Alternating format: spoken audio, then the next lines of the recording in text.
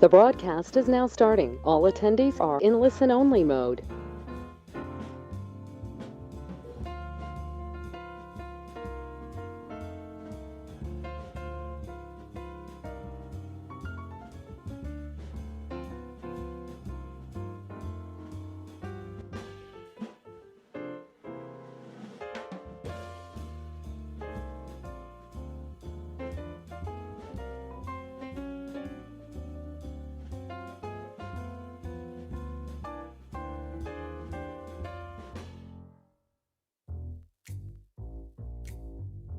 Good evening, everybody. Welcome to Tampa City Council. I'd like to call this meeting to order, please. And it's after dark in Tampa City Hall. Roll call, please. Miranda, Maniscalco, Hertek, Young, Vieira, Carlson, Clendenin. Here. We have a physical quorum. Thank you. Let's do some housekeeping first. Stephanie, you want to help us clear the agenda? Stephanie Pope, Development Coordination. Good evening, council members. We have some items to clear on the agenda this evening. The first one is item number 8, REZ 25118. The applicant has requested a continuance for this item. If granted, this item would be continued to May 14th, 2026. Staff has confirmed there is space on the agenda. The 180 days will need to be waived, and the applicant has agreed to renotice as well. Can I get a motion to waive the 180 days? Motion from Councilman Miranda, second from Councilman Maniscalco. All those in favor say aye. Aye. Opposed? The ayes have it. Can I get a motion to continue this to May 14th? Continue? What's that? What number is this? 8. This is number 8. Yes, okay. Thank I you. will make a motion to continue file number REZ 25-118 with the provision that it will be renoticed. We have Oh, I'm sorry, to May 14th, 2026 at 5:01 p.m. Tampa City Hall, East Kennedy Boulevard, or 315 East Kennedy Boulevard, 3rd floor, Tampa, Florida, 33602. Bingo. We have a motion from Councilwoman Hertek, a second from Councilman Miranda. All those in favor say aye. Aye. Opposed? The ayes have it. Thank you. Stephanie Pope, Development Coordination. The next item is item number 9, REZ 2586. This application is a missed notice and will not be heard this evening and needs to be removed from the agenda. I have a motion to remove item 9 from Councilman Vieira, a second from Councilman Maniscalco. All those in favor say aye. Aye. Opposed? The ayes have it. Stephanie Pope, Development Coordination. The next item is item number 10, REZ 25121. This application has been withdrawn due to the denial of TA CPA 2415 on January 29th, 2026. Therefore, the item will not be heard this evening. I'd like to read the code section 27150 for the record. That is a rezoning application that is contingent on a request to amend the comprehensive plan shall be deemed withdrawn, and of no further effect where the requested amendment to the comprehensive plan is denied by City Council. No further proceeding of action by council shall be required. Thank you. Can I get a motion to remove item number 10 from Councilman Vieira, second from Councilman Maniscalco? All those in favor say aye. Aye. Opposed? The ayes have it. And for everybody in the chamber, I know we have some new faces out there tonight. The acoustics in this room are crazy good. And even when you're whispering or talking, the voices reverberate and bounce here, and it's very distracting for us, and it actually muffles out the speaker.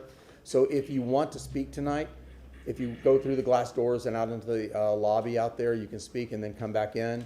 But I would appreciate it if everybody would remain silent. And Councilwoman Hurtak, would you take the gavel? I'm going to do that. Okay. I have a couple of things I would like to bring up. One, I have a motion to add to the February 17th, 2026 agenda a closed session to be held on February 17th, 2026 at 5:01 p.m. in the 8th floor conference room or Old City Hall, 315 East Kennedy Boulevard, in order to discuss a settlement negotiation in the case of Lopez versus the city with the following persons in attendance at the closed session: members of Tampa City Council, City Council Attorney Marty Shelby, Attorney Scott Steady, Assistant City Attorney Toyin Anna Hargert. Do I know that person? Christopher Bentley, Aaron Jackson, and Certified Court Reporter Cheryl Westfall. Okay. You're up. Oh, sorry, this was mine, yes. We have a motion from Chair Clendenin. We have a second from Councilmember Miranda. All in favor? Aye. Any opposed? Thank you. Okay, secondly, as we've talked about the agenda on numerous occasions, trying to do stuff, and we saw this with the Marisol, there was a bunch of cases This that... isn't the Marisol. I know, but when we saw that evening in the Marisol, we had a couple of easy Euclidean type of cases that the people had to sit for like 5 and 6 hours to be heard for 5 minutes. So we thought a lot, and I coordinated a lot with staff, that if we could move 3, 4, 6, and 7 to the front and put like a 45-minute time certain stop. So whatever we can get to in 45 minutes, we get to, and what we don't, we'll just move back to the order of the schedule. I think that would be a good balance between not making people, torturing people. It also gives us an opportunity to clear the council chambers so that people that are here for the big show will be able to come in and fill these seats and listen to the entire case. So I would like to, right now, I make a motion to move 3, 4, 6, and Second. 7 to number 1, and with a 45-minute time limit. If 45 minutes, we're done, and then we'll have to continue that past the other 3 cases. Okay, so I have a motion from from Chair Clendenin, a second from Councilmember Vieira. Any thoughts? Yes, Councilmember Carlson. Yeah, I'm just going to respectfully vote no. In the past, we had it the opposite, where the big one was after, and I tried to move it earlier, and we rejected that. And just to be predictable, I think we ought to leave it the way it is. And we did try to reach out to as many people today as possible. We Okay. reached out to a lot of people. Okay, yes, and we heard about it. Okay, so anyone else? So, do you, roll call? No, voice. No, voice. so all in favor? Aye. Any opposed? No, it was a voice. It was voice, yes, 5 So- to 2. I'm sorry, 4. Yes. Yes, please. No, just announce the vote, yeah. And Maniscalco. Scalco. Kate? Okay, well then, I'm sorry. Go ahead and do a voice vote. Voice vote. Maniscalco? No. Hurtak? Yes. Young? Yes. Briera? Yes. Carlson? Miranda? Clendenin? Yes. Motion carried with Maniscalco and Carlson voting no. And so clerk, when we get to that point, if you would set a 45-minute timer, so we know when that's expired. And so for everybody else, let's keep it brief and short, because I believe these are kind of like, we'll see how it goes, but I think they're kind of no-brainer kind of cases. Okay. Martin Shelby, City Council Attorney. Mr. Chairman, I think what we'll have to do is do clock time for the 45 minutes because she still has to set the timer for the Oh, that's individual true. Yeah, speakers. just clock time. If you just keep me aware of when 45 minutes is up. Okay. Yes, please, it'll be 6 o'clock. Okay. Yep. Yep, okay.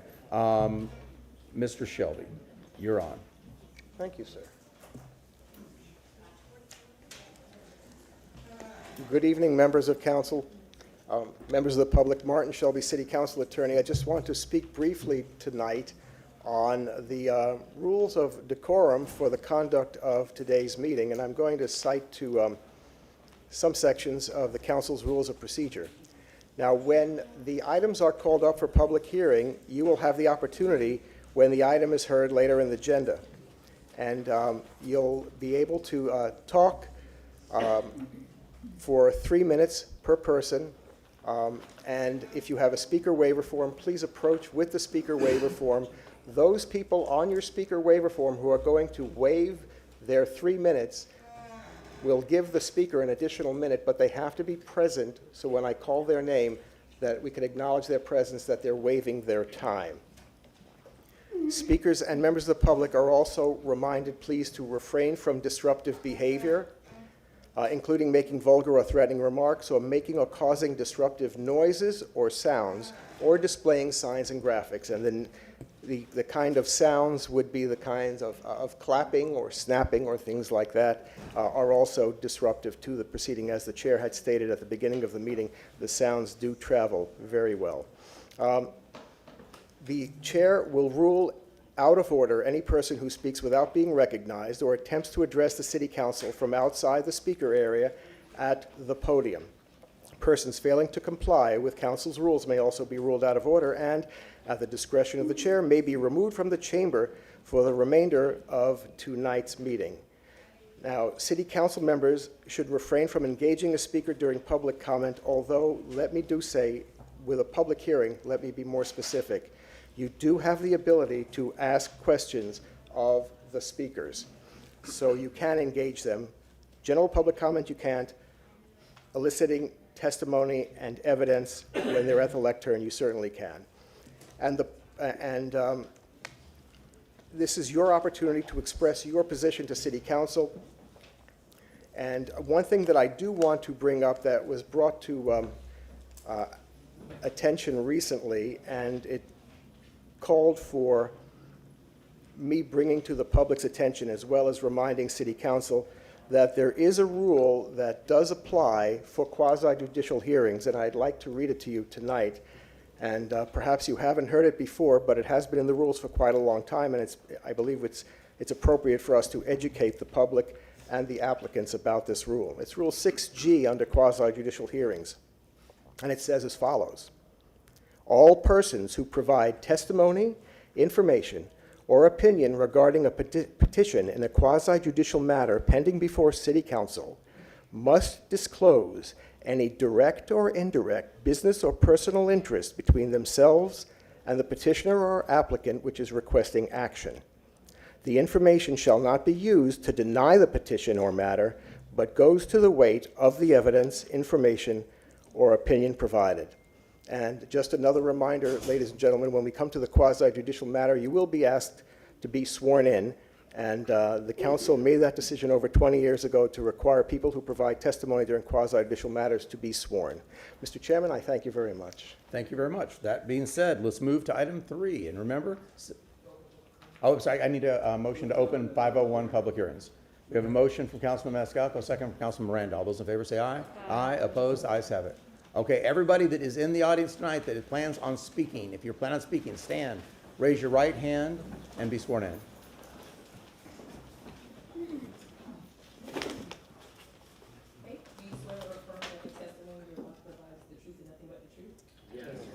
Thank you very much. Staff on item number 3. And remember, say what you need to say. Don't say any more. Don't say any less.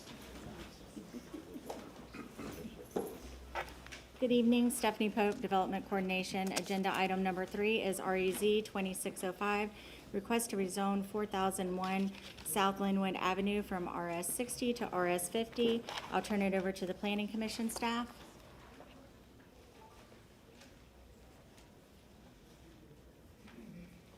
Good evening. Good evening.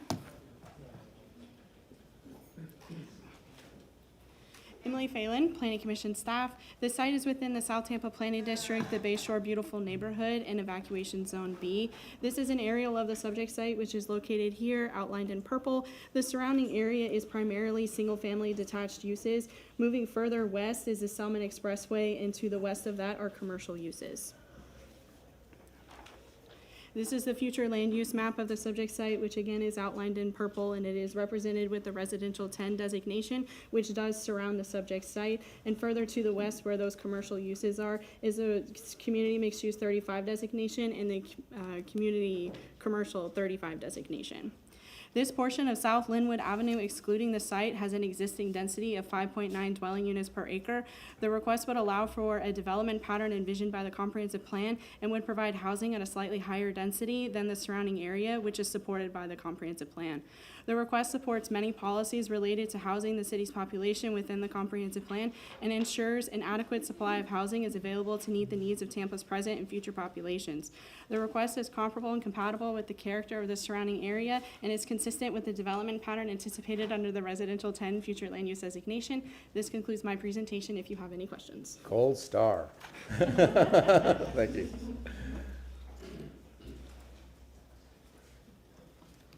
Stephanie Pope, Development Coordination.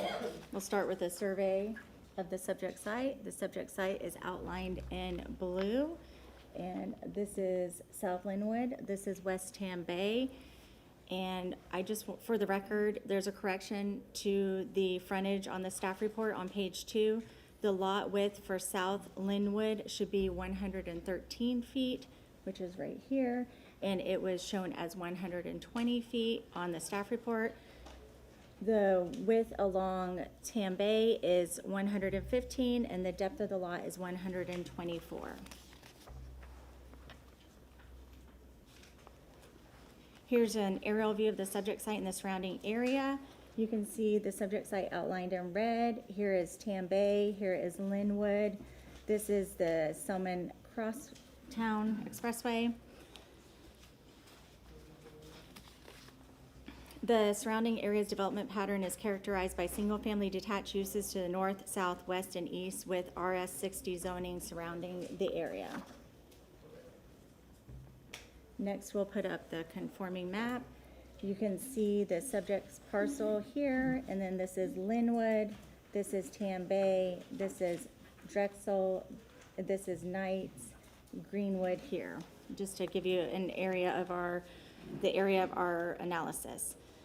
The subject site is part of the Lynwood subdivision, lots 1 and 5, block 10, which was originally platted in 1924. The area of analysis includes 351 parcels, 167 parcels, or 48% have been developed with a width of 60 feet or greater, and 184 parcels, or 52%, have been developed with a width of 59.99 feet or less. The subject block on the west side of South Lynwood Avenue, including the subject site, has a total of 2 parcels that are 67% of the parcels having a width of 60 feet or greater, and 1 parcel, or 33%, having a width of 54.99 feet or less. The subject block located on the east side of South Drexel Avenue between West Tambay Avenue and West Knights Avenue contains 6 parcels with 1 parcel, or 17%, having a width ranging from 45 feet to 49.99 feet, 1 parcel, or 17%, having a width ranging from 55 to 59.99 feet, and 4 parcels, or 66%, having a width ranging from 50 feet to 54.99 feet.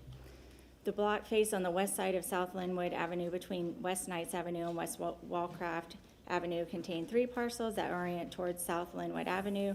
All 3 parcels, or 100%, have a width ranging from 55 feet to 59.99 feet. Staff have identified in the overall study area that 48% of the parcels have been developed with a width of 60 feet or greater, and 52% have a width of 59.99 feet or less. While there are a variety of lot sizes within the vicinity of the subject site, staff found the proposed request to be consistent with the existing development pattern of the overall study area. Since this is a Euclidean rezoning, there is no site plan or elevations. Next, I'll show some photos of the site and surrounding area. This is looking west at the subject site from South Lynwood. This is the subject site. This is south of the subject site on Lynwood. This is a little bit further south at the corner of Lynwood and Knights. This is looking south across Tambay from the subject site. This is looking north on Tambay on the northeast corner of South Lynwood. This is looking south on West Tambay Avenue, and that's looking towards the subject site.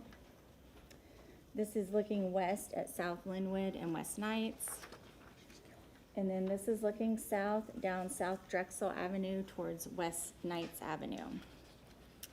Development Coordination and Compliance staff reviewed the application and find the request to be consistent with the Land Development Code. I'm available for any questions. Any questions? Applicant?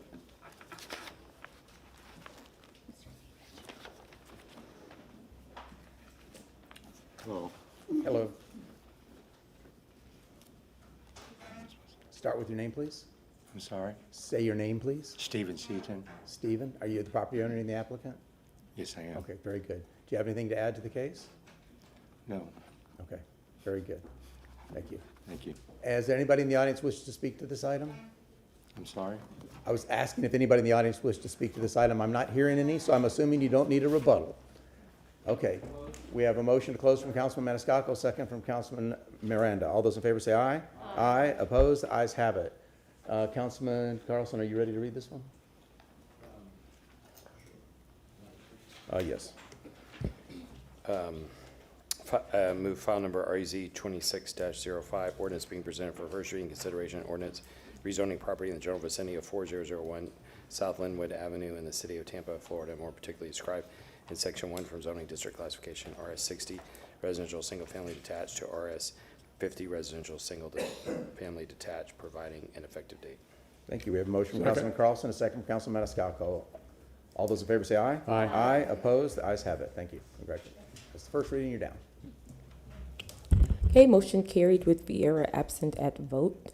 Second reading and adoption will be held on March 5th, 2026 at 10 a.m. at Old City Hall, located at 315 East Kennedy Boulevard, 3rd floor, Tampa, Florida, 33602. Thank you. Number 4.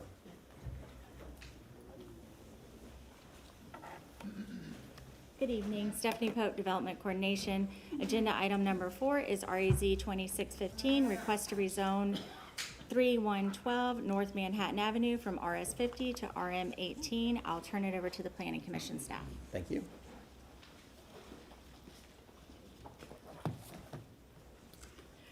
Emily Phelan, Planning Commission staff. The site is within the West Shore Planning District, the West Shore Palms neighborhood, and Evacuation Zone B. This is an aerial of the subject site, which is outlined here in purple. The surrounding area does have a mix of uses with single-family detached and multifamily throughout, and there are commercial uses moving further south along West Kennedy Boulevard, which is a transit emphasis corridor.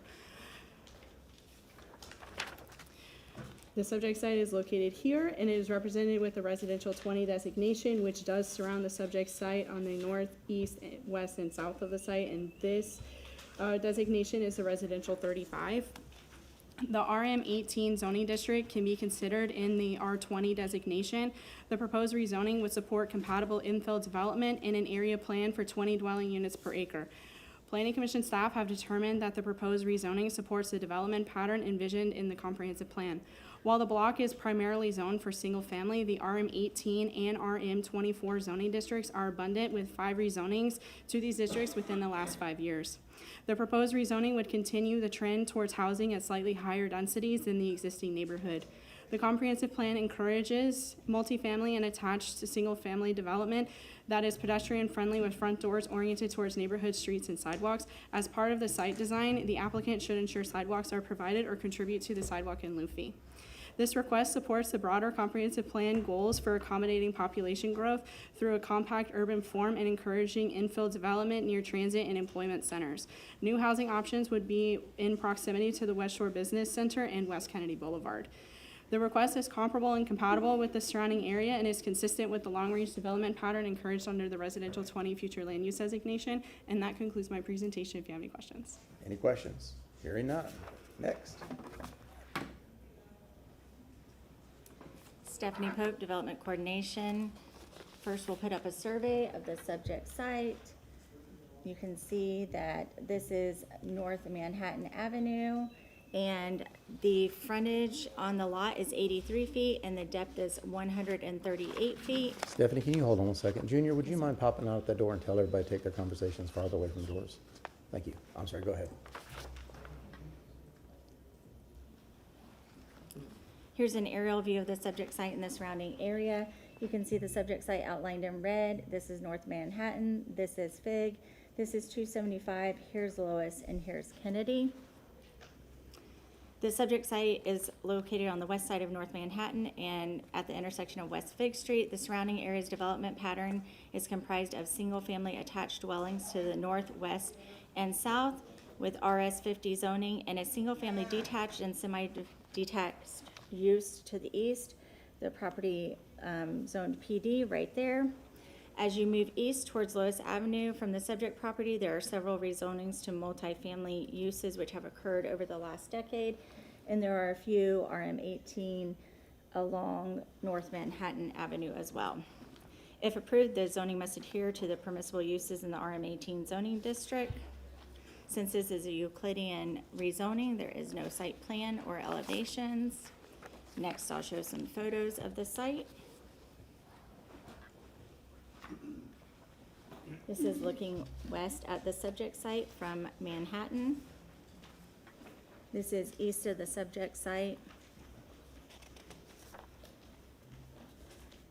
This is looking down Fig, east of the subject site. This is further down towards Lois. This is looking north down Hubert Avenue from Fig, and those are those more recent ones that were developed. This is east of the site on North Manhattan. This is looking north down North Manhattan. The subject site is on your left. And then this is south of the subject site. Development coordination and compliance staff review the application and find the request to be consistent with the land development code. I'm available for any questions. Council have any questions? Hearing none. Is there anybody in the audience that wishes to speak to the site? Oh, sorry, applicant. I'm trying to get ahead of myself. Yeah. Good evening, council. I'll try to make this quick. My name is James Lascara. I'm the applicant of this rezoning located at 312 Manhattan. I'm encouraged to hear that the staff report was consistent across the board. We have no waivers as it is a Euclidean rezoning. This will be our third project in this neighborhood within the past couple of years. I'd like to show a few graphics. I'm actually going to skip the graphics for now in the sake of time. We can come back to them if needed. So within just a few blocks, just within one block of radius of the subject site, there are numerous sites that are either zoned for now or currently in use as multi-unit development, each of which consists of 2 or more units as either single-family semi-detached, single-family attached, or multi-unit use, multifamily use, the same type of use, the RM18 zoning in which we are requesting. Additionally, I'm excited to share that on this site we have the unique opportunity to preserve a prime specimen of live oak grand tree. I'll show a photo of that. So it's a 48-inch healthy, 48-inch diameter breast height, healthy grand oak. So it's always special when we are able to preserve Tampa's character with considerate infill development that takes into account thoughtful preservation of Tampa's natural resources, like preserving a healthy grand oak. As a reminder, any removal of a healthy tree like this would be a waiver on any rezoning application, which we are not requesting. This is a straightforward concept. Other similar projects have been approved and built within proximity of the site, especially along the corridor on Manhattan, which this property is on, from 275 all the way down to Kennedy. This proposed rezoning is important for Tampa's growth and housing. It addresses the increasing demand for housing options near our urban core. Solutions like this one are how the missing middle gets built by us together. As our city's population continues to grow and more people call Tampa home, having a mix of housing types to include multi-unit development done in a way that's consistent with existing neighborhoods helps ensure we can accommodate the needs of families, young professionals, and seniors. In conclusion, I respectfully request your approval of this rezoning. This project represents responsible growth and community alignment with providing new available housing units in the neighborhood. Thank you. That complete your presentation? Yes, sir. Okay, is anybody in the audience wishes to speak to this presentation? Okay, a motion to close, Councilman Maniscalco, second Councilman Miranda. All those in favor say aye. Aye. Opposed? Ayes have it. Councilwoman Young, would you like to read this, please? Alrighty, I move file number REZ-25-15, ordinance, REZ-26-15, ordinance being presented for first reading consideration, an ordinance rezoning property in the general vicinity of 312 North Manhattan Avenue in the city of Tampa, Florida, and more particularly described in section 1 from zoning district classification RS50 residential single family to RM18 residential multifamily, providing an effective date. Second. We have a motion from Councilwoman Young, a second from Councilman Miranda. All those in favor say aye. Aye. Aye. Opposed? Ayes have it. Okay, motion carried with Vieira absent at vote. Second reading and adoption will be held on March 5th, 2026 at 10 a.m. at Old City Hall, located at 315 East Kennedy Boulevard, 3rd floor, Tampa, Florida, 33602. So remind staff and applicants, we're on track to get to 6 o'clock, so there we go. Okay, next, item number 6. Good evening, Council. For record, Christopher DeMonch, Development Coordination. Agenda item number 6 is REZ 25-125. This is a request to rezone 5215, 5301, and 5311 West Tyson Avenue from planned development to planned development for residential multiple family, single family attached, retail sales, which includes specifically special goods, convenience goods, shoppers goods, and a marina use. I'll turn it over now to Planning Commission staff. Speed speaker.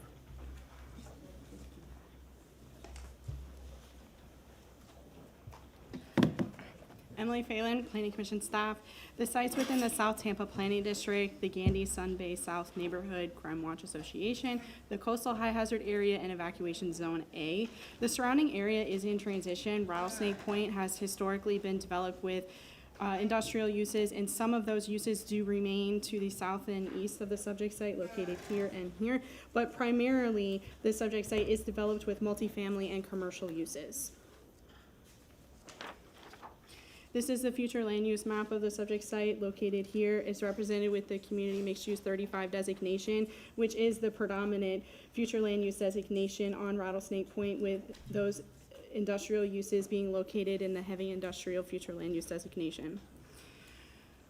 The subject site has an approved PD under REZ 2369, which includes both the north and south phases of the overall project.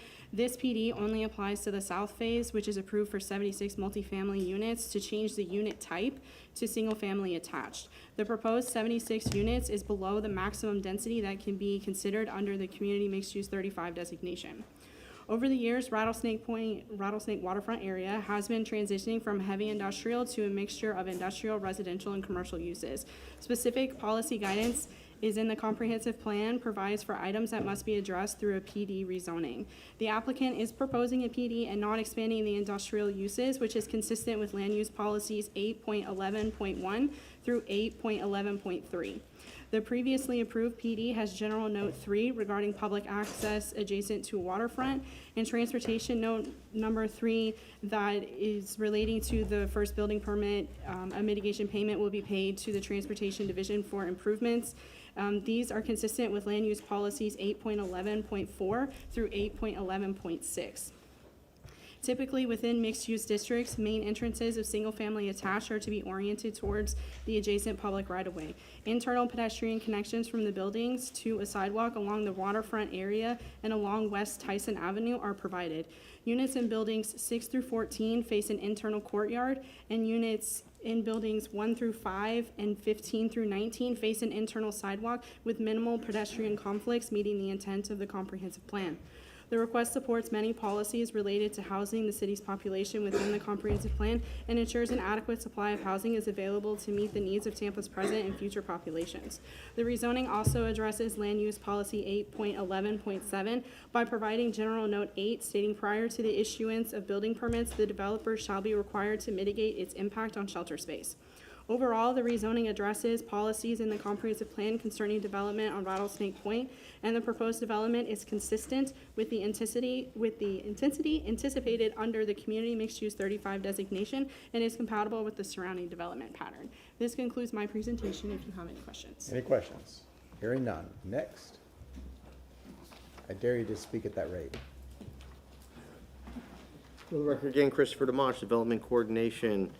We will start with an aerial of the subject site. You can see from the subject site outlined in red, it is comprised of 2 parcels located along the north side of West Tyson Avenue. Surrounding zoning includes industrial general to the north, industrial heavy to the east and south, and there is planned development zoning to the west, which is approved for residential multiple family, residential single family attached, retail sales, as well as a restaurant use. The subject property's existing planned development zoning allows for 401 residential multiple family units, retail sales, and marina use. Next, we have site plan. Under this application, the applicant is proposing a site plan with no proposed changes to the north phase, with only a change proposed to the south phase, from 76 residential multiple-family dwelling units to 76 residential single-family attached units. There are no changes in unit count or site access. While the maximum height of 50 feet remains unchanged, the number of stories proposed increases from 2 to 4 stories. A change in dwelling unit type does result in a higher parking requirement from 141 spaces currently approved to the site to 171 spaces, with a total of 229 spaces provided through 2-car garages as well as surface parking. So this.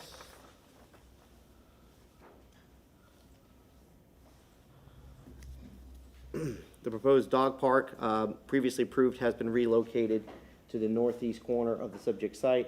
An amenity area has been proposed in the southeast corner. The site still provides pedestrian access as well as vehicular access to West Tyson's Avenue right-of-way. Next, we have proposed elevations. This is the front elevation. It should be noted that the maximum height for these is 50 feet. We also have a rear elevation. Each of the units will have a second-story balcony just above the 2-car garage.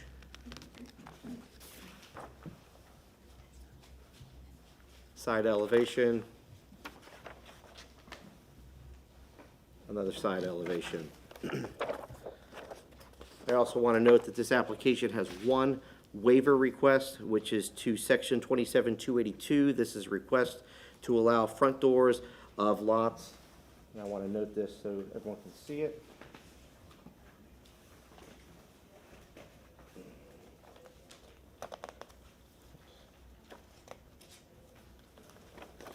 My apologies. Waiver request is section 27-282. This is to allow front doors of lots 1 through 20 to face the side yard along the north property line. We have some pictures to show next.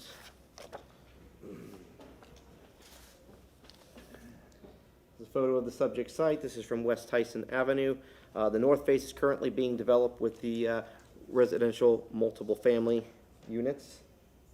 Another view in the foreground is the south phase proposed for the townhomes. East of the subject site, we have federal-owned property. This is an Army Reserve site.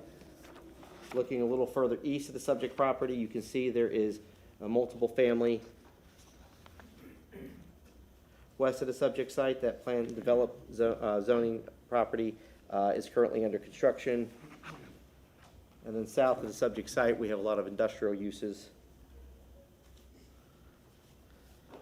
Development Review and Compliance staff has reviewed the petition. We find the request consistent with the applicable City of Tampa land development regulations. Should it be the pleasure of City Council to approve this application, further modifications to the site plan must be completed by the applicant between first and second readings of the ordinance as stated on this on the revision sheet, and I'm available for any questions. Council have any questions? Hearing none, applicant. Good evening, Elise Batzel, Stearns Weaver Miller, 401 East Jackson Street. In the interest of time, we'll make ourselves available to answer any questions. I do want to correct one thing on the record, and that is that Chris mentioned 2-car garages, and while they're 2-car garages, we are only counting them as one space for parking. We've heard you loud and clear about the garages, and so that's an 18 by 20 for 1 car. Thank you. And with that, we'll answer any questions that you may have. Any questions? Councilwoman Hurtak. So, it's townhomes now. What was it? It What was was a, yeah, let me, previously? can I have the presentation real quick? It was, can you put up the presentation, please? So it's literally going from multifamily apartments to townhomes. Okay. Same number, same density, same number of access points. That's the only change. Okay. And they're accommodated parking. Thank you. parking lots. Thank you. Okay, hearing no other questions, anybody in the public wish to speak to this item? Hi, my name is Carol Ann Bennett, a lifelong resident of South Tampa. I have been intimately involved with all the projects on Rattlesnake Point going back to 2019. I would like to point out that this project originally asked for a change in the FLU, the future land use. It was approved, and so was a PD. Nothing has been built there, and yet today they are here asking for a new PD. I'm pointing that out as an example of how that happens. I have no objection to this particular project, however. Thank you. Thank you. Sir, would you like to speak to this item? No? Okay. Hearing no others, can I get a motion to close? Second. We have a motion to close, Councilman Maniscalco, a second from Councilman, I'm sorry, would you like a rebuttal?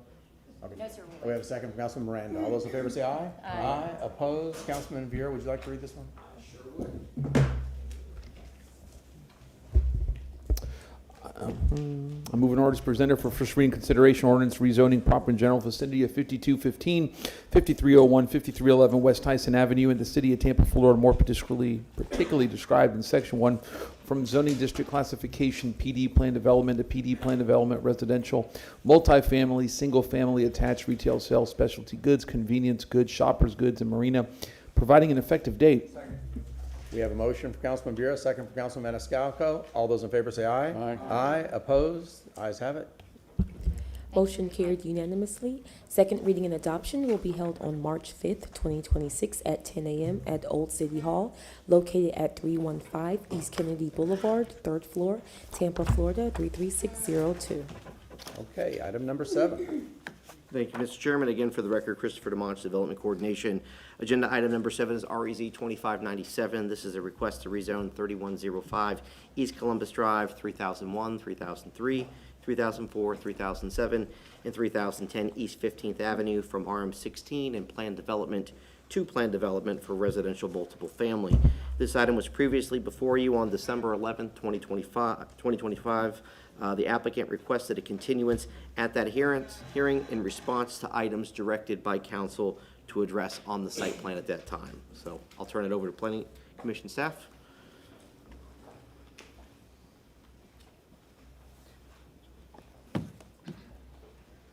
Emily Phelan, Planning Commission staff. Since this item was previously presented on, I will make it brief.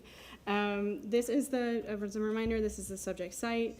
The surrounding area has a mix of uses. It's along East Columbus Drive, which is a transit emphasis corridor, and has a mix of public, quasi-public, multifamily, single-family attached and attached uses. As a reminder too, the west of the subject site is the future East Tampa Innovation Center, and the subject site is north of I-4. This is the future land use map of the subject site. Everything in pink is under the Community Mixed Use 35 designation, and the red is the Community Commercial 35 designation. The request is comparable and compatible with the surrounding area and is east of Columbus and along East Columbus Drive, which has a mix of uses, residential and non-residential, and it aligns with the policy direction that encourages transitional densities between single-family neighborhoods and more intense commercial or residential uses while maintaining scale and character compatible with the surrounding area. The revised PD proposes walk-up units oriented towards East Columbus Drive and Yale Street. The site plan also includes 5-foot sidewalks with shade trees and street furniture along East Columbus Drive and Yale Street, supporting an active and pedestrian-oriented streetscape. While the revised site plan includes additional marked crosswalks to improve internal pedestrian circulation, Planning Commission staff notes that opportunities remain to further strengthen pedestrian connections along the southern edge of the site and within the parking area. The parking is located to the south of the site and is adequately screened through building placement, landscaping, and buffering to reduce its visual impact along East Columbus Drive. With these elements, Planning Commission staff finds the request consistent with the mixed-use centers and corridor policies and broader design and compatibility. The proposed PD is comparable and compatible with the anticipated development pattern under the CMU 35 and CC 35 FLU designations. And it's consistent with the comprehensive plan. I'm available if you have any questions. Does council have any questions? Hearing none.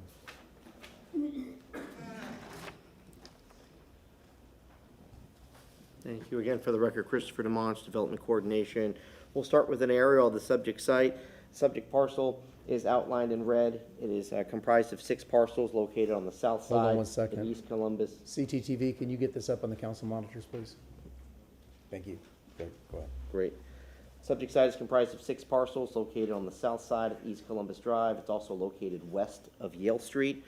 The subject site is surrounded to the north and east by residential single-family detached dwellings zoned RM16.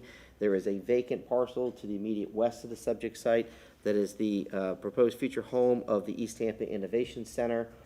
Also south of the subject site is CG zoning as well as Interstate 4.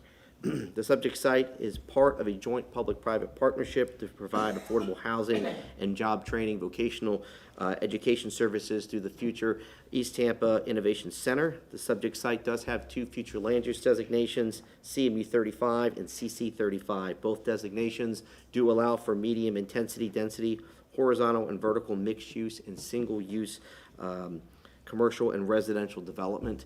The applicant is proposing 128,904 square feet of development at an FAR 1.27 and has entered into a bonus agreement which does require 10% of the units to be affordable units. The applicant is providing 118 units with all 100% being affordable units.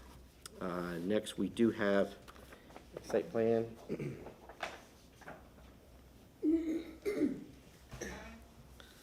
The subject site is 2.4 acres in area. There's approximately 250 feet of street frontage along East Columbus Drive and 200 feet of street frontage along Yale Street. The proposed development includes North 31st Street, a portion of East 15th Avenue, and a 10-foot alley right-of-way, all which were approved for vacation by the City Council on January 8th, 2026. The applicant, through this site plan, is proposing a 5-story residential multiple family development comprised of 118 total units. The site provides ingress and egress on the northwest corner on East Columbus Drive and on the southeast corner along Yale Street. The site is adjacent to an existing sidewalk running east to west along East Columbus Drive and proposes a 5-foot sidewalk running north to south along Yale Street. Following the December 11th, 2025 City Council meeting, the applicant updated the proposed site plan to address the following concerns City Council had.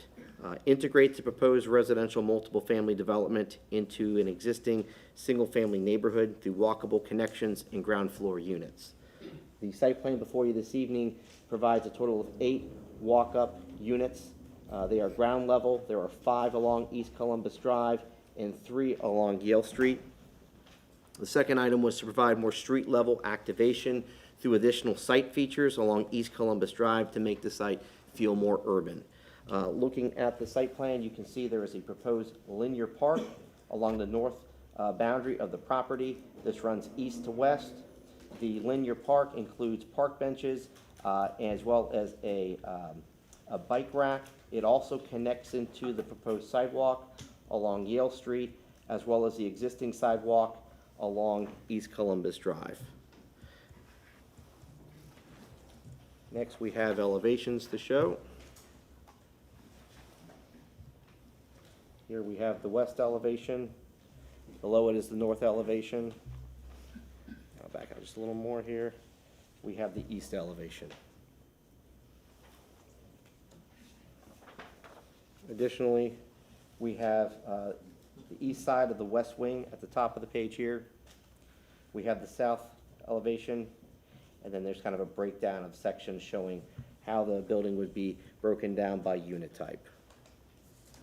The max height for the 5-story building is 67 feet. There are, in fact, 5 waivers with this application, and I'll run through those for you.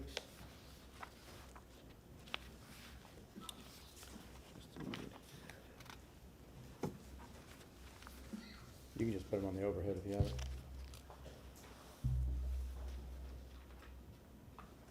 Zoom in here. First waiver is to section 27-283. This is to allow a 19-foot by 41-foot loading space in lieu of the required 12-foot by 60-foot loading space. Waiver 2 to Section 27-283 to reduce the required number of overall parking spaces from 198 required to 122. This would be a 38% reduction. Third waiver is to Section 27-284. This is to reduce the percentage of retention quality trees preserved for non-wooded site from 50% to 30%. Waiver 4 is to Section 27-284. This is a request to remove 4 non-hazard grand trees, and they list those there. I'm happy to read those into the record if needed. Waiver 5 is Section 27-284. This is a request to reduce the minimum landscaped area for multiple family with vehicular use area from 350 square feet per unit to 136 square feet per unit. This is subject to landscape in lieu fees at the time of permitting. All right. Next we have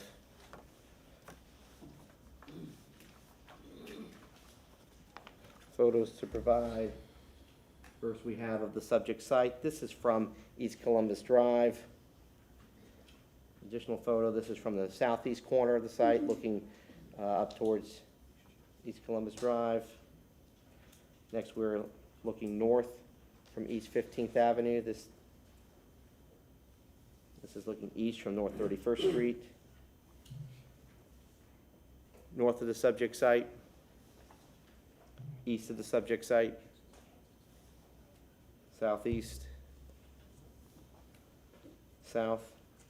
The building in the photo there is part of the subject site. I-4 in the distance there. Looking west, this is the future ETIC site. Looking east on 15th.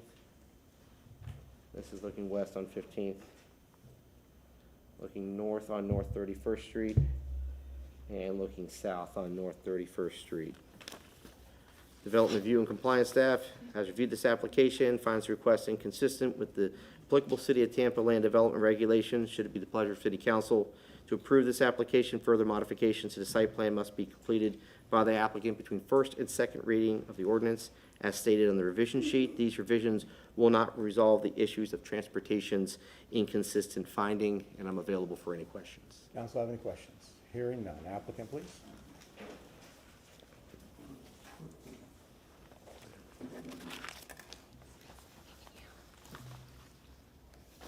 Good evening. Could you put the presentation up? I'll go very quickly and just focus on a couple of things in the It's interest. just the changes we find. I think we all remember the project. Yeah.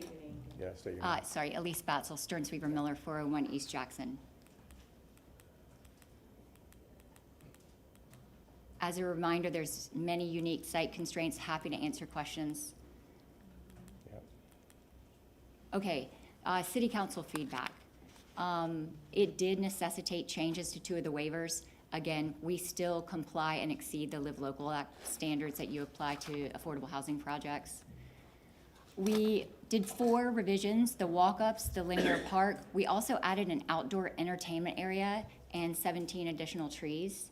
So this is just the new, you can see the individual walk-up units there along Columbus, and the linear park is in the forefront of that, just so that you can see an actual rendered interpretation of what that's gonna look like.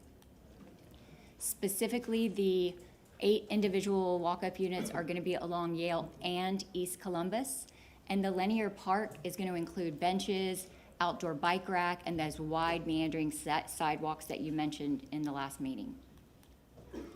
In addition, there is a very large outdoor entertainment area and an event space that's included for use by the residents and the community. And again, the addition of additional trees. I'll stop there and ask if you have any questions. Our entire development team is here, but I'm sure there's a few questions. Maybe not? Congratulations. I mean, it's a much nicer looking project. I agree totally. Councilwoman Young, I saw you want to come first. For the walk-up units, Yes. I couldn't necessarily tell on the site plan, but can they only be accessed from the front? Yeah, so if we were to create a hallway behind, we actually went through various iterations of how, from an architectural standpoint, we could create those walk-up units and integrate them with a street as you wanted, but also keep those residents safe. And the problem is if you put a hall behind there and it is cut off and it's a dead-end hall, that creates a really unsafe environment for those residents, and so they are gonna have to go out. I do have, it's 100 and something steps to get all the way from parking around to those units. Okay. And then just, because I would be upset with myself if I did not say Of this. course. I think that I appreciate you all for making the changes that you did, and I definitely understand the site constraints, but I would be remiss if I did not mention that it gives me extreme heartburn to have to remove 4 non-hazardous trees, especially with how much conversation we've talked about the importance of the trees, and we see how close this is to the highway, and the tree serves a purpose, one, not only to help us breathe, but also to help to take some of those carbon emissions that come off of the highway. And so I understand the site constraints, but I really encourage anyone, if you're architect, developer, whatever, to just really start to think about how, if development is fine, but how we're going to do it so that we can try our best to save our trees. I just have to put that out there so that we know. But I appreciate you all for going back and changing and making the changes that you did. Understood. We considered flipping the building in response to taking out the trees, but unfortunately, then with the proximity to I-4, you have all your residents up against I-4, which you don't want. And then the project doesn't meet those overlay district requirements of fronting on the street. And we would have to remove that big 44-inch tree if we flipped it, which we are saving now. And so it would be basically giving up certain trees to take out other trees. And this really seemed to be, from a cumulative perspective, in the best total overall interest. Councilwoman Hurtak? I just want to say, I don't love the crepe myrtles. So I know it's a visual, but we're really trying for shade trees, especially in this area, so that folks can feel comfortable. I do appreciate the addition of a bike rack, but putting it under and so it's protected from the elements is, I've been talking a lot to the bike community about standardization of bike racks, and that is the one ask that I keep getting over and over. So just a thought there. Sure. But I really do appreciate the walk-up units. I think other people spoke before about some folks will like that as being a separate section, and so I think it'll all even out in the end. But I do appreciate the changes and just some shade trees. Councilman Maniscalco, did you want? Beautiful project. Thank you. You know, the affordability, the units, what it's going to do for the neighborhood, and you know, it's part of a larger project. It's someplace that everyone will be proud of to live in. So, good job. Thank you. Councilman Miranda, your light is on. Did you want to speak? No, sir. I'm just looking at it. The same thing was stated earlier. The crepe myrtles look beautiful, but the trees is one thing that we have to have in the city. We keep doing this by one at a time. By the time you look at it, we did 500 of them. We ain't made no progress at all. Certainly, I'm making a note to take back to the team. I was going to say, if you could come back on second, if you could come back and maybe get a couple type 1 shade trees in that front park Not a area. I will problem make at that all. part of my motion. Okay, very good.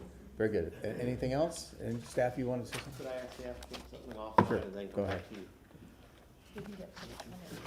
Well, listen, in case they continue to say something. The benches and the bike rack along the Boulder Park will be provided consistent with all the enhancements proposed. Oh, yes. Yeah. Okay, we're good?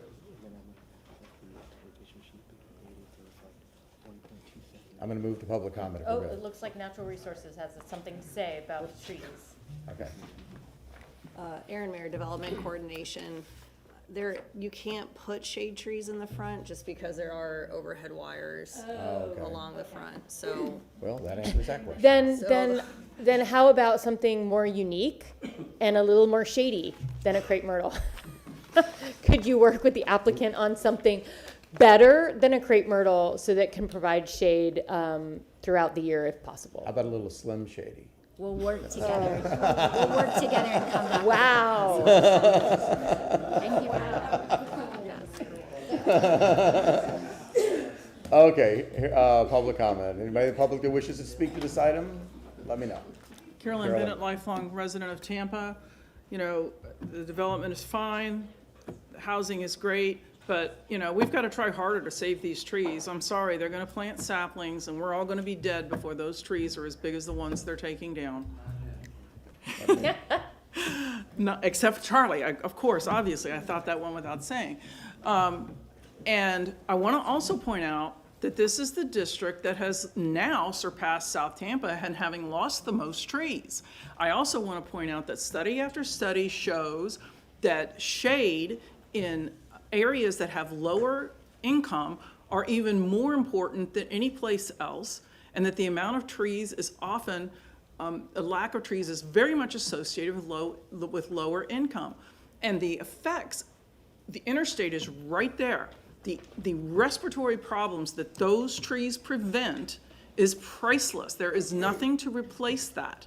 So we have to try harder to preserve the trees we have, because the one thing nobody can buy, nobody, is time. And those old trees represent time.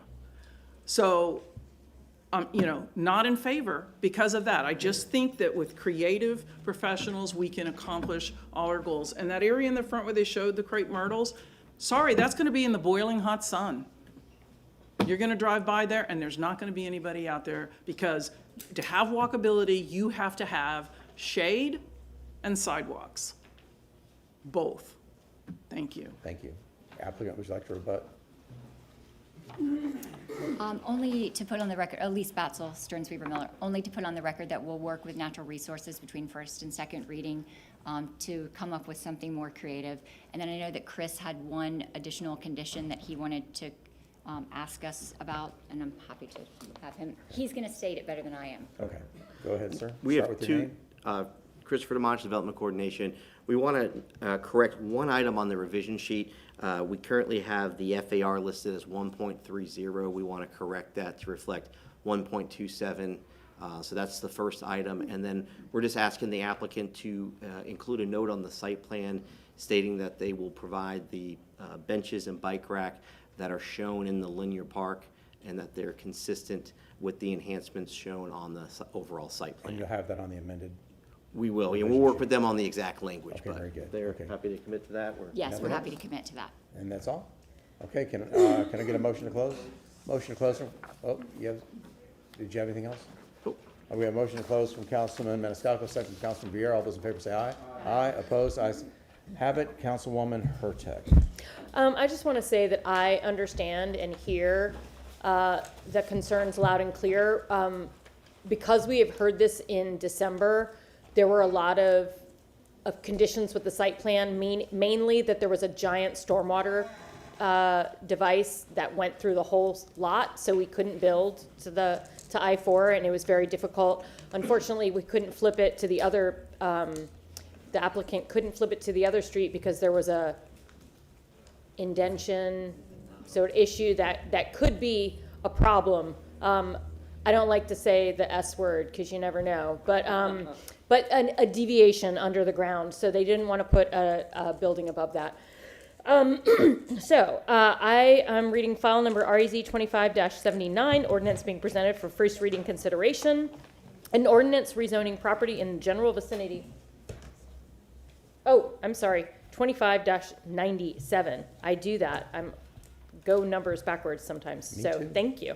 An ordinance being presented for first reading consideration, an ordinance rezoning property in the general vicinity of 3105 East Columbus Drive and 3001, 3003, 3004, 3007, and 3010 East 15th Avenue in the city of Tampa, Florida, and more particularly described in Section 1 from zoning district classification RM16 residential multifamily and PD plan development to PD plan development residential multifamily, providing an effective date.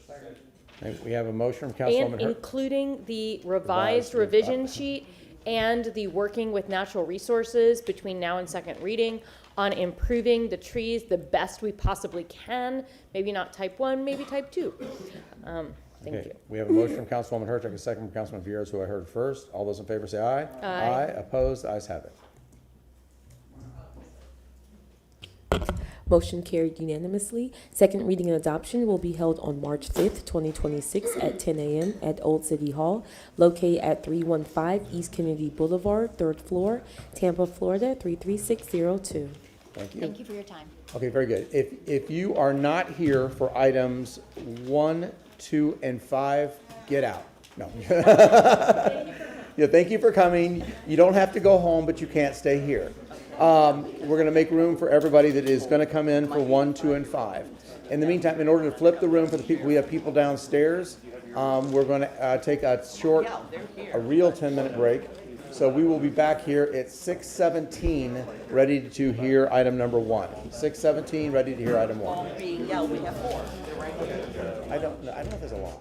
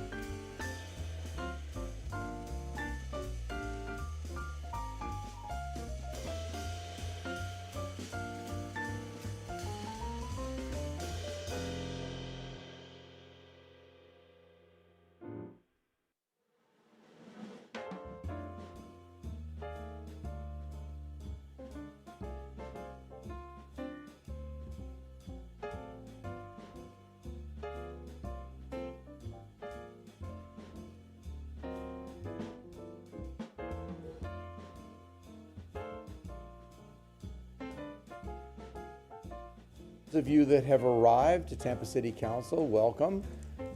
We got a couple of things that are going to happen. We're going to start with number one, item number one on the agenda. If you have not been sworn in, please stand, raise your right hand, and be sworn. Oh, we got to do roll call first. Never mind. Roll call. Miranda. Maniscalco. Hurtak. Here. Young. Here. Vieira. Carlson. Clendenin. Here. We have a physical quorum. Now stand, raise your right hand, and be sworn in.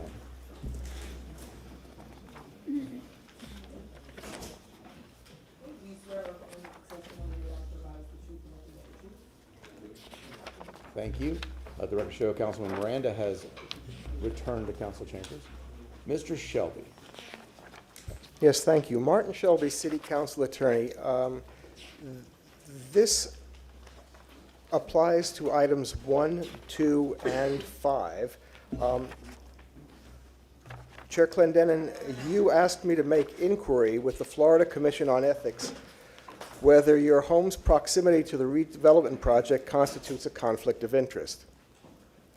The Ethics Commission attorneys have reviewed the matter and have provided an opinion in writing, and in summation, they state, the council member and his son's ownership of townhomes adjacent to the proposed development does not, in and of itself, create a conflict of interest pursuant to the relevant section of Florida statutes, the State Code of Ethics.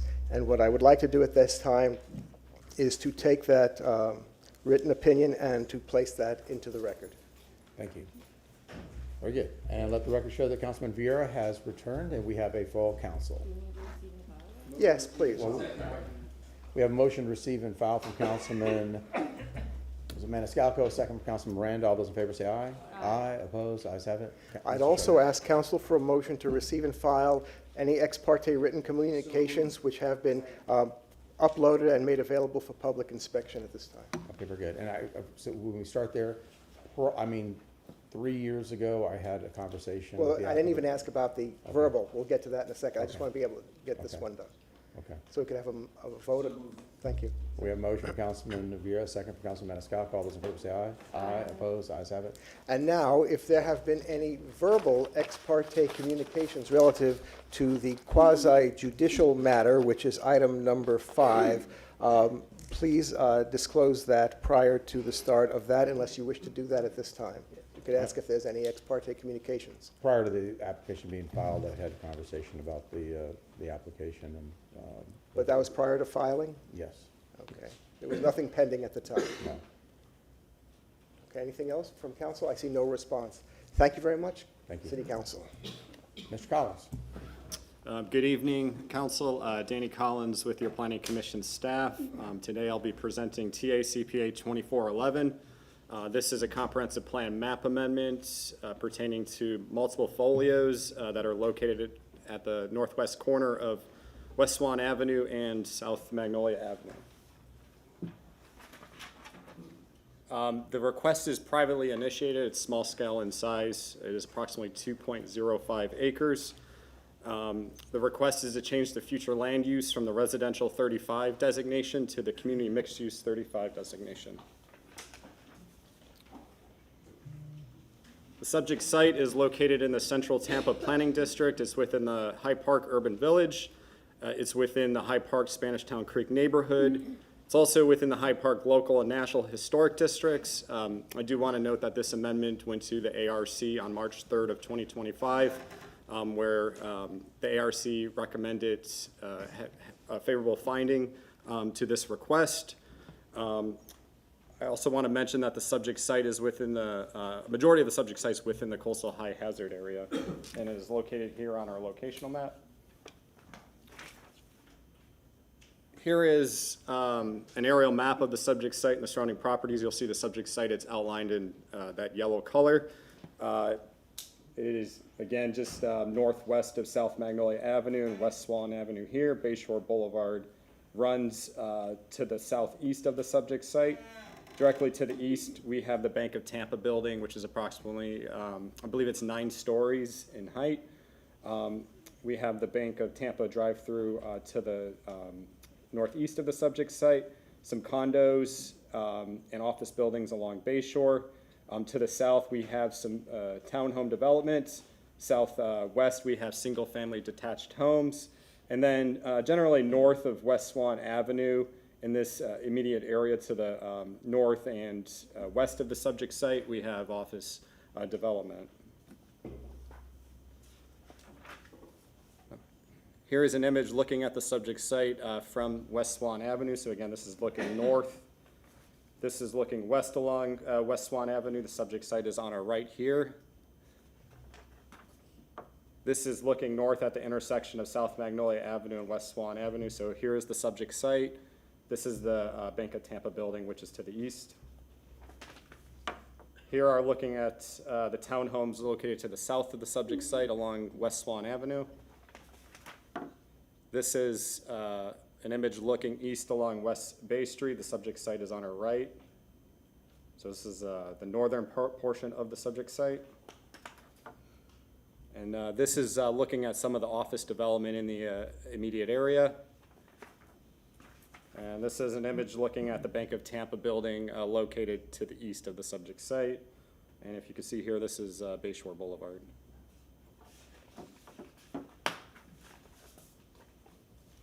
The subject site, as mentioned, is recognized under the Residential 35 Future Land Use designation shown here. It is immediately adjacent to CMU 35 to the east, which is the Bank of Tampa building. To the west, to the east of South Magnolia Avenue, this dark brown color represents residential 83 designated parcels. That is a high-density land use category, allows development up to 83 dwellings per acre. So as you can see, it is kind of within an urban area. We have the residential 35 to the north and west of the subject site, and then directly to the south, where those townhomes are designated as residential 20, and then to the south west of the subject site is residential 10. And here, I don't know, it's kind of hard to tell, but this is the coastal high hazard area, which kind of jogs just around the site. Here is the proposed future land use map. So this would designate the site as community mixed use 35, which is a medium density intensity mixed use plan category.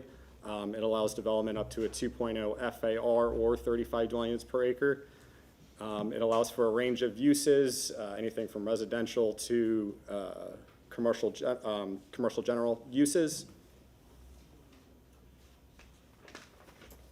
So currently, under the residential 35 designation, the subject site could be considered for 71 dwelling units or approximately 53,578 square feet of non-residential uses, subject to meeting locational criteria. For these non-residential uses would be limited to commercial, neighborhood commercial uses and some office uses.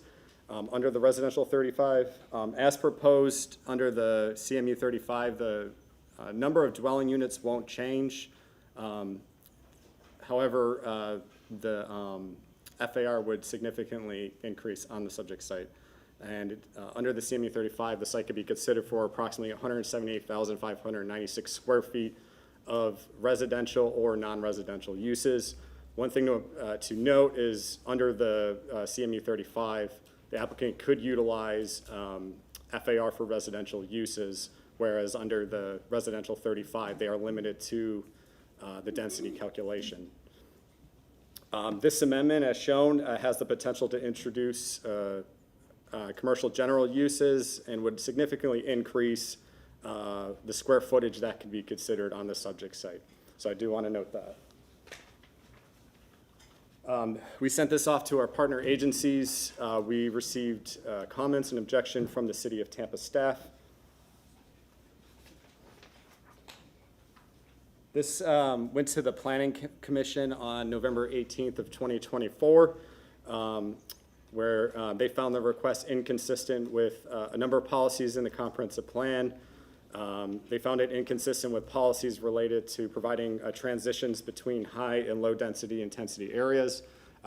They recognized that the residential 35 provides an appropriate transition from the more intensive uses, R83 to the, and CMU 35 to the east, to that residential 20 and ultimately the residential 10 which is to the south and southwest of the subject site. They also found it inconsistent with policies related to compatibility, specifically massing and scale. As shown in my previous slide, this has the potential of significantly increasing the square footage that could be considered on the subject site, nearly tripling it.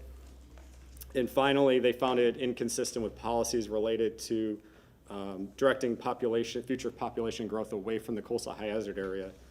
Because that the site would be eligible to utilize FAR for residential development, there's a potential for significant increase in residential density that could be considered on the subject site, far exceeding what could be considered today under the residential 35 designation. And based on those considerations, the Planning Commission recommended that the map request be found inconsistent with the goals, objectives, and policies of the Tampa Comprehensive Plan. That concludes my presentation. Ron Villa is here to answer any questions related to the ARC recommendation. Mr. Collins, I have a question about what you said about the density. I thought in the presentation you said the number of units was the same. So under the CMU 35, it allows the applicant to utilize either the density, the 35 dwelling units per acre, or the FAR calculation.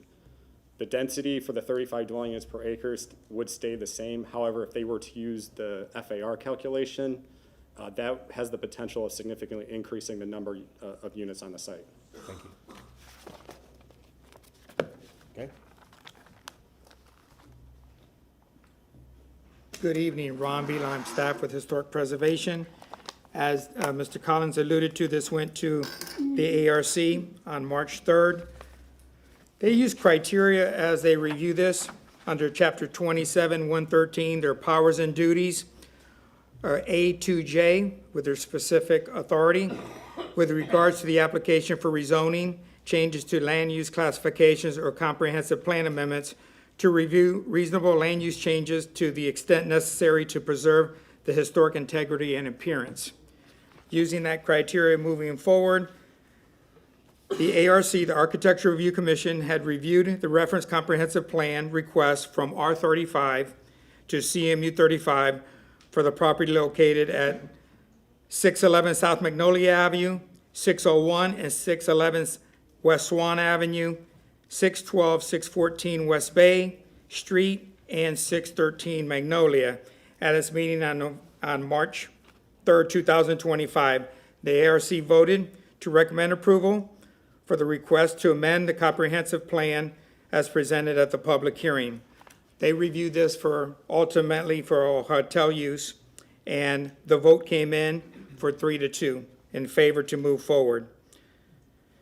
When you look at this, when this was presented to the ARC, this is the first portion that they look at. There was 3 phases to this. There was a comprehensive plan amendment, there was a vacating an alley, and then ultimately the PD. So the presentation that they saw, they thought there was enough information there for them to approve this, so it went forward through the rezoning with the intent that the scale, massing, and setbacks would be consistent with the historic fabric that was established in the district. We'll get to the PD later. I wanted to bring to your attention,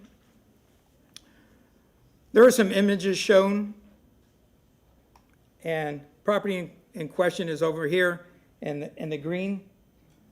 The Bank of Tampa, the high-rise, is here.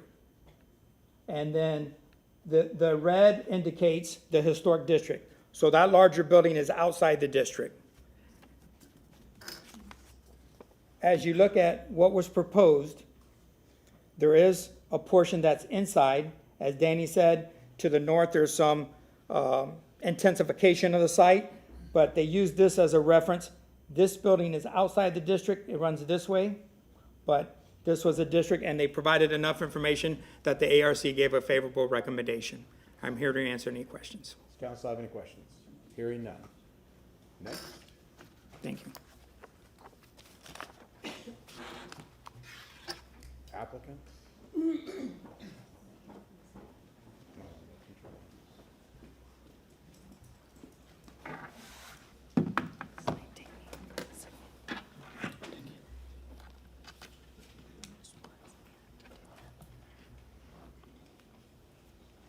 FYI, council is going to break somewhere around 7 o'clock. We may delay that a little bit later, but just know that there's going to be a break somewhere in there for dinner time.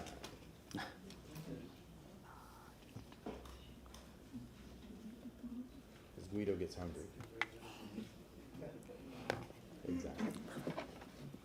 Good evening, City Council. Truett Gardner, 400 North Ashley Drive with the law firm of Gardner Brewer Hudson. I'd like to start with a basic question, one that we're probably all asking ourselves, which is, why are we here tonight? We represent Copperline Partners, which is led by Richard Schlesinger, who is here with us tonight. Richard owns a boutique hotel nestled in the heart of a single-family neighborhood in Palm Beach called the Brazilian Court. It's a true gem. Richard's vision, which is why we are here tonight, is to create a boutique hotel at this location in Hyde Park inspired by the Brazilian Court. To help achieve this vision, we put together the best local team possible. Architecturally, we brought on Stephen Smith of Cooper Johnson Smith. Stephen is a humble guy, but he's the most revered and thoughtful architect in Hyde Park. We also brought on Tim Clemens of Place Architecture. Over the course of his career, Tim has done notable projects throughout the Tampa Bay area. This is the site in question. It's just over 2 acres and sits right off of Bayshore Boulevard. The image on the left is the existing Winters and Yonkers building, which, given its location and age, is ripe for redevelopment. On the right, and immediately across the street from our site, is the Bank of Tampa building, which stands at 9 stories in height. Our first request tonight is to amend the future land use designation of our site from R35 to CMU 35, which is the identical designation immediately across the street. We believe this helps make the request appropriate and compatible with the area.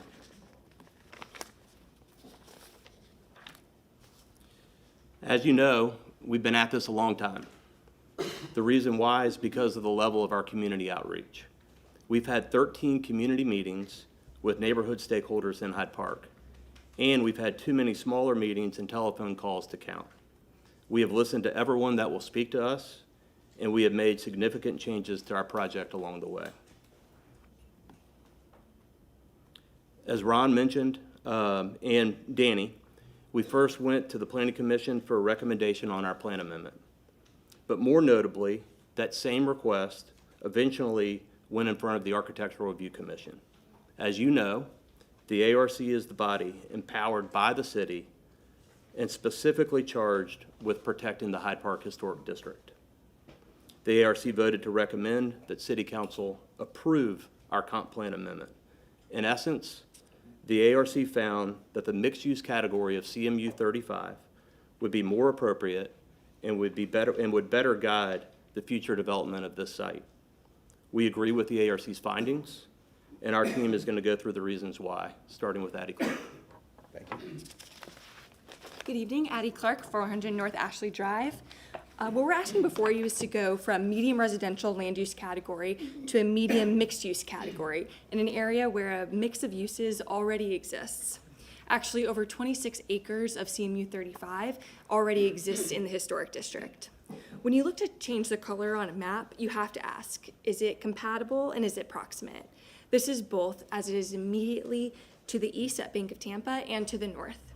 This is not a situation where CMU 35 would be alone on an island.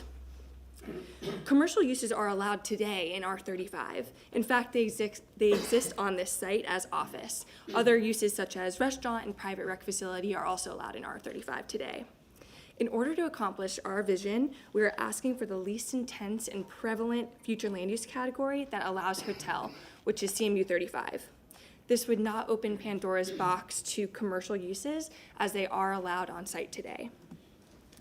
Our site is shown here in lime green, which is along Swann Avenue, a mixed-use corridor, and within the Hyde Park Urban Village. Notably, the boutique hotel would be less than a half a mile from Tampa General Hospital, and as you can see in blue, within a 15-minute walking distance of other attractors, including the convention center, which recently the city's director of infrastructure stated before council about a year ago that they've had to turn down events due to lack of available hotel rooms near the convention center. Our site is highlighted in black just along that mixed-use corridor of Swann Avenue. Shown in pink are all the existing commercial uses that exist today. Commercial use, as you can see, is prevalent and compatible with the surrounding area, making the request to community mixed use appropriate. It's important to note that no residential currently exists on this block. It is developed as commercial today. And I'm going to put into the record a detailed memo that addresses compliance with the city's growth management and development policies.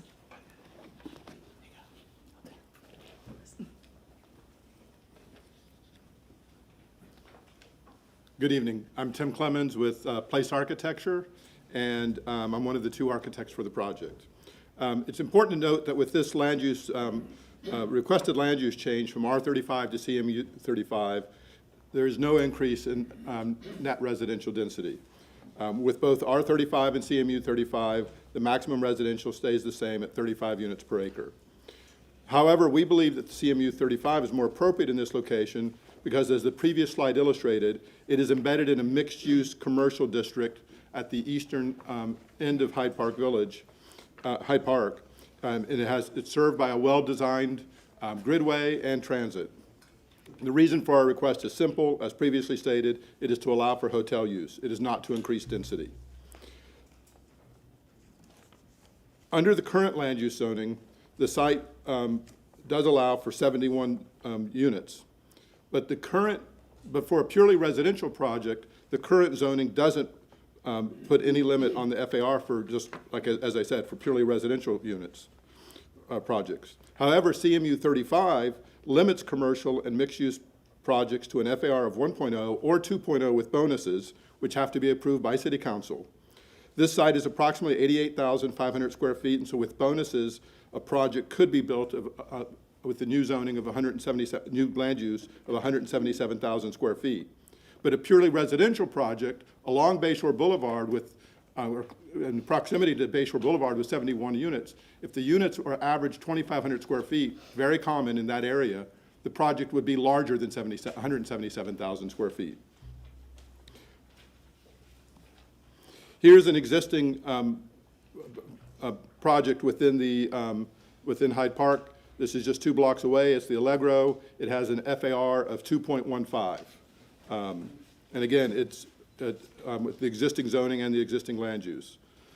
So the point that we're trying to make is that with 71 residential units, you could have projects even larger than what we're proposing. And actually, with the existing R01 zoning is eligible for a Live Local Act. And under the Live Local Act, you could even have projects up, because of its proximity to downtown, up to over 460,000 square feet and up to 200 feet tall. But that's not what we're proposing.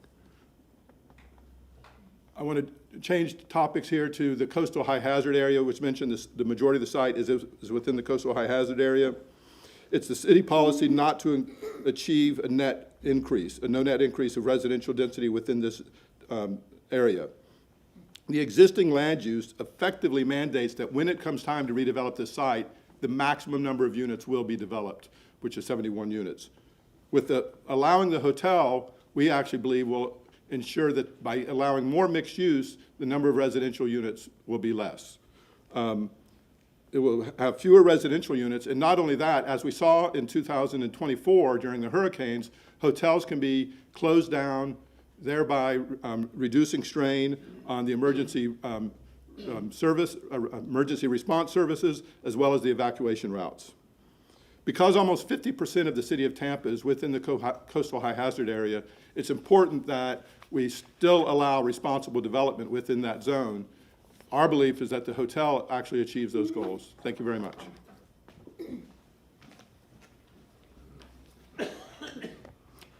Thank you, Tim. Stephen Smith, Cooper Johnson Smith Peterson, Architects in Tampa. We've talked about hotel use in terms of commerce. I'd like to take a minute to describe their historical, cultural, and community attributes. Historically, hotels were the pride of towns. They were landmarks that welcomed you. They were large and impressive, and they were placed at prominent locations at gateways to our communities. For Tampa in 1891, the railroad literally ended at Henry Plant's Tampa Bay Hotel. To visitors, it put our rough and tumble town on the map. In 1924, the 10-story Bayshore Royal Hotel at Bayshore and Howard now a condominium, became the southern gateway to Hyde Park. It was completely surrounded by houses and small two-story apartment buildings.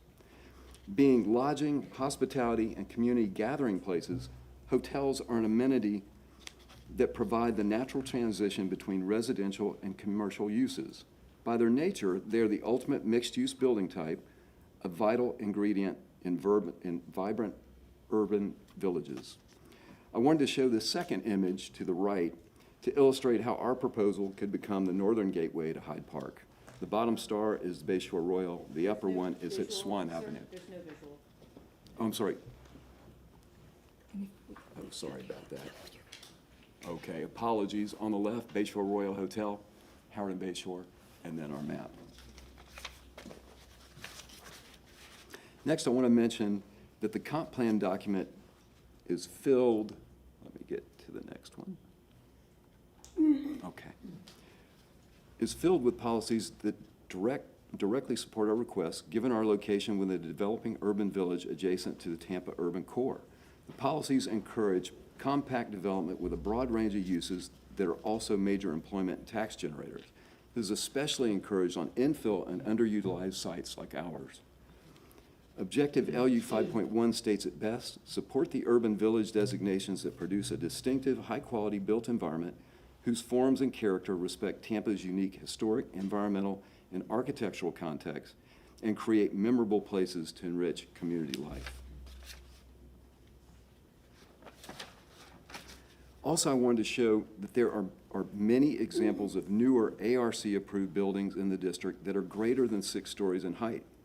Above are 2 very large examples: Hyde Park House at Bayshore and DeSoto that steps from 4 stories at the base to 21 stories, and 2 Bayshore, a 360-unit luxury apartment at Bayshore and Hyde Park Place that steps from 8 stories to 6.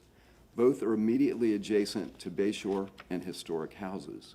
I wanted to also note that Hyde Park House sits right beside the 1926 Bayshore Royal, which is, again, 10 stories. And below are 2 historic examples, 2 precedents in the district: the 1927 DeSoto office building at Deacle and DeSoto, and the 1926 Seville condominium building at Morrison and Dakota. Both of these are 6-story structures and are surrounded by historic apartments and houses. So wanting to show you that this is natural in the district. I wanted to compare our proposal on the left with the R35 Allegro on the right. Neighbors have pointed to Allegro as a thoughtfully designed and architecturally sensitive project. Both projects are similar in height, with both stepping from 7 to 6 to 4 stories. Both are similar in square footage. Sorry about that. There we go. That's it. You can Perfect. stay up there and help. Yes, our project on the left, Allegro on the right. Sorry. Both are similar in square footage, with Allegro having a slightly higher FAR, 2.15, versus ours that will be capped at 2.0 with CMU 35. Allegro is 3 blocks further into the core of the neighborhood. As Tim mentioned, it's 2 blocks away. Our location is at the public edge of the neighborhood, fronting Tampa's greatest public amenity, Bayshore Boulevard. We feel this is an even more appropriate location for a project of this scale, and the hotel use will be more in line with the Comp Plan Urban Villages policies. The hotel will also provide the only accessible for the general public, the only building accessible for the general public on Bayshore Boulevard. The rest of the buildings are completely private uses. And the last slide, there we go. The last slide I'd like to share is the map of the Spanish Town Creek area of Hyde Park. If we take the immediate 36-acre project area, we see that 80% is devoted to commercial and institutional uses. Only 20% is residential, that's in yellow, with only 3% of those as single-family houses. We are not like the area of Hyde Park immediately to the south of Swann and west of Brevard. That area is 98% residential, and 90% of those are single-family houses. My point is, we are a neighborhood that is a developing mixed-use urban village, and CMU 35 and the hotel use is exactly what the comp plan envisions. Mentioned before, this project can mark the publicly accessible northern gateway to Hyde Park. Thank you. Thank you, Mr. Goodman. Next.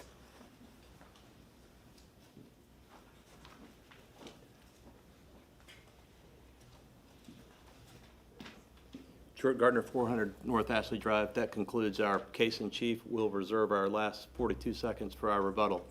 Thank you very much for your consideration. Thank you very much. Okay. Now we move on to our public comment. How we're going to do this, if you are here to speak for this item, has everybody in the room been sworn in? Anybody not been sworn in?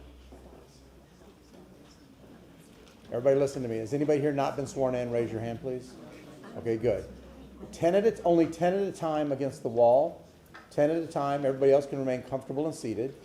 We'll call people up 10 at a time.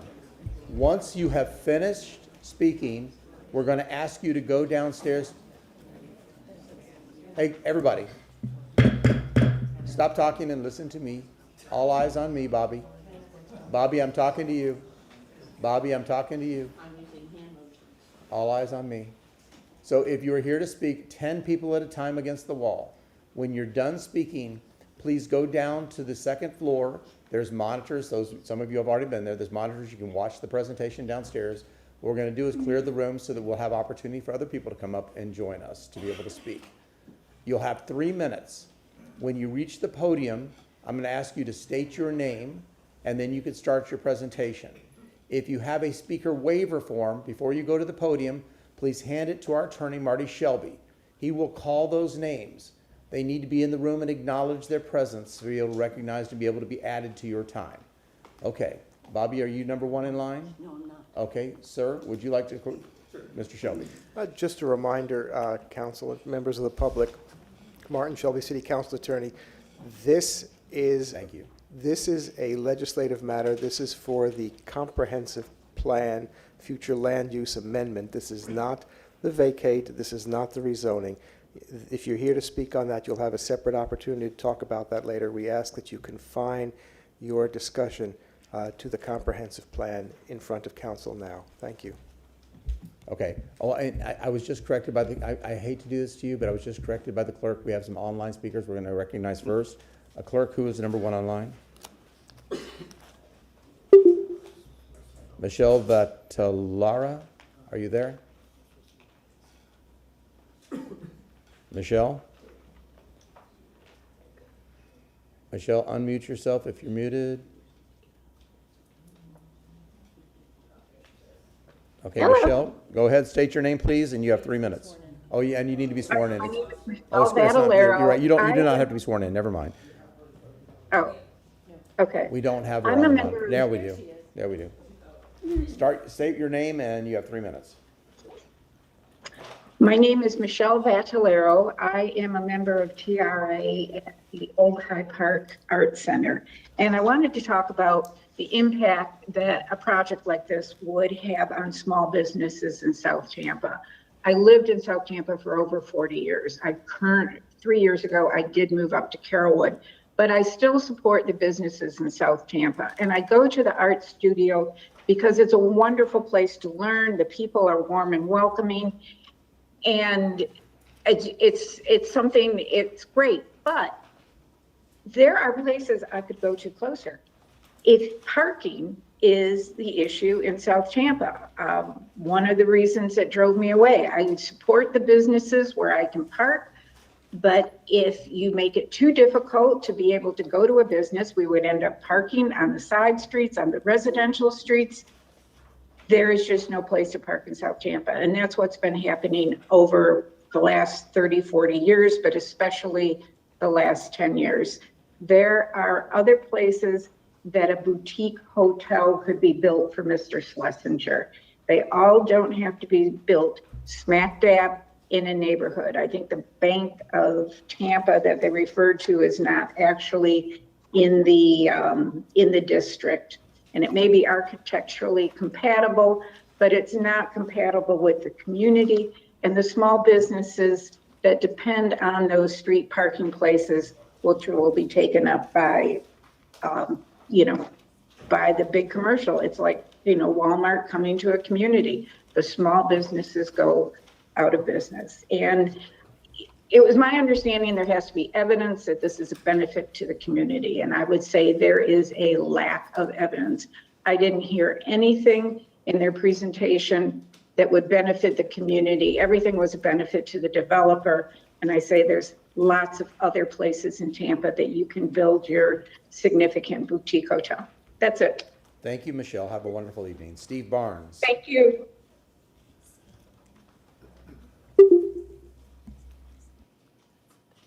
Steve? I'm here. Can you hear me? We can, Steve, and we can see you. If you would please state your name, and you have 3 minutes. Yeah. Good afternoon. This is Steve Barnes. Thank you, council, for being flexible and letting us appear remotely. I'm traveling out of state, and actually with weather delays, I'm on the way to my home. So thank you for letting me appear. I'm sitting in my car. I'm speaking in support of the application.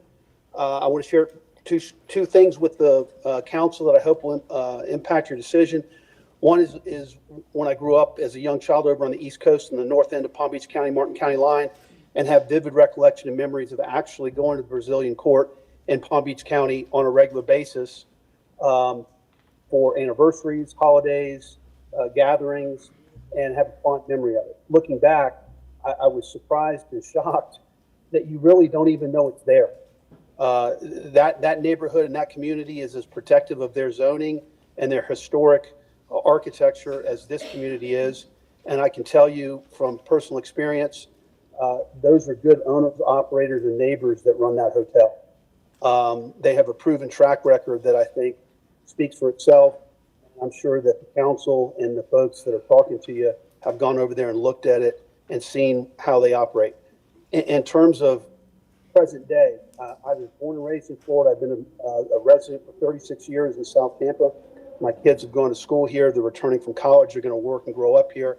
I live on Delaware Avenue, within walking distance of the hotel. And I can tell you, even with that positive childhood memory, when I first heard of this project, I was dead set against it. And that was because I had things hung on my door and put in my mailbox that got me pretty fired up to go to Kate Jackson, wanting to give Stuart Gardner a piece of my mind. And as I sat and I listened to the architects and the engineers and the lawyers and the owner reps, I realized that what had been hung on my door and put in my mailbox was not factual. And I looked more into it and investigated. I'm an attorney by trade, so I am very inquisitive and I want the information so I can make my decision. And after doing that, I realized that this is a good project for our neighborhood. It fits. It's going to be a benefit. Even with Tampa General Hospital, right across the water, the number of families that come to that hospital for transplants and for medical care, and be able to have a hotel within that proximity is a huge benefit. But they've done a good job. These will be good neighbors and operators. I encourage the council to approve this application, and I look forward to taking my wife to our anniversary in the near future there for dinner. Thank you, Steve. Have safe travels and get back to Tampa soon. Thank you, council members. And for those of you in person, that concludes our online speakers for this item. Thank you for your patience. Start with your name, and you'll have 3 minutes. Good evening, council. Tom Young, 1017 South Rome Avenue in Hyde Park. Like Steve, I'm a resident of the area. As a matter of fact, I moved to Rome from the Palmacia area 2 years ago, specifically to have access to projects like this. My wife and I and my children, we live right across the street from Little St. John's. We walk up Rome to Hyde Park Village. We hardly go anywhere else now. I don't get in my car. I don't drive down the street, hardly ever. I don't contribute to traffic. I walk to Forbici, to Meat Market, to all these great places. And it's what makes Tampa so unique and so welcoming. I'm a fourth generation South Tampa resident. Like I said, moved specifically to the area for its livability in the Hyde Park area. A little note, Steve mentioned his children. 10 years ago, my children wouldn't have thought of returning to Tampa. But we've got amazing opportunities now when we see it everywhere, from the Riverwalk to wonderful developments like Oxford Exchange to Armature Works, Channelside. All of these places, all of these resources are very impressive to young people. My daughter, who goes to the University of Texas, brought 10 friends to Gasparilla a few weeks ago. We put them up at the Pally House. They were blown away. Their impression of Tampa in general before they came here was some sort of nondescript urban hellscape, if you will. I mean, we do get the Florida. we're painted with the Florida brush sometimes. And they saw a totally different side of the city, and we're actually quite jealous that we lived here. And these are kids from Austin. Austin's a pretty cool place. My other daughter goes to the University of Virginia, also brought friends from Nashville. Nashville's a cool place. They were all impressed. They'd like to come here. I want my kids to come back. Respectfully, I'm looking at the demographic here that I think is opposed. I would hope they want their grandchildren and great-grandchildren to come back here. And that's what we're asking for tonight. So I'm speaking in favor. Thank you very much.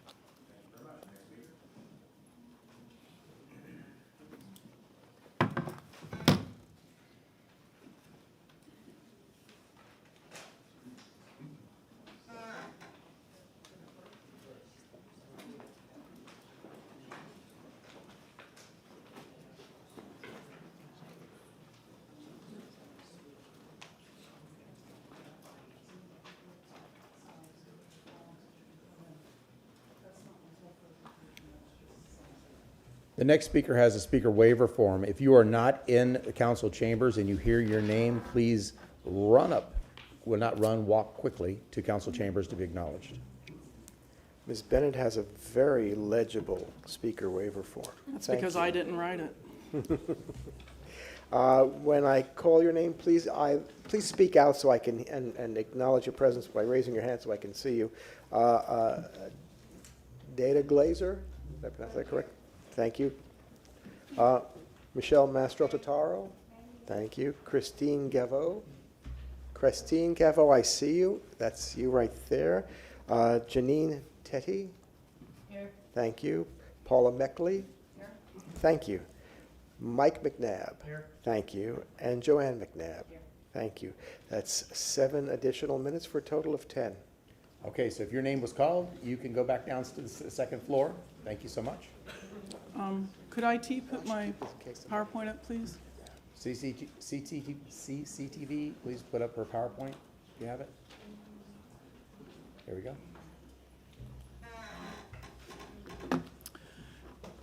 Carol Ann Bennett. This is a legislative item. It is at council's discretion. When council changes future land use, you are saying the maximum limits of the FLU both comply with the comp plan and are appropriate for the area. You are not deciding if less than the maximum complies with the comp plan. You are not deciding if less than the maximum is appropriate to the area. That is because this runs with the land and you can't take it back just because you thought something less would be built.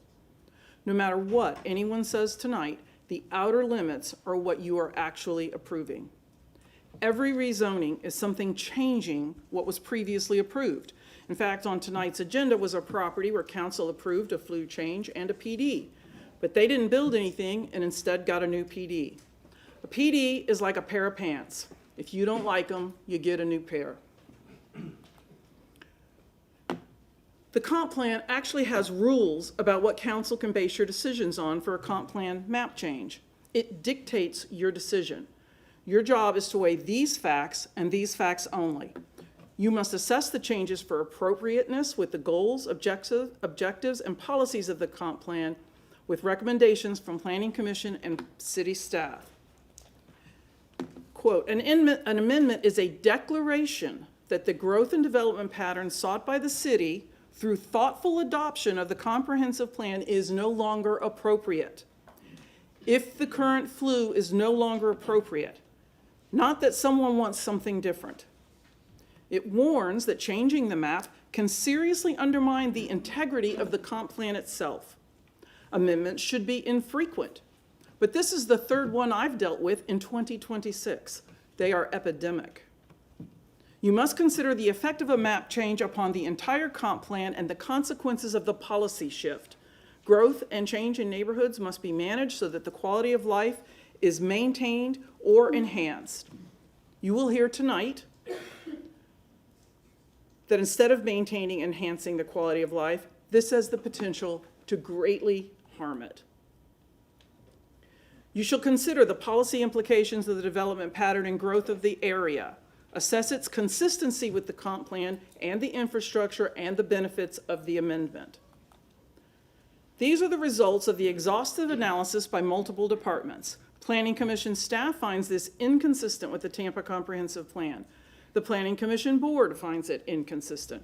City Planning objects to the amendment. Land Development Coordination objects to this amendment. And here's a rare one.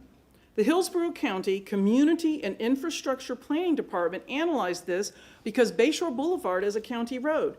They had a strong conclusion. They said the proposal represents the worst-case scenario. Wow. Obviously, I think this is inconsistent, but you don't have to take my word for it. I will let the staff speak for themselves. These are screenshots of reports by multiple departments. Planning Commission staff repeatedly expressed concerns about the new commercial general uses this would allow. This introduces 40 new uses that are not allowed now. FAR, floor area ratio, is one of the hardest things to understand about land use. Basically, FAR gives you exact square footage. They can divide that square footage up however they like. They are allowed to have as many units as they want as long as the building size stays the same. The size is set, the number of units is adjustable. Density, on the other hand, is a specific number. With density, they get an exact number of units and no more. It is the reverse of FAR. The number is set, the size is adjustable. Currently, they can only use density, 71 units and no more. But CMU allows the use of FAR so they can have as many units they want if the building doesn't exceed the square footage limit. And that's the problem. Planning Commission staff says under CMU they can build 178,596 square feet. That square footage can be all commercial or all residential or any combination of the two. You are voting on what's allowed, not what's proposed. Planning Commission staff says this introduces the policy of new commercial uses, and they are tripling the size limit. So obviously that raises concerns about the massing and scale. Planning Commission staff says this violates 8 sections of the comp plan. Planning Commission staff says since they could use a 2.0 FAR for residential, they are not limited to the density number of 71. To understand the development potential of 2.0 FAR, they pointed out that the Altura was developed at a 2.0 FAR, and it is 24 stories. Here is a picture of it. Planning Commission staff says the current land use is an appropriate transition as the site is uniquely situated. It is a transition from more intensive land use to less dense land uses, which is supported by the comp plan. Therefore, this change would violate multiple comp plan policies. This is in the CHHA and Evacuation Zone A.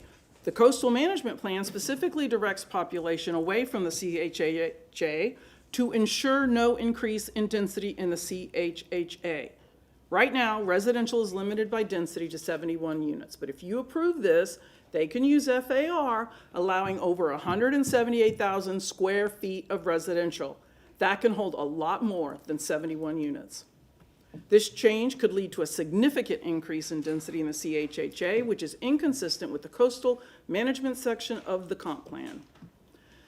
Planning Commission staff has determined this is inconsistent with policy to locate density outside the CHHA because this violates 4 more sections of the comp plan.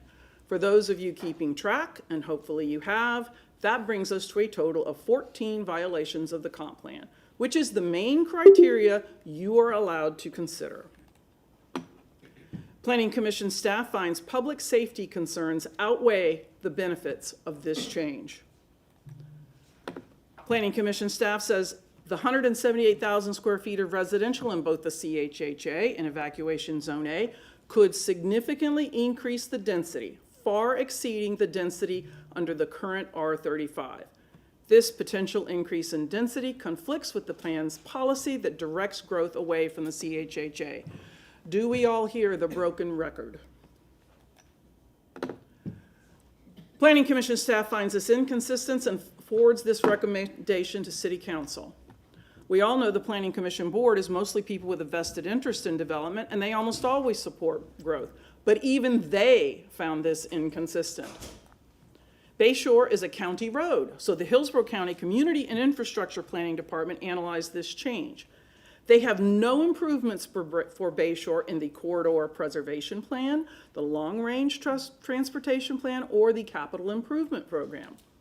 They compared the potential traffic for the two different flues. They didn't compare what's there now to what's proposed. They compared the potential maximums of both flues. They believe there will be a 30% increase in total daily trips on Bayshore and a 25% increase in peak afternoon trips on Bayshore, which represents, in their words, the worst-case scenario.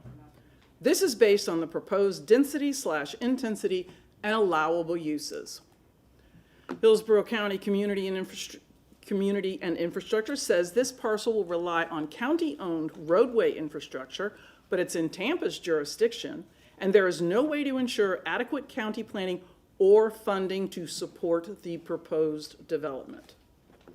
City planning staff acknowledges there will be development in the CHHA, but existing policy strongly discourages any increases in density. City planning objects to the amendment. Land development staff objects to this amendment because we should not be increasing density in the CHHA, and this request is, quote, solely to use FAR to increase the size of the property that will be built. The Tampa Transportation Department says there's no roadway capacity improvements in this area, no transportation projects, no transportation improvements, and no funding for a service that is proposed a third of a mile away. Hillsborough County Schools say Gorey, Wilson, and Plant are projected to be over capacity. Planning Commission staff says no. Planning Commission board says no. Hillsborough County Community and Infrastructure say no.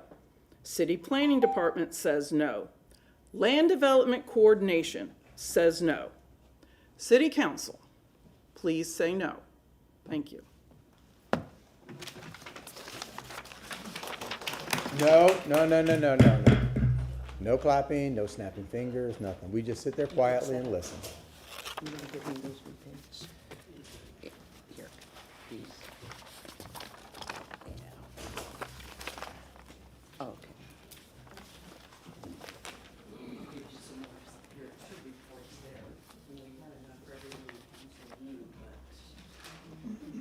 That's okay. Let's just get to your presentation. We'll take care of it.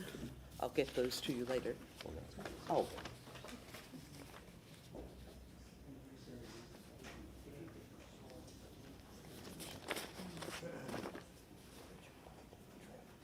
Mr. Deacon has one name, Julie Sargent. Are you here? Thank you. 1 additional minute for a total of 4. Thank you.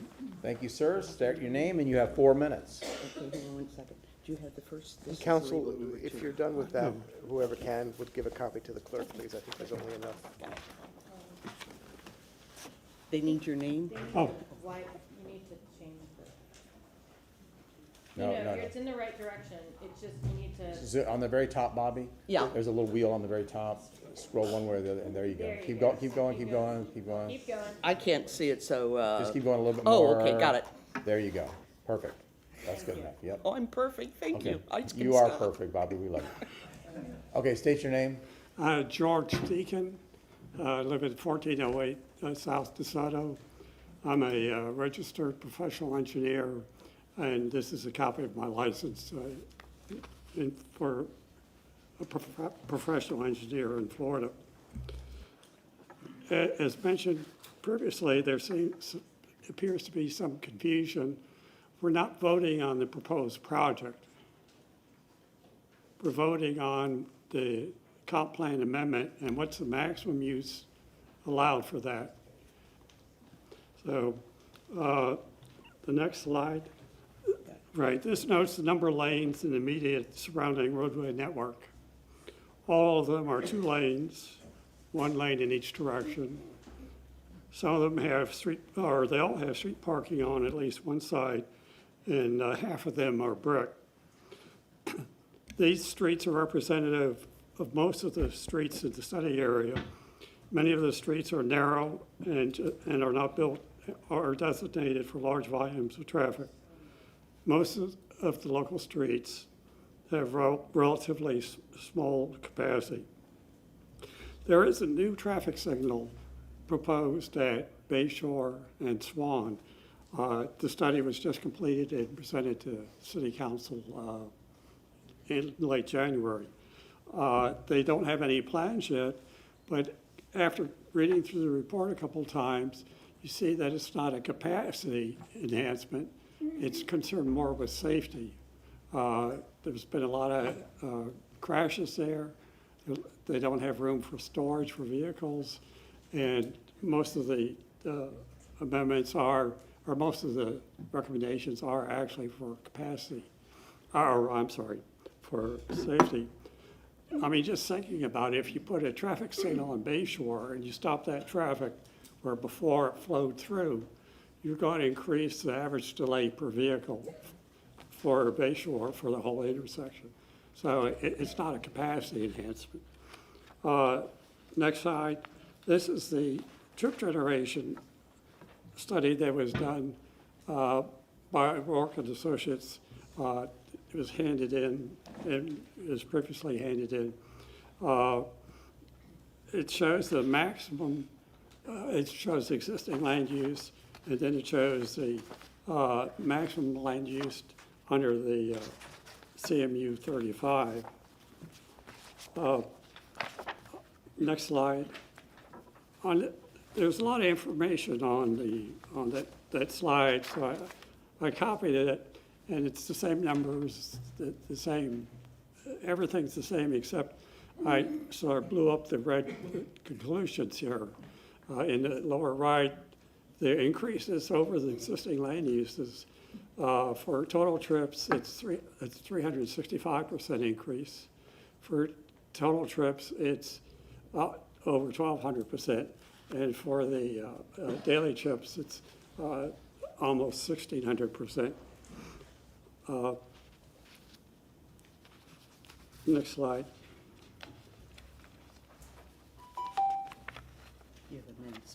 Yeah.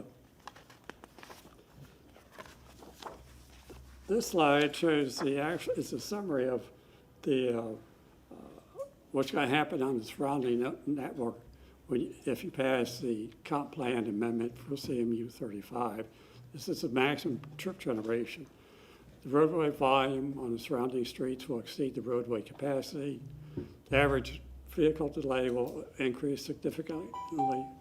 There will be traffic. Okay, thank you very much. That completes your time. Thank you so much. So we're going to have 3 more speakers, and then the council is going to break for lunch because we're human, we have to eat, and we've been going since 9 o'clock this morning. So if you're one of the 3, the others, you guys can make yourself comfortable. When we come back, you guys line up in the order that you are. Remember where you are so you can line up. Okay, state your name, and you'll have to, do you have a speaker waiver form? Yes, sir. Get back to your cage.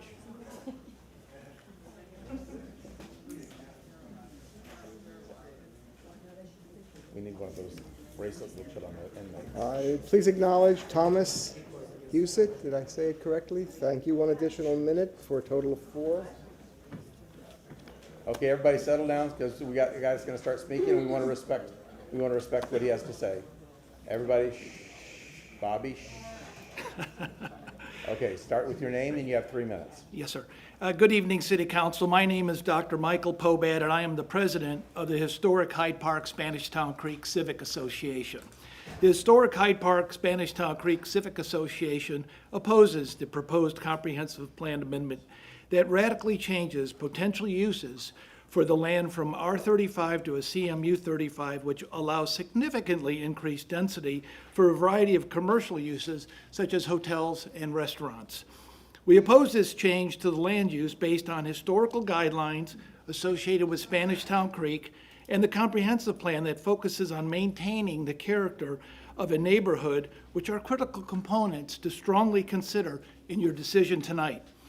Spanish Town Creek, as shown in this picture, is considered the genesis of Tampa. Historic Hyde Park Spanish Town Creek is approximately 4 square miles and was officially designated a historic district in 2023. Spanish Town Creek includes historic Gorey Elementary and Wilson Middle Schools located within 2 blocks of the proposed land use change.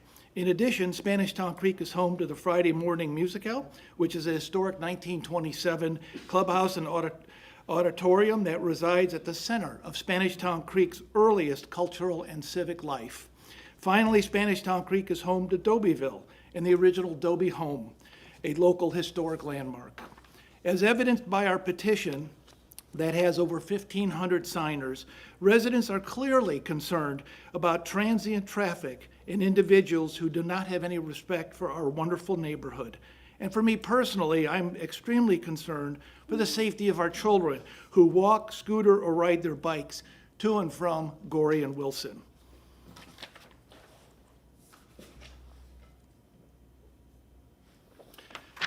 When focusing on economic diversity, Spanish Town Creek has approximately 354 residential homes and approximately 132 community small businesses, as shown in this picture. Businesses such as the Dog Bakery, the new Bosque Restaurant, many law, dental, and medical offices, convenience stores, a Publix, and the Allegro, which does not have transient resident traffic.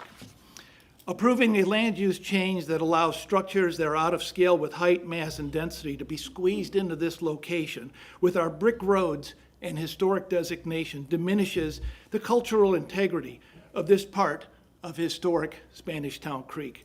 This is another case of placing a 20-pound building in a unique and quiet 5-pound neighborhood bag. Hyde Park Spanish Town Creek Civic Association is not against growth and development, but we are united on this issue and respectfully request that you deny the applicant's request.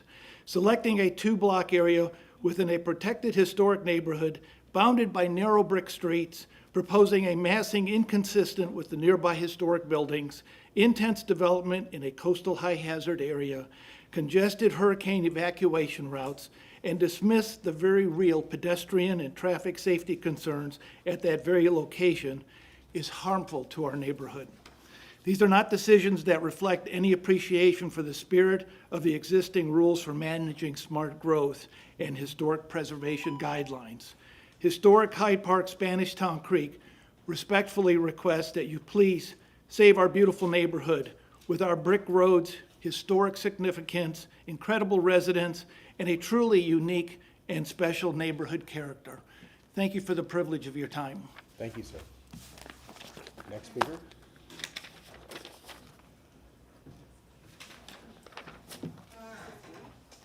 I had my eye on that bag. I thought I was going to get a new one. Good evening, Council. My name is Carly Parker, and I am in full support of this project. I recently graduated from the University of Tampa, and same with a lot of my other friends as well. We decided to stay in Tampa because it's known to be a growing city, and it's a very exciting, upbeat city as well.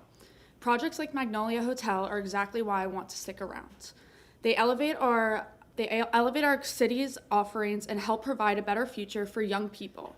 This project will act as a gateway to one of the greatest neighborhoods in the city, and it will serve as a beautiful amenity that anyone can enjoy. And we need and we deserve a space like this on Bayshore. My biggest fear, honestly, is what happens to this property if it does not pass. As I understand, under the Live Local Act, developers can come in and build a massive building that ignores the character of the neighborhood, a building that's meant to possibly be instead downtown. I don't want to see a towering building apartment where that offers zero public amenities and zero charm. I'd much rather support a project like this where the community was actually heard and the result is something that we can all be proud of. Please don't risk our neighborhood's future by letting this become an out-of-scale high-rise we have no say over. Thank you, and please vote yes to this. And thank you for your time. Thank you very much. Have a good night. Next speaker, please. Hi there. My name is Sarah Lesh, and I'm here to read a letter from Santiago Corrada, the president and CEO of Visit Tampa Bay. On behalf of Visit Tampa Bay, I want to express my support for the Magnolia Hotel and residences in Hyde Park. While we understand that feedback from surrounding neighbors has been mixed, it's encouraging to see a steady increase in community support as more residents learn about the project's quality, design, and benefits. The Magnolia Hotel will transform an underutilized site into a walkable, mixed-use destination that will enhance the historic character of Hyde Park. This project brings multiple community benefits, including upgraded stormwater systems, improved streetscapes, enhance neighborhood safety, and new hospitality options that will support local retail and dining establishments year-round. Copperline Partners, recognized for their acclaimed Brazilian court in Palm Beach, have a proven record of developing elegant properties that complement their surroundings and elevate their communities.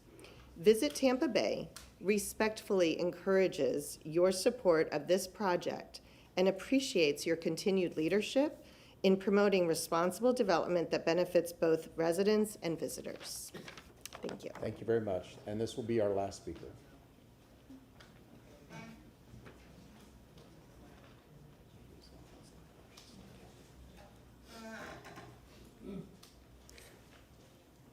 Mr. Shea has 5 names. Deb Zommerman. Debbie Zommerman, if you're downstairs, can you come up and present yourself, please? I'll hold that in abeyance. Marianne Hemsey. Marianne Hemsey, if you're downstairs, please come up to council chambers. Karen Lillybridge. Karen? What was the last name, Mr. Shelby? Lillibridge. There's Debbie Zimmerman has presented herself. Ah, Ms. Zimmerman is here. Laura, I can't pronounce it, Kipph. Is there a name? Debbie, if they're on his speaker, just tell them to come on in if you see people. And Janice Chapman. Ma'am, what is your name that just walked in? Thank you. Marianne Hemsey? Homsey. Okay. Okay, that's an O. Okay. And so I'm still waiting for Janice Chapman, Laura with a K, and Karen Lillybridge. Ah. Here, Laura. Okay. Kippett. And state your name. Chapman. And Karen What was the last name of Karen? Lillybridge. Karen Lillybridge, are you downstairs? There's someone coming up, okay.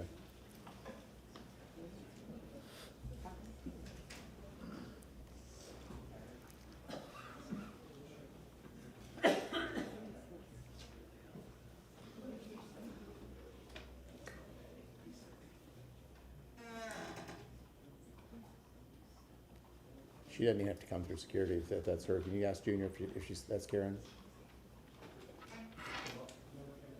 No, Karen. Okay, 1, 2, 3, 4 speakers, plus 3 is 7. Start with your name, sir. You have 7 minutes. How many minutes? 7.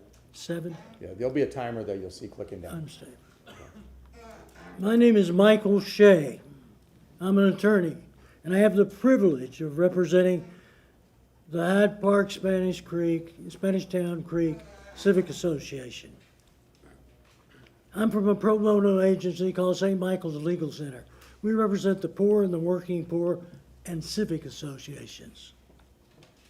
My record and background is that I went to the University of South Florida, majored in political science, went to work for the Hillsborough County Planning Commission, went off to law school to FSU, got a doctorate in law, then went to the Urban and Regional Planning Department of FSU and did a postdoctorate. I have lived in South Tampa for 4 generations, and I've spent most of my time as a lawyer in land use planning. After I graduated from FSU, I went to work for 5 years for a consulting firm, and we wrote zoning ordinances, comprehensive plans, building codes, and we wrote 78 of them in cities and counties throughout the state. We wrote Pensacola, and we wrote Key West. I'd like to address what we're taught. Oh, and I'm a resident at 6301 Bayshore, and we got flooded. I'd like to talk a little bit about Hyde Park. My grandmother and my great-grandmother and my mother and my grandfather, great-grandfather, all lived on South Dakota. My mother was born on that street. My mother went to Gorey and Wilson. I went to Plant, but I didn't go to any of those schools. But I did have my law office on 419 West Platte Street for 26 years, which is in this district. This district has 354 residents, 132 businesses, and even has a small Publix which serves downtown Tampa, Davis Island, and Hyde Park. Hyde Park was set up by O.H. Platt in 1886. That makes it 148 years old. It's a wonderful place. Living in Hyde Park is like being in Hunter's Green or Wesley Chapel, but you're next door to downtown Tampa.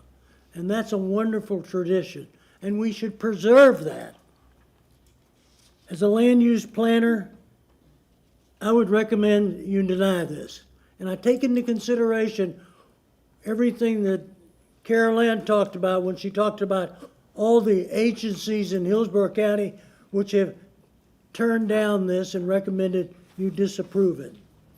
I do too. This is like having a gas station, and you've been asked to approve it on the intersection of two big streets. If you approve one gas station, I guarantee you, there'll be 3 more. So that's the problem here. You're setting a precedence that's going to change Hyde Park, and that's not good. So I think that that's something you really should consider. Also, there's the flood problems that happens, as everybody knows, on Bayshore. There's also, it's in the floodplain, the hurricane. It also causes problems to evacuation routes. It also has a high use of pedestrians up and down Bayshore. We all see that all the time. It is truly a historical district that doesn't need a hotel. It also has traffic problems that have been pointed out. And as I understand, they want to bring in a famous chef. Well, that's like tripling the amount of parking you need. So, as a land use planner and a lawyer, I would recommend that you turn this project down.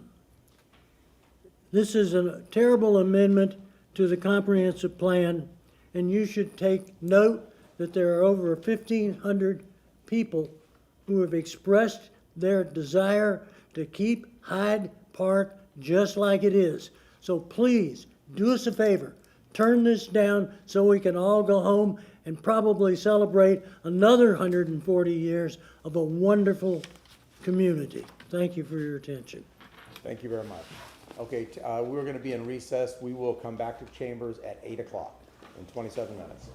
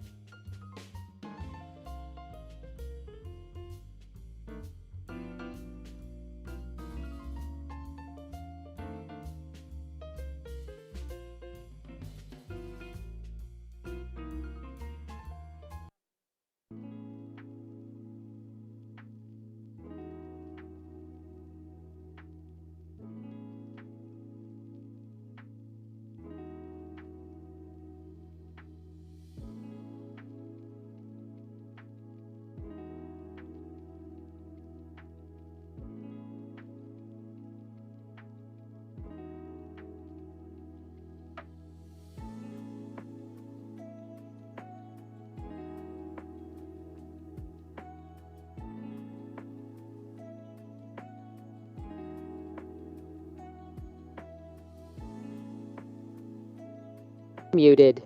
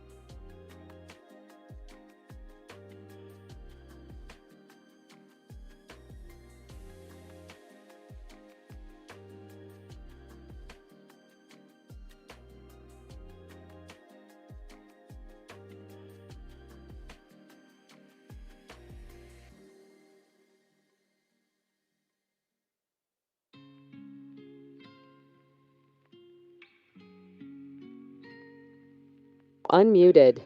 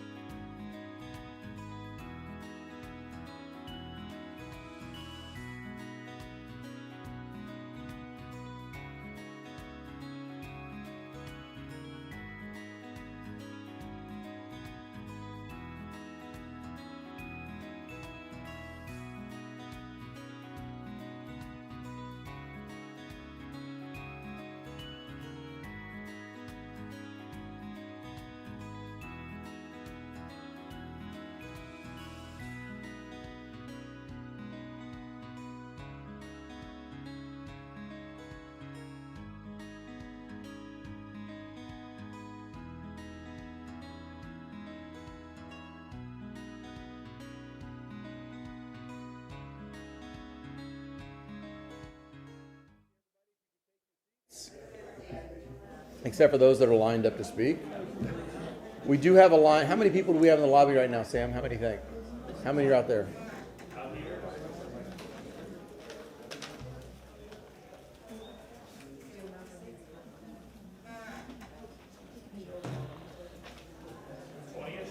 Okay, we'll probably be able to cycle in and out of that. Okay, good. Okay, roll call, please. Miranda. Maniscalco. Hurtek. Young. Vieira. Carlson. Clendenin. Here. We have a physical quorum. Thank you very much, and Councilman Vera is in the room. Okay, for those of you that were maybe not paying attention downstairs, when I call the next person up, come to the podium, state your name, you'll have 3 minutes. Just always start with your name. Next speaker, please. And this is only for the future land use, item number 1. And are you Mr. Lamar? Did I say it correctly? Yes, Brian Lamar. Okay, Mr. Lamar has 7 names. If you could just acknowledge when I call your name, Evelyn Peavy. Evelyn Peavy, are you in the room? I was bringing them up from downstairs. so Okay, well, They need to. Come on in. should we wait a minute or two? Well, there's people waiting out there. Okay, well, I'll put a little mark here. Would you Judy happen to be Evelyn? Judy Millsap. Evelyn's right here. Evelyn's there? Okay. Judy's in the back, she just acknowledged. Oh, where is she? If you could just say something so I know you're there. She's in the back. Okay. And Miss Peavy is who? Evelyn Peavy? Thank you. Linda Hughes? Thank you. Claudia Roberts? Thank you. Hyla Schiller? Hyla Schiller. Isla Schiller. Going through the security. Okay. Isla Schiller. Cora Waterhouse? She's coming. And is that Demi, your Isla? Hyla? Cora Waterhouse? She's not here. And Denny McDonald. Denny McDonald. Derry?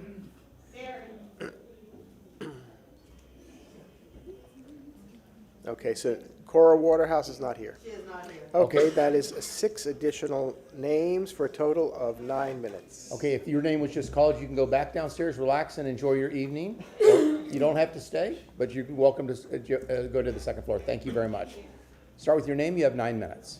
All right, thank you, Council. Brian Lamar, and if we could call up the presentation. Okay, it'll come up in a second. There we go. All right, thank you again, Council. And my name is Brian Lamar. I'm the Chief Meteorologist with Inspire Weather. It's a weather consulting firm that I launched last May 1st after retiring from the United States National Weather Service for over 30 years. And I was in charge of the weather office covering all of West Central and Southwest Florida, based in Ruskin since 2007.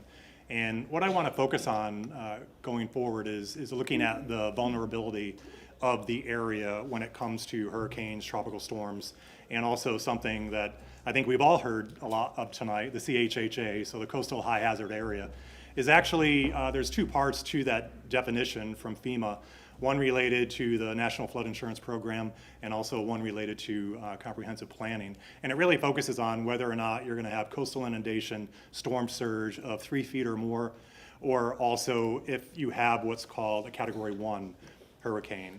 And looking at the 2 different components, I'm not sure if it's supposed to show up on this screen here in front of me, but the 2 different components of the coastal high hazard area, there's 2 subsets that actually allow for development. And that's going to be the CHHA development area and a bonus area. And it's important to note that the subject site is not in either of those 2 areas. And looking forward to the next slide here, this is going to be the FEMA, the firm map. So this is the the flood map that is for the subject area. And I'm going to zoom in a little bit here, and you can see the subject site bounded by Swann and Magnolia and Bay and Brevard, and the entire area is in Zone AE. And if you look at that black line with the triangles, that's the Lynwood line. That is, again, the limited moderate wave action. And so what that means, as defined by FEMA, that's really about where, 1.5 to 3 feet of water, of fast-moving water, can move into that area. And you can see the VE zone intersecting Bayshore and Swann and southern portion of Magnolia. And you're gonna hear, you've already heard a lot about the CHHA, so I won't belabor it, and I think you're gonna hear a little bit more. But that area, that special flood area zone, which the entire area resides in, is what's called the 1% annual return rate for floods. And it doesn't have to be from a tropical storm or hurricane. It could be from a slow-moving thunderstorm that inundates the area that we sometimes see during the Florida wet season. But you can see the 1 in 100 year. A lot of people have a misunderstanding about what that means. We saw that 16 months ago, 17 months ago, 18 months ago when we had Hurricane Debbie in August of 2024. We had Hurricane Helene less than a month later that impacted this area, and also Hurricane Milton only 2 weeks after Helene. Those were all storms that were in the 1 in 100 year or more. And I say that because a lot of people believe that if I get that flooded storm, that if it's in the 1 in 100 year, that I'm safe for another 100 years. And that is not the case. You can have that storm hit you again a month later, 6 months later, and so forth. So again, it's just a statistic, a probability. But I wanted to walk you through what's called the NOAA sea level rise viewer. And I've used this throughout my 30 years working in Florida and Texas and working in coastal communities. And what I'm going to do is I'm going to take this model. It's available to everyone. It's run by FEMA and NOAA and the National Weather Service and the U.S. Geological Survey. And I'm going to flood the area with 4 feet, 8 feet, and 10 feet. And so you can see here, this is the subject site. So we have all of Bayshore. You can see Harbor Island, Davis Island, downtown Tampa. And I'm going to zoom in because right there, that's no flooding. And the datum, or the baseline, is called MHHW, or mean higher high water. And that just is an approximation of how much water will be above ground level. You know, there's confusion over mean sea level or mean lower low water, but again, we're going to talk about mean higher high water. So now we're going to go up, and this is 4 feet. Let me zoom in. So this is 4 feet of mean higher high water. This is 4 feet along the coast, and you can see that water is now starting to penetrate the area on the southeastern side at the intersection of the subject site where we're looking at Swann and Magnolia. Let's go to 8 feet, and you can see 8 feet here, and now pretty much half of the area is inundated with water. Along with many other areas. And this is very close to what we saw in October and September, especially September of 2024 with Hurricane Helene. We all remember the pictures of Tampa General Hospital.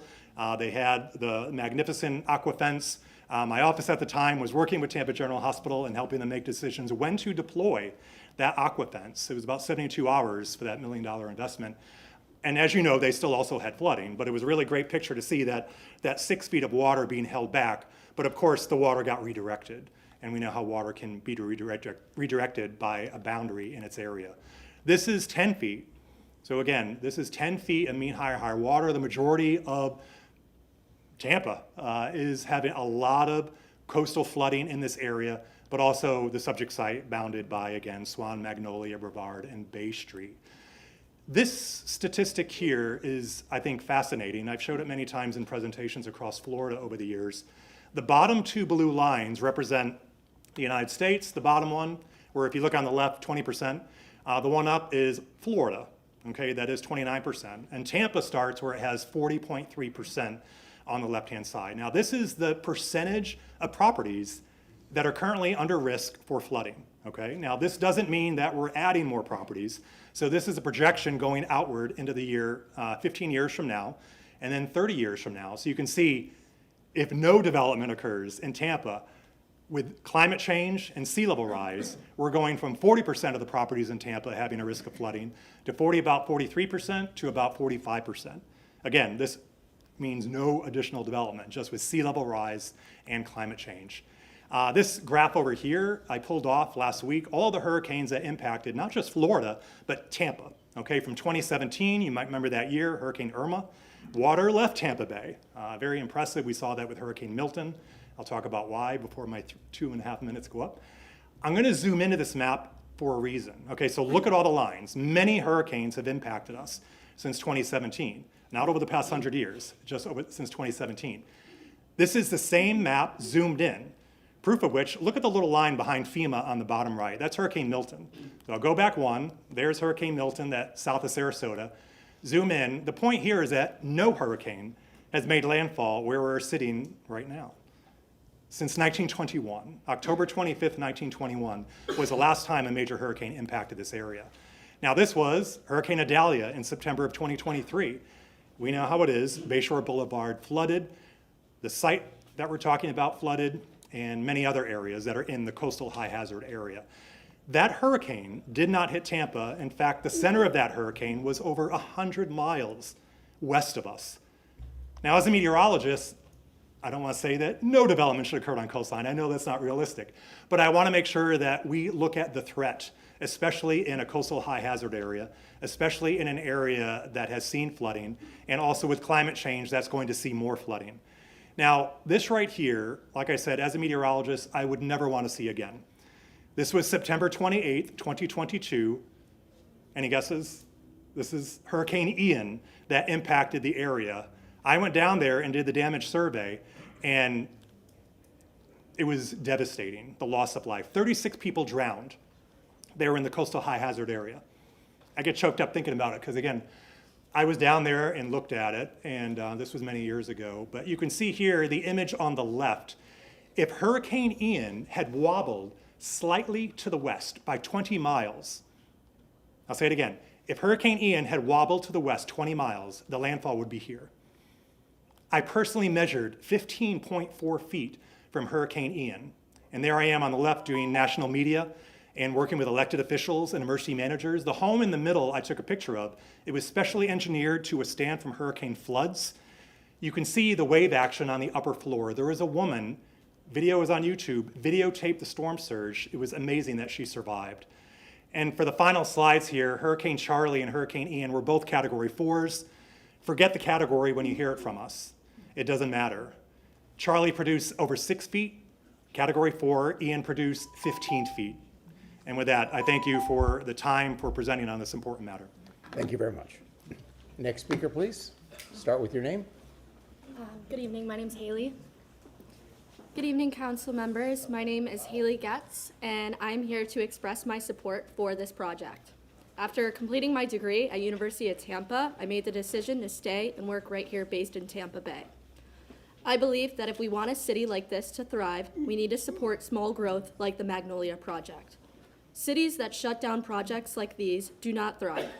We desperately need positive growth like this to ensure our futures. I believe a hotel is a much better neighbor than another massive apartment complex or just another office building. Traffic will be better spread out, and it offers significantly more public amenities for our community.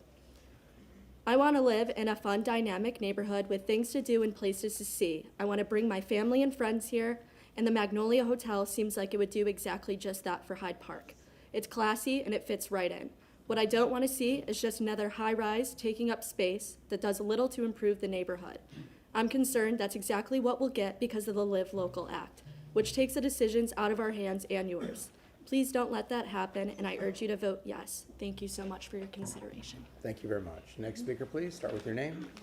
Hello, my name's Avery Feudo, and I am in support of the Magnolia Hotel project. I am also a recent graduate from the University of Tampa, and I can see the city as becoming my permanent home forever. I want to live in a city that is growing, but growing the right way. I've been following this project, and I'm really encouraged by how much the development team has listened to the community. I believe this team has truly shown its commitment and understands its responsibility. It's clear to me that they took the feedback to heart and significantly scaled back the project to make sure it fits the character and the scale of the neighborhood. The Magnolia Hotel seems to me like the perfect new addition to the neighborhood and community we love so much and wish to be a part of. My concern is, what will be built if this proposal is rejected? What we don't want to see is a bigger, taller apartment or condominium project with no public space or amenities. It's our understanding under Live Local that type of development can be built without a lot of input from the public or the city council. If you care what we think here it is. We'd rather see a project we can all appreciate and enjoy than just another big apartment building taking up more space. Thank you for your consideration, and please vote yes. Thank you very much. Thank you. Next speaker, please.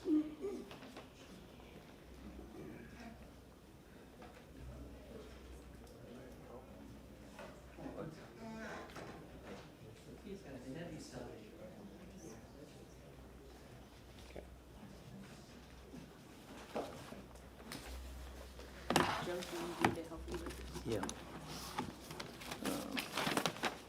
Mr. Hafner has 4 names. Frank You start Silcox, with that one, and please. then when you get to part 2, you go to these. Yeah, this one. From those two. Frank Silcox. Is that position okay? or- He's calling the names. Anna Murray. I think they're out. Tara Nealon. Jack Wyatt. I see, Mr. Wyatt is here. So we have 3 names. Frank Silcox. Hold on a second, I think we have, Mr. Silcox, Anna Murray. Anna Murray and Tara Nealon. can somebody shout out and see if there's a Tara out there?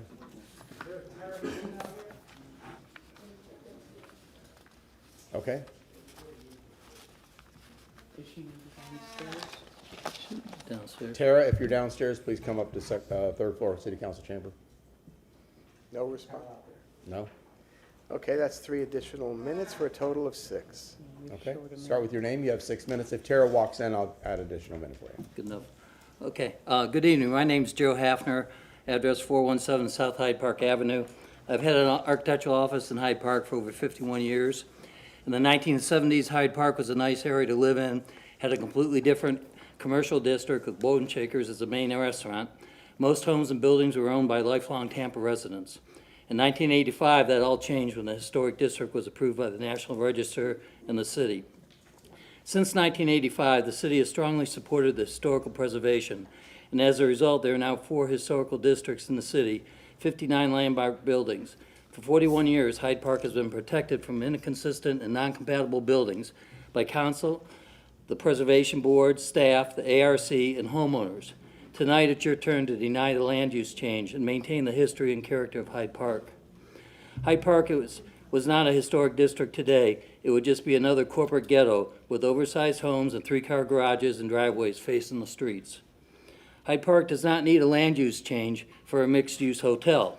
It already has a Paleo House on Swann with 36 rooms, the Epicurean Hotel on Howard with 188 rooms, and there are 48,000 rooms a half-mile away in downtown. A land use change is not needed, especially one that will open Pandora's box for other commercial rezonings north of Swann, similar to the district area north of the crosstown that pretty much has lost all the historic value. The preservation work that has been done in the Spanish Creek area by small businesses in the RO district is what saved that neighborhood. When buying property, it's bought as is. With the current land use and zoning, you have the ownership right to use the land and those standards.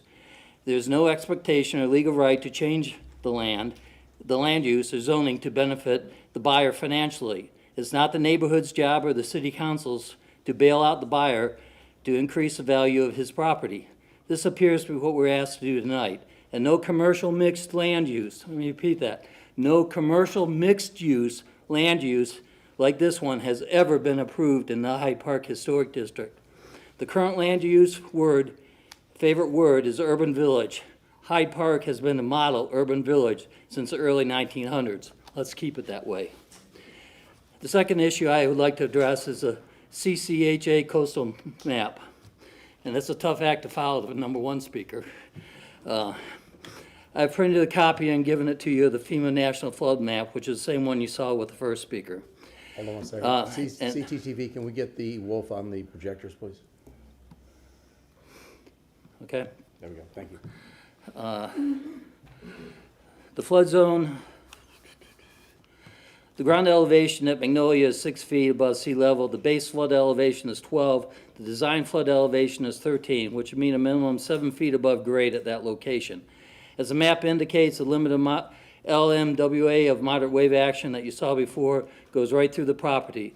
The next lower flood elevation, BFE, is in the brown area, which is 3 or 4 blocks away from the site. The LMWA line is not a storm surge line, just what can be expected at high tide with a western wind during an intense summer rainstorm. We have all seen Bayshore and Swann flooded and closed to traffic several times during normal summer rainstorms at high tide. The city and county land use policy is not to increase any land use that would increase density or human occupancy in the CHHA. The city council is on record in the Tampa Bay Business Journal from April 24th, 25, stating the following. The Hillsborough County Comprehensive Plan directs future density away from the CHHA areas. City Council opposes intense coastal development to protect lives. Tampa City Council is ready to crack down on development in the city's coastal high hazard areas. Council warns against overdevelopment as the hurricane season approaches. Tampa can no longer support intense development in its coastal neighborhoods. We're putting people's lives at risk, Councilmember Bill Carlson said. It's not a debate anymore about developers versus NIMBYs. It's about protecting people's lives. Councilmember Clendenin warned staff that any plan to overdevelop the CHAA would be dead on arrival when it came before City Council. These policy and the data, quote, these policy and the data you just presented us are only going to work if those of us in government create policies that are intentional to minimize growth in hazardous areas. Clendenin said, if we bury our heads in the sand and pretend they don't exist and allow density to explode in these areas, then your data won't reflect reality.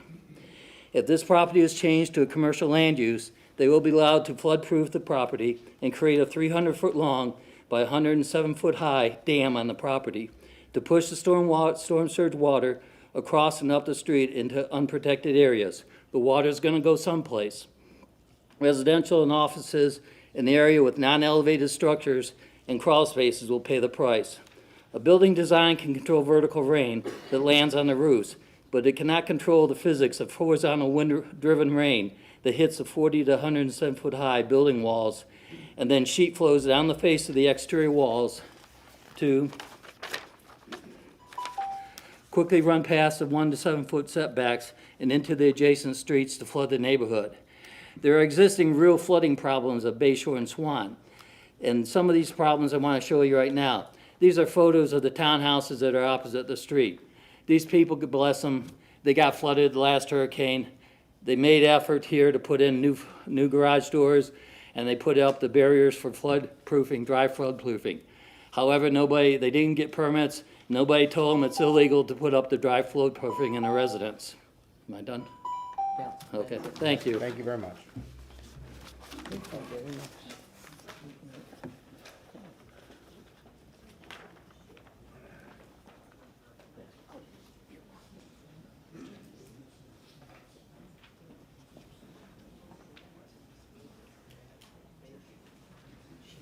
I have a PowerPoint presentation to come up, DGR as part of the file name. CTTV, a DGR presentation. Two names. Will Roberts. They're coming in right here. Oh, they are.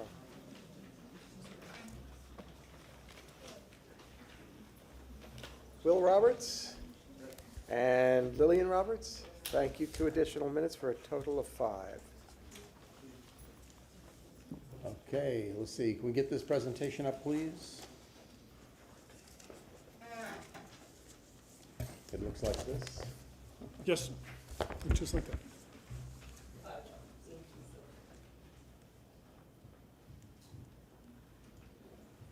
Was it attached to a company name or your personal name? Just said DGR. I gave it to him when I came in earlier today. We looked at it on there, so it should be there. The file Usually name you said have to submit them in DGR. advance, but maybe Pardon they me? got it. Usually you have to submit it in advance, but maybe they got it loaded. I was going to bring it in and do it here, and he suggested this would be cleaner. So Okay, he might have it that way. yeah. And if not, you can always take one of these and use the overhead Yeah, projector. I actually have. I'll go There we ahead go. and We grab got it. You got Thank you, CTTV. Okay. And we need it on the public monitors as well. Will it come here as well, or no? I will not. You'll just have to look up there and see it. If we could start the presentation, that'd be good. Okay, if you could push play. Thank you. Yes, to start.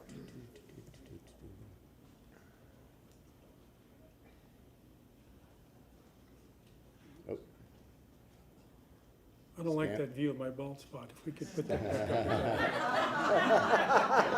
That reminds me of the first time I realized I was bald. It was through a camera like this, and I'm like, who is that bald guy? All right, great. This is good. Okay, great. So my name is Don Roberts. I live at 409 South Delaware Avenue, which is within Spanish Town Creek. And before I get into my remarks, I want to remind everybody that the historic character of these neighborhoods is destroyed gradually, one project at a time. It's historic, it's coastal high hazard, it's residential. I'm asking you to vote this down so it doesn't disturb those things that many people spend a lot of time thinking about and how to put it together. But this particular project looks like it could be a good idea. I just think it's just bad execution. It's a boutique hotel. It's 7 stories. I'm not sure I'd call that boutique, but it's a boutique hotel, restaurants, condominiums, event space. That sounds good. I wouldn't mind having that near our neighborhood. The problem is where they actually put it. They're trying to take this residential section, make it commercial at the historic district. I won't go through all these. You've heard a lot of them all day today. And as you've also heard today, you heard this from the various staffs within the city. Historic, architecture, planning have rejected this in whole or in part. And I ask you just to listen to those folks and look at these things and realize this is not something we want to have in this neighborhood. I'm not going to talk about all this. I'm just going to talk about a few that show that this project will be inconsistent with the character of this historic neighborhood that I live in and many of us do. Whatever gets put here, in this case a hotel, it's going to need truck delivery, trash pickup, parking garage, if it's a CMU 35 type of structure. And in the renderings, the applicant has provided it's attractive bays for delivery vehicles. You got some ivy around the doors. It's clean, wide asphalt streets. There's no opposing buildings. It looks great. But the reality is, this is what that street looks like. It's Bay Street. It is a narrow brick street. It's got businesses across the street where people park on on-street parking. It's too narrow for opposing traffic to pass. They're asking for a variance that allows 55-foot truck to actually maneuver on this street. Commercial roll-off dumpster delivery will be on this street, parking garage access. This will certainly ruin the block to the right, but the block to the left, people who aren't really part of this transaction will also have. Just remember, this is about the future land use, so just. I understand, and I appreciate that. I'm just getting to the point. This is one example of what a CMU might create. The rendering here, backing up a little bit, they were suggesting a place such as this. Again, with wide streets and asphalt streets and no opposing buildings. This large event space will actually go on a street that looks like this. Bay to the left, Brevard to the right. You'll have, again, narrow on-street residential parking. There's actually residences on the right-hand side here. It's not businesses. It's too narrow for opposing traffic. Ride-share pickup would be right here. Drop-off would be right here. This is where truck deliveries would come in. Again, even if it doesn't become the hotel, it becomes something else. It'll be whatever is needed for a CMU 35. We'll need similar things. And that is just not in character for this hotel. You've heard a lot about traffic today. This is some traffic things brought up by the applicants. I'm not sure what these things are showing. There's nothing on the left-hand side or vertical part of these graphs. Call them traffic things. There's 2 for each of the schools, and the blue line for the hotel, what they think is going to change traffic in this area. I guess the assumption is since blue is below those peaks, it won't be a problem. But the reality, everything is additive. And so with this type of change on this block is additive. It'll on these burdened and narrow streets. There's already car lines in there. It's dangerous for these school pedestrians.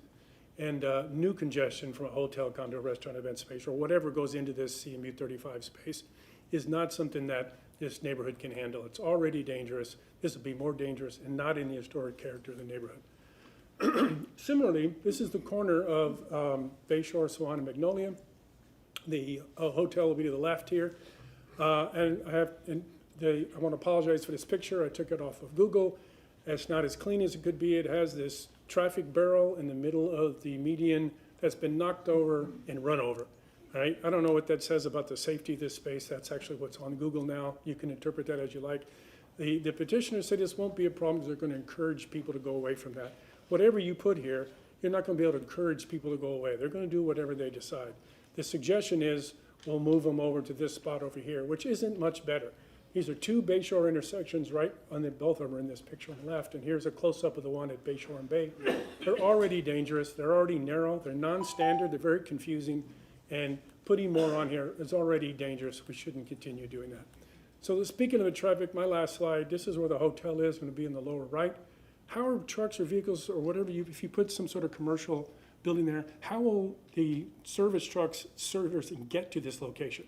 I'm not quite sure. I've asked that question during these mini meetings, and it's not clear to me. We have Howard and Armenia off to the left, and Boulevard here in the middle. It's not going to be very good. Thank Good you very- idea. Thank you bad very much, execution. appreciate it. Thank you. Next speaker? What's that? State your name first, and you'll have 3 minutes. Okay. I'm Mary Esther Parker, and you want to know where I live? I know you don't have to say, unless you'd like to. Okay, I have lived in Hyde Park for 50 years, and if everything had been granted that's been asked for us in 50 years, nobody would want to live there anymore. First of all, thank you, everybody, for coming down. You have to face us. Thank you, everybody, for coming here tonight on this behalf. Let's see. So anyway, somebody said earlier, this is the perfect location. It's the perfect location for a lot of things. It's not appropriate. Thank you. You get the award for brevity. Next speaker? I'm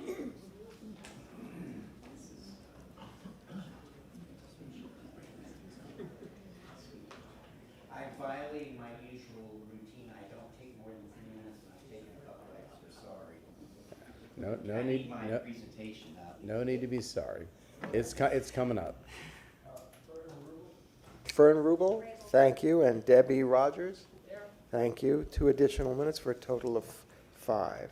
Patrick, start with your name. You have 5 minutes. I'm going to go ahead and start introducing myself. I need my presentation. It'll come up. Okay. We see it. There you go. I'm Patrick Chimino. I've lived in Hyde Park for 35 years, and I want to express my opposition to the land use amendment, primarily focusing on the intensification of uses as well as the density that this would allow in its maximum, as you've heard. This is an egregious request. There's no isolated mixed use in our area. Even the village is much less dense than this project, and that's a mixed use. Some on Howard and some in other areas. Bank of Tampa and in the neighborhood, you've heard that. This is a quick graph of what the current use is and what the proposed use, and the proposed use intensification doesn't even meet the potential. So you're approving this land use would approve even more than this, which is already egregious. You've heard about all the inconsistencies. I want to make a comment about the ARC on the land use decision. They looked very confused. There were 5 members there. They voted 3-2. They didn't even know what they were voting on. They at least came to grips with reality with the zoning, requesting denial of the zoning. So we don't need theoretical graphs or anything. We have the village near us to understand what intensification of services is. It's a real, I live half a block from there. There are hundreds of multifamily, there's commercial and restaurants. There's no way parking for residential it's a fraction of the intensity of these other uses. So I personally studied the trucks because that's a big deal. You have intense services, you need trucks. I've worked with the village management, the restaurant and store management. I interviewed truck drivers in my role in my neighborhood association. One restaurant, a fraction of this project generates 5 or 6 truck deliveries a day, 3 of which are tractor trailers. They come early in the morning. Some come at 4 a.m. to get the grease. So what's de facto about trucks? There's no truck routes into Hyde Park. They navigate through our narrow streets, and they say they have to go any way they can avoid detours because of our dilapidated infrastructure. They legally can park in the right-of-way. They block traffic, make noise, belch exhaust, damage historic and other street signs, which we pay for. They damage trees and clip cars. People come up to me all the time, did you see what happened to my car? Well, I'm not a policeman, but I know it happens. This is a truck turning in one of our narrow streets. People say they want amenities. Hyde Park Village is centrally located in the historic district. There are 20 eateries in the village, 20. It's 5 blocks from this proposal. Except the most dense urban environments, you don't need to have mixed use spread everywhere. Do we need a mixed use every block, every 2 blocks, every 3 blocks? Because this is 5 blocks. I mean, come on. So I've been very curious because the Brazilian court is touted as, and I'm sure it's a lovely place. This is a picture of the front of one side of it. I don't know which one. I did a Google Maps tour. I also looked at their historic guidelines, which are based on the interior standards, the Department of Interior standards like RR. And this is a quote, "Similarly, new structures should not exceed the average vertical or horizontal rhythm of the area. I contend this project would never get approved in Palm Beach, and I'm going to give you, this is the Brazilian court, which is lovely. Big setback, articulated, landscaping and stuff like that. Another view, this is the surrounding community. Residential, less than 2-story, lots of foliage, lots of setback. This project wouldn't sit there. This level of density, intensity, it wouldn't make it. They would run them out of town. So with that said, you need to deny this land use. It's inappropriate for our historic district. And I'm going to quote one of the emails that was sent to the city. Please just say no to this madness. Please do that. Thank you. Thank you. Next speaker. All right, I got a picture, I guess I'll just put it right here. You drop it, it'll come on by itself. All right. And All right, my name is Bob Kelly. I live at 703 South Brevard. I live directly across the street. And me and my wife are in opposition to this project. You know, I've been a licensed general contractor and real estate broker in Florida since 1978, still am. That's 48 years. I've got some experience in this kind of stuff. And the way I see it, the current zoning of office residential is textbook. It does exactly what it's supposed to do. It reduces the building heights as you come into, you know, as you pass the bank. It reduces the density height, and it reduces the density use as we approach a residential neighborhood. And this one is the historic Hyde Park neighborhood. It deserves not to be disturbed. We are probably the most popular walkable neighborhood in the area. Our children walk to schools, we walk our dogs. It's really a peaceful and serene place, especially on the weekends. Any extreme use change, especially to commercial, changes everything. It goes almost automatically to 24/7, 365 days a year. We got the delivery trucks, we got the guest services, we got the Uber and Lyft pickups, now we got an event center, we got valet parking, racing all around, parking cars. You know, I only see it as worse than trying to live across the street from the village down there. The size of the project is also extreme. It's not proper planning. You know, we're supposed to be stepping down. That's what you're supposed to be. As you approach a neighborhood, you start stepping down so you blend in. This is like going off a cliff. It's as tall as it's a 300 by 700 foot concrete rectangle.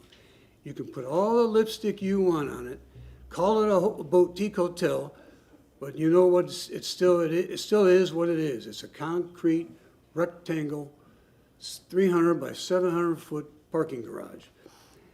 You know, I just don't think it's necessary. We don't think it's necessary. Flooding, you can see by the map, that's just one of the sheets of paper, one of the floods. This is another one showing the aftermath. That's just last week.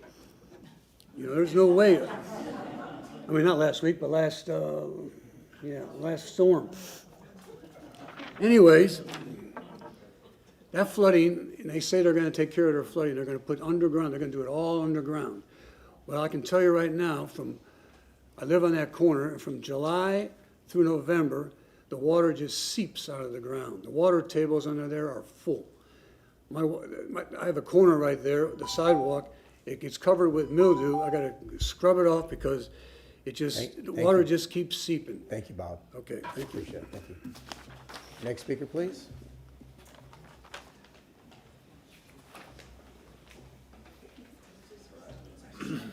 Thank you. Mr. Hanlon has one name, Bev Hanlon. Do I see there? Thank you very much. One extra minute, please. Total of 4. And if you're downstairs and you're planning on speaking, we have seats available. You can come upstairs now. My name is Joe Hanlon, and I live at 701.5 West Swann with my wife in a rehabbed carriage house like this. The garage doors are fake because we complied with the ARC requirements. There's no garage back there. Our house is directly across from the subject property. We've lived here for 13 years. We've owned the building and the carriage house for over 40 years. We oppose this land use change, and I'll make 3 points to support my opposition. First, and you've heard this before, the staff reviews. Second, the impact on our neighborhood, traffic, parking. And third, I'm going to say something I don't think I've heard said here before. The current zoning is good. 71 townhouses on that 2-acre site with the alleys and garages is going to be great for our neighborhood. Full of families, all their cars parked in down the street. They built 7 of these things and sold them for more than $2 million. So there's a moneymaker for 71 of these townhouses on Yeah, that lot. you have to face this way. The microphone's in the podium, so they can't hear Yeah. you if you do that. So, let me go over those points. This proposal has been rejected by all 3 public staff reviews. They all found it inconsistent. These are publicly funded experts, engineers, and planners knowledgeable about these requirements, and they studied it closely. They projected the impacts on this residential neighborhood known as Spanish Town Creek, and they all concluded that it didn't fit in this neighborhood, advising you to reject it. I'm asking you to follow your staff's recommendations. 2, consider the impact. This would be a disastrous catastrophe for me and my neighbors. We live on narrow, mostly brick-paved, old-fashioned streets. We have no parking now.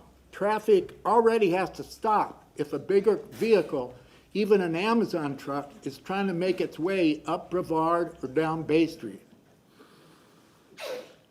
School children's parents line up 2 times a day at Gorey, so that's dangerous over on Gorey. This is not a commercial area like Hyde Park Village. This site is totally unlike the Epicurean Hotel on Howard, which is nestled, almost snuggled, into the crosstown elevated part, behind the building, out of the way of traffic and residential neighborhood. A 120-room hotel, large restaurant, and event center seeking large wedding parties will be a parking and traffic nightmare for me and my tenants in my 4 units because we already have limited street parking. But my third point is the most persuasive, simple,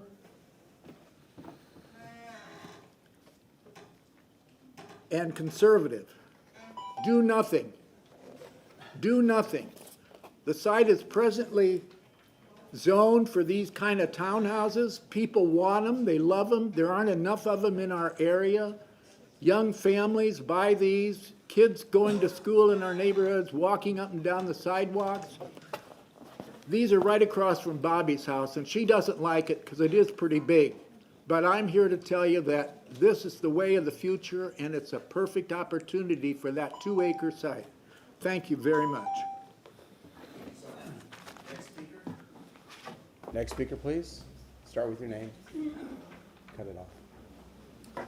I'm Susan Turner. I live at 702 South Fielding, and I'm here to address the land use issue and did some research. If a project calls for a 122-room hotel, a 230-seat restaurant, a 4,000 square foot event space, a market, 8 townhouses, 21 condos, a gym, a spa, and 2 pools. Research regarding staffing alone for those areas revealed an astounding number of persons required to operate those venues. According to a highly successful restaurant owner in the Tampa Bay area, an upscale restaurant of this size requires 85 to 100 staff members, not including valet. According to industry standards for upscale hotels in the area, a hotel of this size requires at least 1 staff member per room. That is a conservative estimate for a luxury hotel. Staff for a 4,000 square foot event space, of course, according to events, 4,000 square feet can accommodate 200 to 500 persons. A conservative requirement for a 300-person event is 30 staff members, depending on whether that event is a cocktail reception or a full-blown wedding dinner. So if you count the bodies, guests and staff, for just the three major venues, a low ball estimate is 890 persons at a time in that one small block. The gym, the spa, the market, the pool, the valet staff, the clients in those locations, the condo residents, there are well over 1,000 persons then, highly increased density. And if you count the vehicles for those two narrow two-lane streets, two of which are old brick streets, it is safe to assume the staff would not Uber in and out. And there are limited options, as we know, for public transport in Tampa. Many guests will drive in, so you have a highly increased density in vehicles. Thank you. We urge you not to change this land use designation. Thank you very much. Have a good night. Next speaker. Good evening. Good evening, council members. Start with your name. My name's Sean Belalovic. I live at 702 South Fielding Avenue. And I have a confession to make. I'm an historian. So you may know where this is going to go. I want to thank you very much for allowing me a few minutes to speak about a project near and dear to my mind and my heart. I taught American history for 50 years at USF and proud of it. Like most young faculty members, I wanted to buy a home in Tampa and watch the evolution of Seminole Heights, Sulphur Springs, West Tampa, and yes, Hyde Park. Places with character. Oh, how I wish for the resources and the luck to find a house in such a neighborhood. No cookie cutters, no prefab here. Bungalow designs. Wow. Century-old residences of brick, wood, with front porches. And then, in 1979, I still did not have the resources, but some luck came my way. Sure, there were problems. Few folks wanted to live in Hyde Park, parts of Hyde Park. They were marginal. If you can remember those days, there was some crime. There were some crumbling houses too. What changes have taken place? My wife and I live only a block away from the proposed development. We have witnessed the money, the commitment, and the sweat equity dedicated to restore the area that it has become today. As an historian, I am deeply troubled at the damage that would be done to one of Tampa's few unique neighborhoods. 100-year-old homes, ladies and gentlemen, are special in our community. And residents, old and new, have struggled physically and financially to ensure that special nature. Events of all sorts, as you know, occur throughout the year, including street markets, art shows, and of course, Gasparilla. How many of our neighborhoods have annual open houses and home visits? Dozens of locals and visitors walk by our home each day, often being pulled along by their dogs. How preciously we have guarded our homes, our schools, our churches. Additional growth and reconstruction may be in the future, but a crowded development is not in the historical legacy of our neighborhood. We are left with the question, what is progress? I stand in opposition to this proposal. Thank you, sir. Next speaker, please.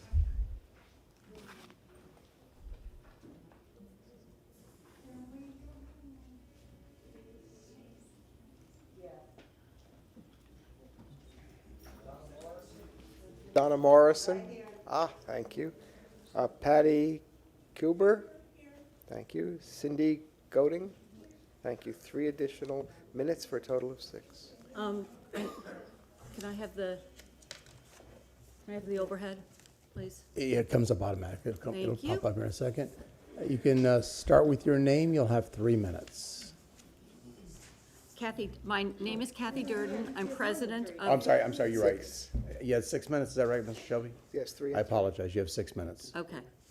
My name is Kathy Durden. I'm president of Tampa Realistic Artists, a nonprofit art center, which you see in front of you. Since 1968, Tampa Realistic Artists has owned and operated the old Hyde Park Art Center at 705 West Swann Avenue. We are a vital city and community resource as we operate the only nonprofit art center within the city limits of Tampa. Our building is located between Boulevard and Brevard, 1 block west of the subject property. The 1,100 square foot old Hyde Park Art Center was originally a 1-room schoolhouse, the original schoolhouse west of Hillsborough River, and is a contributing structure of the Hyde Park Historic District. I'm going to point out, this is our building, this is the subject property. Take a moment to look at the scale of our building and the subject property, and the streetscape there. We are committed to historic preservation and are currently in the middle of renovating our building's facade in conjunction with an historic preservation grant with Hillsborough County. I've lived at 1820 West Richardson Place in the Hyde Park Historic District for 37 years. I've also been president of the Historic Hyde Park Neighborhood Association and of the Historic Hyde Park Garden Club. When I was president of HHP&A, I worked with a committee of our members and the city in an inventory of all the parking and street signs on Swann, from Bayshore to Swan Pond and the Selman Expressway, resulting in suggested changes in both parking and street signage. The proposed compound amendment would result a permanent change to the property. It would result in changes to the property in perpetuity. A change to the comprehensive plan on the property to commercial would open up the property to a wide variety of uses that are inconsistent with the historic district of the neighborhood. These include uses that are far more intense than is currently allowed. This is not a commercial area. This is a residential area. Look at this. This is our building right here. This is the size of the buildings in the block just to the west of the subject property. The current plan calls for residential multifamily, which is entirely consistent with the surrounding neighborhood. We're not against development of the property in a manner that's consistent with the current plan. We're against the changes of the comp plan that would allow this much more intensive development. These proposed commercial uses would require infrastructure that is inconsistent with the surrounding neighborhood and incompatible with the historic district.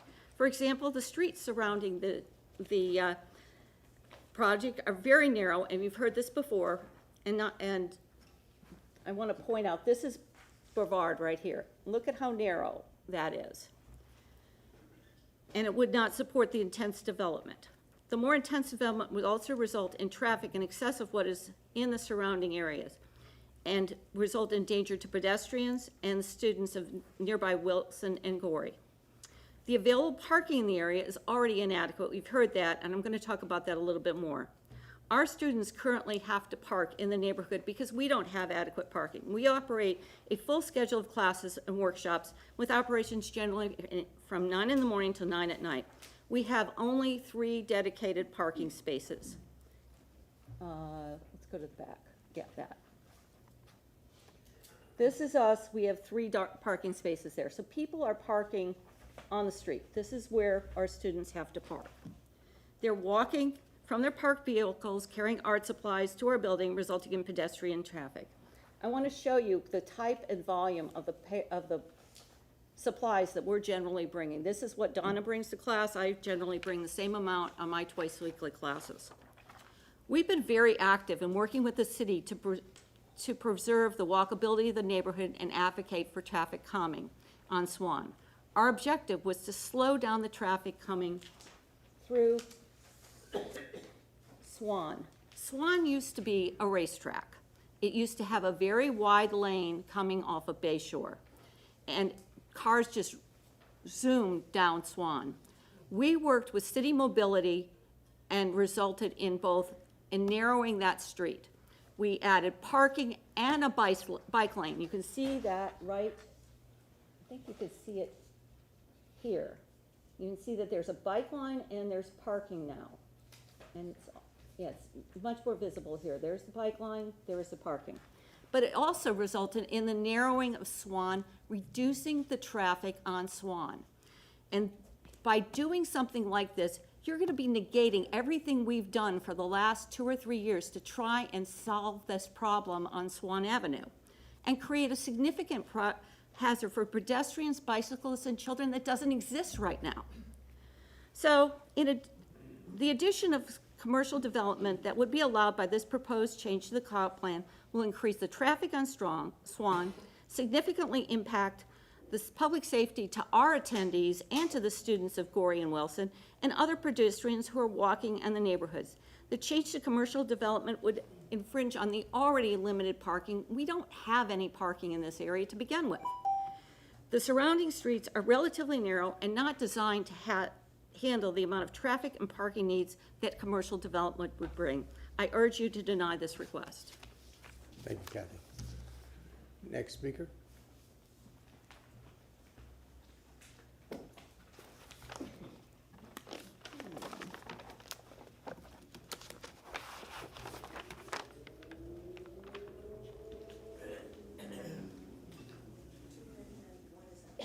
Where's the outside person coming in? And who's that? Come on in. Hello, Jenny Smith? Carrie Cavallino, okay. Jenny Smith. In the back, okay. I see it. You could say something, I can't, sometimes I can't see. And Jennifer Stalin? Stylen, okay. 3 additional minutes for a total of 6. Pamela, start with your name. You have 6 minutes. Okay. My name is Pam Canella. This land use change needs to be denied. This is a massive development. Property is located within our residential Hyde Park historic neighborhood and a coastal high hazard flood zone. There are at least 20 to 22 residential high rises and towers now along Bayshore Boulevard flood zone. This proposed development would increase density and flooding. Number one, by impacting the safety of the residents in this neighborhood by affecting the availability to residents for hurricane public shelter space. Can CCTV put this up on the monitors? So it's not up there? No, now it is. Go ahead. Okay. Number 2, it also impacts the safe and timely evacuation of residents, as this is an evacuation zone. This proposal is a prime example of irresponsible development, and it is inconsistent with the Tampa Comprehensive Plan and our Florida Statute 1633177, which limits and greatly discourages development in our coastal high hazard flood zone. Increased development brings catastrophic potential, as evidenced by the devastating 2024 hurricane flooding. The City of Tampa Vulnerability Assessment 2025 reports, 1, Bayshore Boulevard is vulnerable to deterioration due to rainfall flooding, storm surges, sea level rise, and overdevelopment. Number 2, Bayshore Boulevard is lowest at the north end location of this proposed site. Number 3, the low-lying inlets at Swann, Magnolia, and Bayshore intersection could see regular high tide flooding because of the connection between the outfalls and roadway inlet, as stormwater outfalls allow water inland. The vault proposed to fix the flooding is useless. The city stormwater engineer reviewing this application explained to me that it's based only on conceptual. He's only given information he needs to know. He didn't know about it being in the coastal high hazard flood zone. This proposed vault shows it's connecting to our existing drainage inlet at Swann, Magnolia, and Bayshore, the same inlet I have just spoken about. These pictures show, the first one, that there's this city zoning sign is blocking the inlet and floating in the water. They're already full of water. The next one is the Bank of Tampa.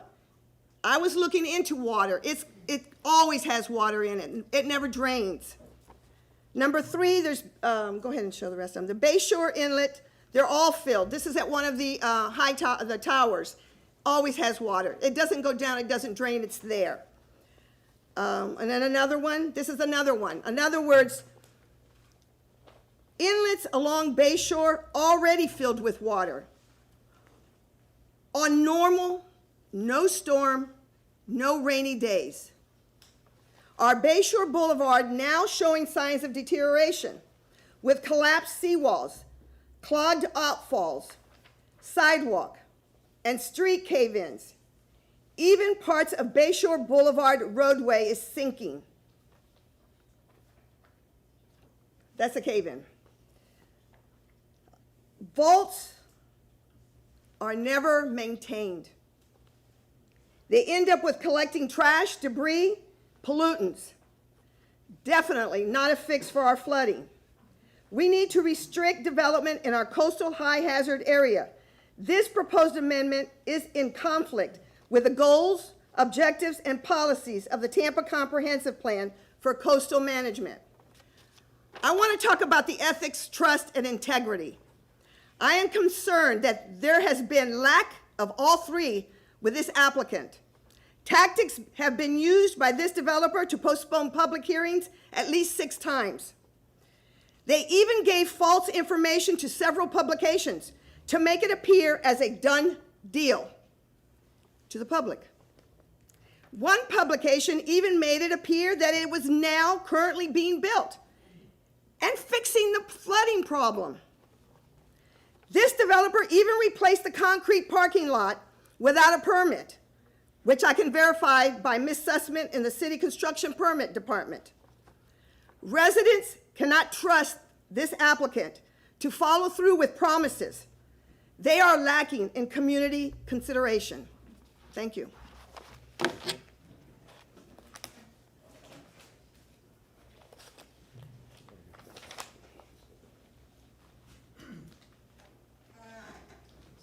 State your name, you have 3 minutes. Good evening, City Council members. My name is Gabe Quinn. I'm a recent UTampa graduate. I now live and work full-time in South Tampa. I'm here tonight to express my full support for the Magnolia Hotel project. I care deeply about the future of the city, and that is why I'm here tonight. This project is exactly what our city needs. It will introduce incredible public amenities to Bayshore, an area that feels entirely cut off to me and other young professionals. Like someone said earlier, there are many other cities that are new and booming and cool, like Nashville and Austin. But projects like this make me feel confident and hopeful in my future here in Tampa.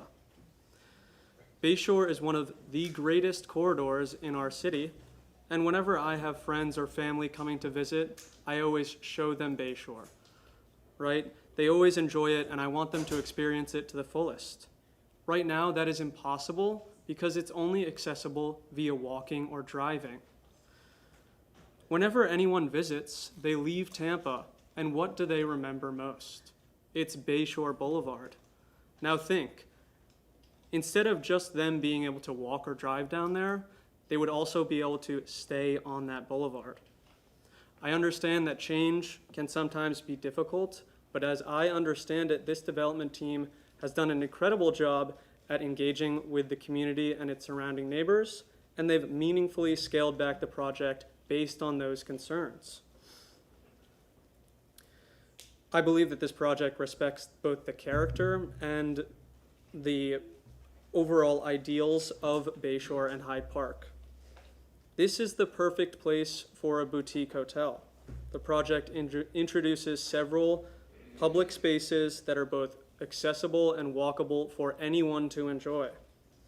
These amenities will support both local businesses, and they will provide a welcoming place for residents and visitors alike. We desperately need more places like this, especially along Bayshore. This project means something to me because it creates a new and exciting mixed-use space. And I do worry that if this does not pass, what we'll see is another monstrous, incompatible, inconsistent development that we don't have any control over, or little to no control over. Please do not let this happen. You have that choice. This is a very well thought out project. It serves both our community and the neighborhood, and I urge you to vote yes. Thank you for your time. Thank you very much. Next speaker, start with your name. I'm Frank Belosa. I live at 509 West Bay Street in the Christianstead condominium. Also in an office building on Bay Street, just adjacent to the proposed project. I'm not going to take a lot of time. I agree with all the staff that identified all of the inconsistencies and all of my neighbors who recognize all the issues that they're going to encounter. Our focus was on traffic, and to that, and I just want to tell you that there's going to be a lot of traffic, so we have an engineer, traffic engineer, who's You gotta going face to this way. detail. Sorry. That's okay. This is going to detail the inconsistencies in their own traffic analysis. And I'm going to introduce Don Skelton with Merrick. Do you have a speaker waiver form? Yes. Guido, would you do that? Sure. Well, you know, I'm going to get. Guido was going to go to law school. I'm going to give you an extra quarter. I have a speaker waiver form here. Do I have a Ross Miller? All right, we have an Art Miller. All right, Leslie Harvey. All right, Alice Belosa, right there, and David Ezel. Thank you very much. That's 5 extra minutes. You have 8 minutes total. Hi, Leslie, back there.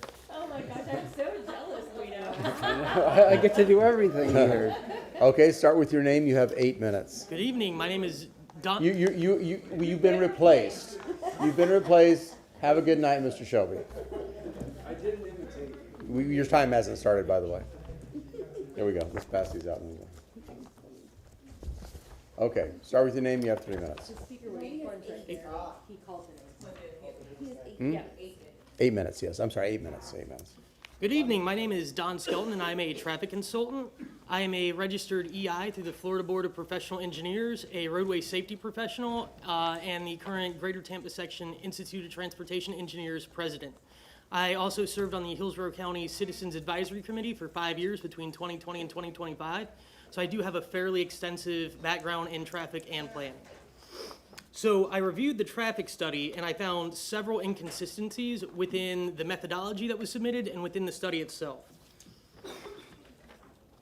So to start, this is a copy of the most recent site plan that was submitted through Acela. This does not show everything that's been spoken here tonight, both by the opposition and people for the development. I've heard things about event space. I've heard things about, what was it, a restaurant. People can't wait to take their family there. I don't see that on this site plan, so how could it possibly have been analyzed? Those are impacts that absolutely do need to be looked at. On this site plan, there's a cafe shown.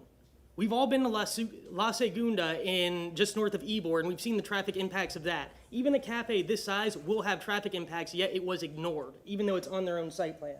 I'd also like to point out that this development is showing 1, 2, 3, 4 driveways, but yet on the trip distribution provided in the traffic study, they route no trips down any of those streets. It's interesting, the only street they do route trips down is Swann Ave, which does not have direct access. So I'm not even sure how that one's possible. We already kind of seen the project area, but if I was looking at this, I would have picked at least 4 study intersections, the 4 adjacent to the project, because that's where the highest impacts will be. That's where the most of these project trips will be going through, yet each one was ignored. I don't know how they got to so this is another inconsistency. The methodology has 3 study intersections, the traffic study has 4, but yet again, none of them are these. I'd also like to point out that in February of 2025, a traffic study was submitted through Acela, and there was no analysis part of that traffic study, none whatsoever. The comment from the city, which I have printed out and I can share that if you'd like, was there is no analysis, you need to redo it. A few weeks later, they submitted an updated study. Yep. You have to tie this to the future land use. So just FYI, because we're on a future land use hearing. So you got to So it has to do with the land use. If you change the land use and allow these kinds of land uses, the traffic impacts were not analyzed. How can you change the land use without knowing what it's going to do to the traffic network? That's kind of where I'm going with all this, but I'm focusing on I just want to make sure you do some kind of connection. So within the traffic study, again, we don't know what exactly is going to go on here. What they showed right here, it's something that I had our site civil team look at, and they said that's extremely unordinary. I've never seen this, a left-out driveway onto a 2-way street. Again, a street that they didn't route trips down. There was also discussion of a signal warrant analysis being done at this intersection. With this many trips, with a land use, am I too off?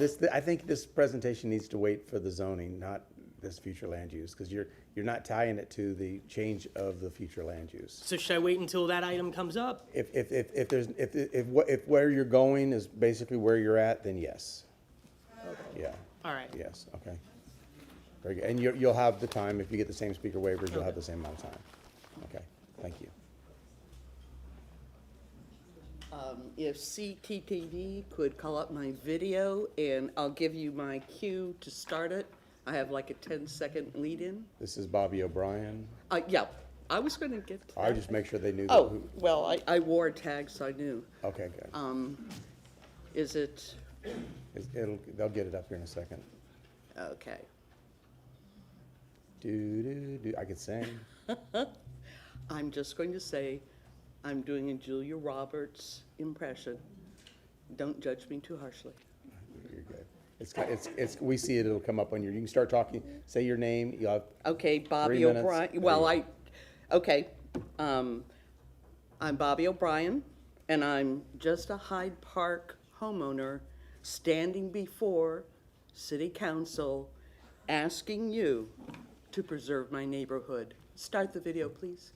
Yeah, Years ago, we bought our home in historic Hyde Park because it was residential and on a brick street.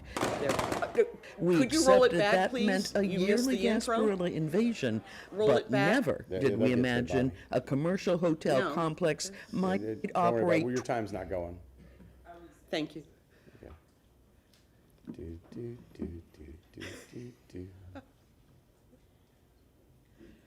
I should have brought a thumb drive, or I did, but. I think the Tampocrats should be saying There we that go. now. 40 years ago, we bought our home in historic Hyde Park because it was residential and on a brick street. We accepted that meant a yearly Gasparilla invasion, but never did we imagine a commercial hotel complex might operate 24/7 next door. Let me show you my neighborhood. I live on Bay Street, a historic brick road protected by city ordinance. It's 3 blocks long, only 24 feet wide, yet developers plan to make it a truck route for daily deliveries and garbage pickup. This entire block is designated residential land use with low-impact offices, and so is across Bay Street. But if a CMU 35 land use is allowed, shopping malls, entertainment venues, any general commercial use can be built. This is Magnolia, another brick road recently repaired because traffic already is too heavy. Yet Magnolia would become the main road for the hotel, restaurant, and condos. This corner of Magnolia, Swann, and Bayshore always floods from storm surge. The entire 2-acre block is in the federal flood zone, CHHA, where density is not supposed to be increased, and council agreed in their April workshop last year. And the intersection is so deadly, the city is planning a traffic signal Yet, that won't decrease traffic. Cars back up for blocks when schools let out at Gorey and Wilson and when there's a lightning game. A proposed CMU land use would only add to that traffic congestion. And consider the safety of the children walking to school with increased traffic and the transient nature hotels bring to neighborhoods. Everything here is demolished. Please, keep the historic scale, density, height, and mass in line with our Hyde Park neighborhood. Deny this commercial land use request. I'd like to add to that, I'm part of the neighborhood. No one shows you. The developers did not show you the photographs of our part of Bay Street, which is closer than the sections across Swann. When this developer bought the land, he knew it was residential. He knew that it was part of the CHHA. He knew that it was in a historic district. He has no entitlement to a CMU 35, none.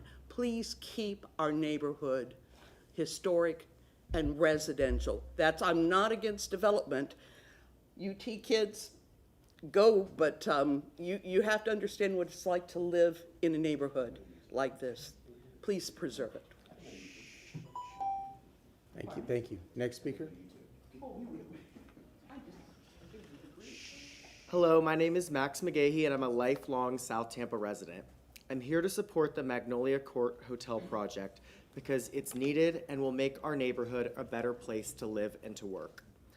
We're here today because we love this community, but realize that there are too many eyesores and dilapidated buildings in our neighborhood and not enough places to invite friends and family to stay and visit. I believe a hotel like the Magnolia will improve the quality of life in Hyde Park and increase property values. It represents what city life should be about. There are a lot of South Tampa residents who are excited to see this project come to fruition. But we must be honest. Although a lot of our friends and neighbors feel the same way, there's a well-organized professional campaign to intimidate those who would like to see this kind of wonderful addition to our neighborhood. We understand concerns about parking and about congestion. They are legitimate questions, and as far as I'm concerned, they've been addressed by the developers. And while good people can disagree, we're concerned that just about every effort to improve the quality of life in South Tampa with good projects is met with automatic hostility, intimidation, and even phony petitions of opposition. No one wants to see Hyde Park and South Tampa overdeveloped, but we do want to live and stay in a dynamic and thriving community. It's projects like this that attract myself and my peers who grew up in South Tampa to move back here once we graduate from college. We implore you to consider our support for this project and not just the loud voices who oppose everything. What we don't want is a taller, bigger apartment building which will do little to improve the neighborhood, which will happen under the Live Local Act, whether the City Council likes it or not. Thank you.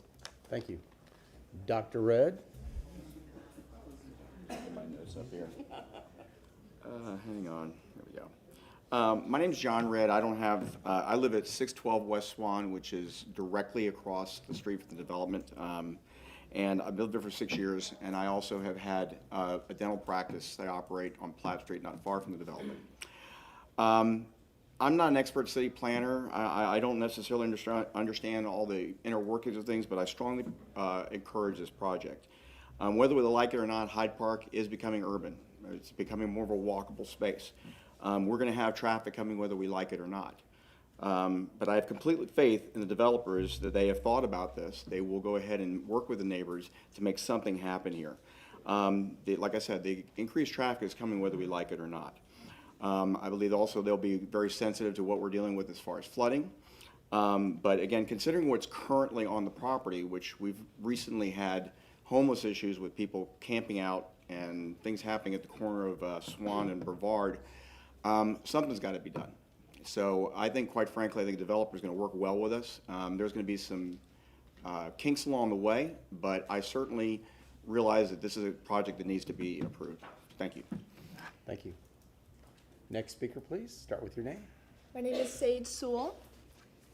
Hello, City Council members. My name is Sage Sewell, and I fully support the Magnolia Hotel project. I'm a recent Tampa graduate, go Spartans, and have decided to stay here and start my career. I love the historic feel and the unique character of the neighborhoods like Hyde Park, and this project will not ruin the Hyde Park or surrounding areas, it will enhance it.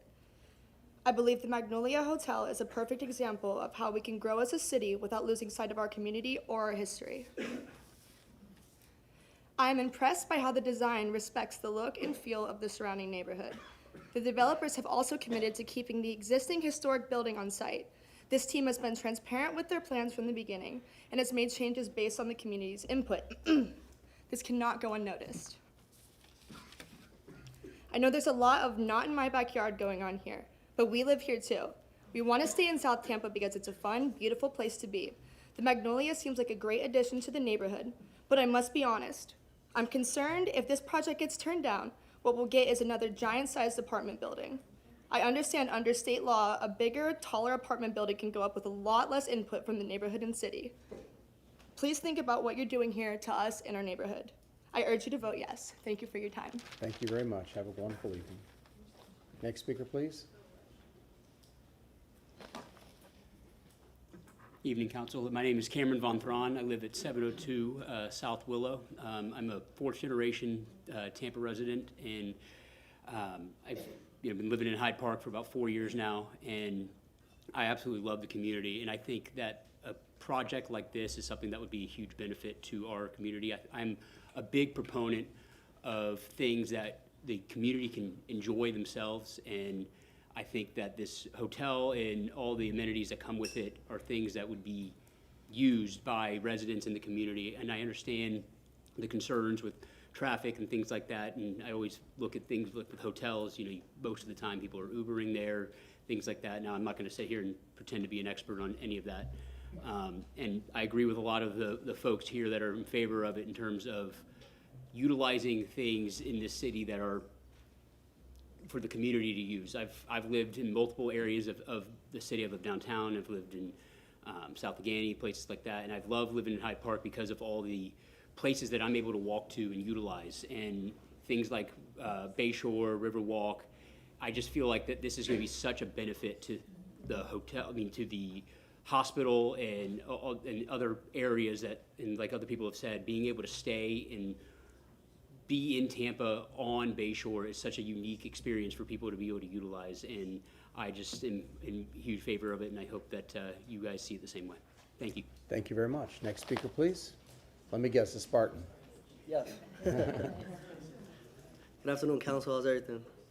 My name is Adrian Rodriguez. I graduated from UT, as you can already see, and I live on Bayshore with a couple of my roommates on 2706 West Ballast Point. I'm originally from Jersey, and my parents are Hispanic immigrants. So trust me, they taught me to work hard, stay humble, and appreciate any place that gives you opportunity. And Tampa's that city. That's why I stayed here, and that's why I want to stay here, make a family here, and everything. Honestly, one of the main reasons I stayed is because after graduating was the energy, as I was just saying. Tampa's growing, and it feels alive. 4 years ago, my school wasn't even as constructed as where it's at right now, as you guys can see. I saw an old pool. Now there's a new pool on viral on TikTok and everything. People run here, walk here. Bayshore just attracts a lot of people. As we already experienced the city, there was at least like 600,000 people on Bayshore for Gasparilla and everything, and Tampa's amazing. So I'm here to support the hotel project because it actually fits a real need, and I can tell you that from personal experience. When I graduated, more than 50 family members that I thought I didn't even have wanted to come, fly down, and book a hotel. But unfortunately, we had to get 2 or 3 Airbnbs, have people inside of it, and it was very complicated. So a hotel right next to the school is a very good idea. So most UT students don't have cars, and I didn't have one for years. And I believe that the hotel could actually provide jobs for the students. I walked and worked at a coffee shop in downtown, and getting jobs close to the school is very important for students. Another apartment building doesn't solve anything. We already have enough residential projects popping up. A hotel brings something different. It supports tourism. It supports university events that could happen. It supports small businesses up and down Bayshore. This isn't just about building something new, it's about building the right thing. And I think the hotel is a good thing to add for everyone in Tampa. I love this city, and that's why I chose to stay here. And I believe this hotel will be a positive impact for the community. Thank you for your time, Council. Thank you very much. Next speaker, please. Good evening. My name is Aidan Narodsky, and I'm here to show support of the project. As a young resident, I want to live in a city that is accessible and that prioritizes positive, respectful change, especially when it comes to public spaces. What stands out to me about this project is that it doesn't just add a building, it upgrades public amenities along Bayshore. This project creates more opportunities for more people to engage and enjoy one of Tampa's most important waterfronts. The design itself reflects thoughtful planning.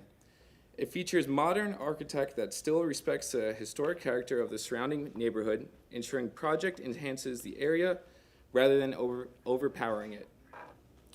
The flood zone challenge in this area has existed for many years, and there's already multiple condo projects planned or under construction throughout the surrounding area.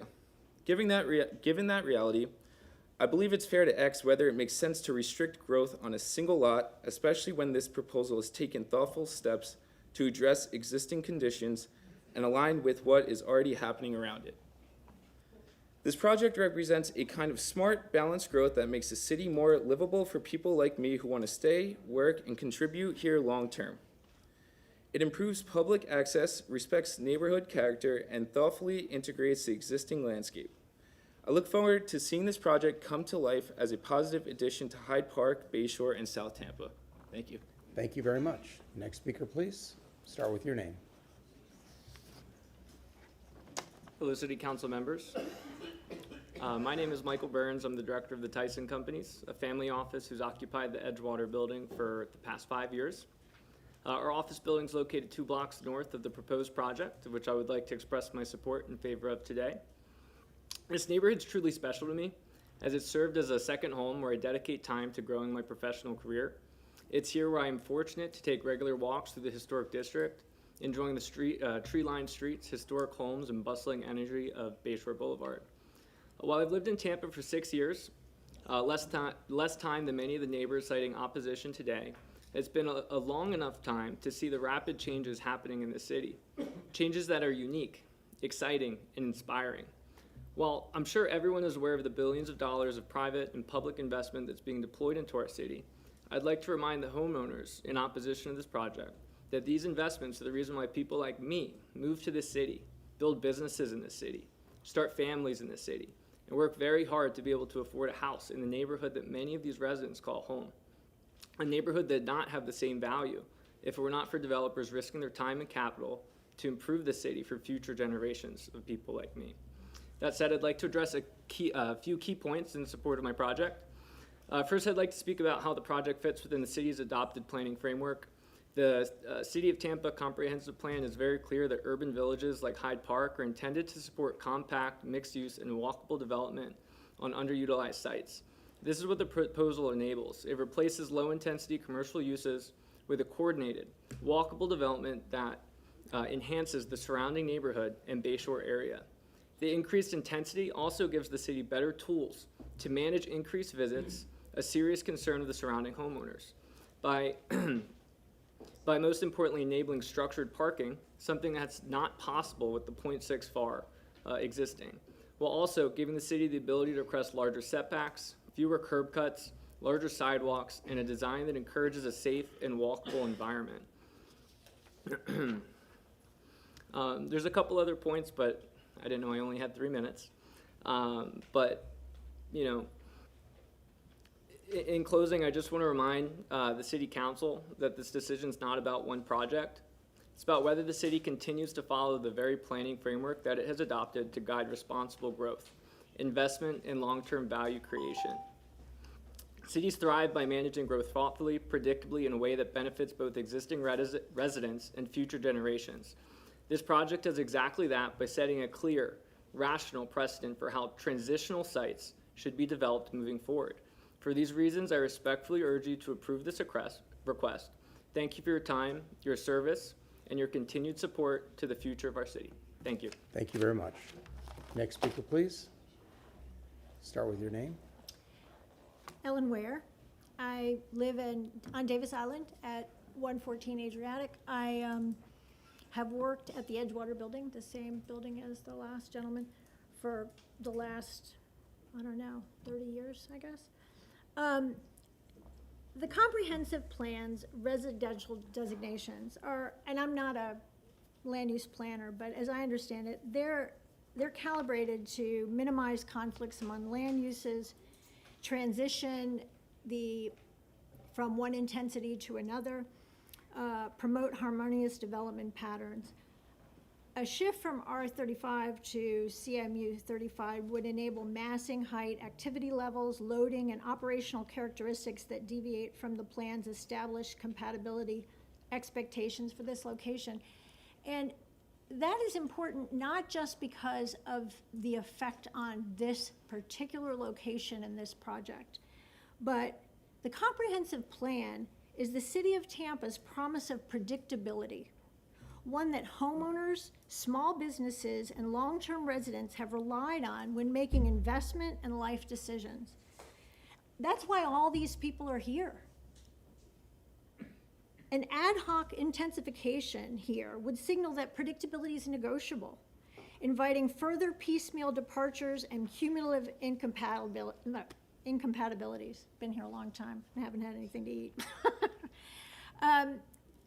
The requested up designation would introduce an intensity and scale of development that's incompatible with the surrounding residential fabric, undermines the comprehensive plan's core objectives, throws the whole idea of land use planning even more into flux than it is because of the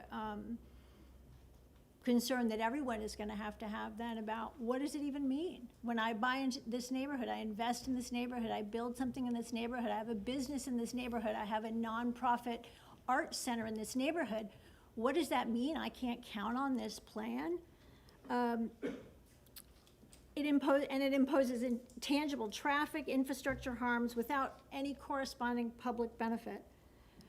Hyde Park's distinctive charm derives from its human-scaled streets, fine-grained lots, historic homes, context-sensitive infill. An oversized, out-of-scale CMU, well, 30 seconds. Yeah, you got more time. So I would ask you to please consider all this and everything all my wonderful neighbors and colleagues have said and deny that request. Thank you very much. Thank you very much. Next speaker, please. Start with your name.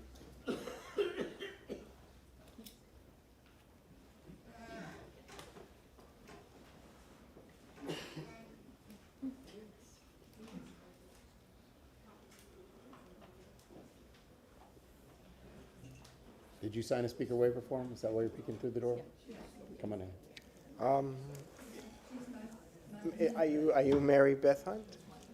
Thank you. 1 additional minute for a total of 4. Okay, start with your name. You have 4 minutes. May I put this down first? Yeah, it'll come on automatically when you drop it on the wolves. Yep. I just need to orient it. There you go. Yep. And as soon as you start, they will have it up on the other monitors as well. All So right. say your name and they'll put it up there. Good evening. My name is Linda Hanna. My address for my business is 600 South Magnolia Avenue. I'm the third in the row who has an office in the Edgewater building. Bill Platt and I were the first new tenants after it was renovated in 1996. Both my children attended Gorey and Wilson Middle School, and after school, they both walked down to my office in the Edgewater on Magnolia, only a half block from the proposed comp plan change. The question you must answer tonight is whether the requested increase in commercial development and intensity that would be permitted under the proposed change in the comp plan designation is consistent with and is compatible with the surrounding neighborhood and is appropriate for the location. The requested change to allow CMU 35 designation will allow, as you've heard before, significantly increased density and intensity for a variety of commercial uses, including hotels, restaurants, gyms, retail, and my personal favorite, mortuaries, as well as commercial and multifamily residential buildings of greatly increased mass, scale, height, and width. What concerns me most is the increase in scale, mass, and size that it will allow on the property. Any building that approaches the maximum height and width allowed by CMU 35 would be totally out of scale with any existing building within the area between downtown, Hyde Park Village, Bayshore, and the Crosstown. But while we are not here to discuss the current PD proposal, it turns out it's a perfect example of the size and the scale of the problem with the mass. After looking at the city's Google Maps of the areas described, I found no building even close to the scale and size of the proposed building and that fills that site, which is near the limits that the CMU 35 allows. For example, this stunned me. When you look at it from the sky, you can see that 2.5 Bank of Tampa buildings could fit on that website in the proposed building's footprint, as shown in this Google shot. This is the proposed site, which is going to be pretty much filled, and we've taken a notch out for the bungalow that they're going to leave, use and keep as it is. This is the Bank of Tampa. And in addition, this is Hyde Park Methodist Church. This is Gorey. This is the Allegro. This is Wilson. None of them come there's just nothing close to this size and scale. You'll also see that each of Gorey, Wilson, and Allegro would fit into about half of that footprint, and all have deeper setbacks, more green spaces, and are not nearly as tall as this is going to be.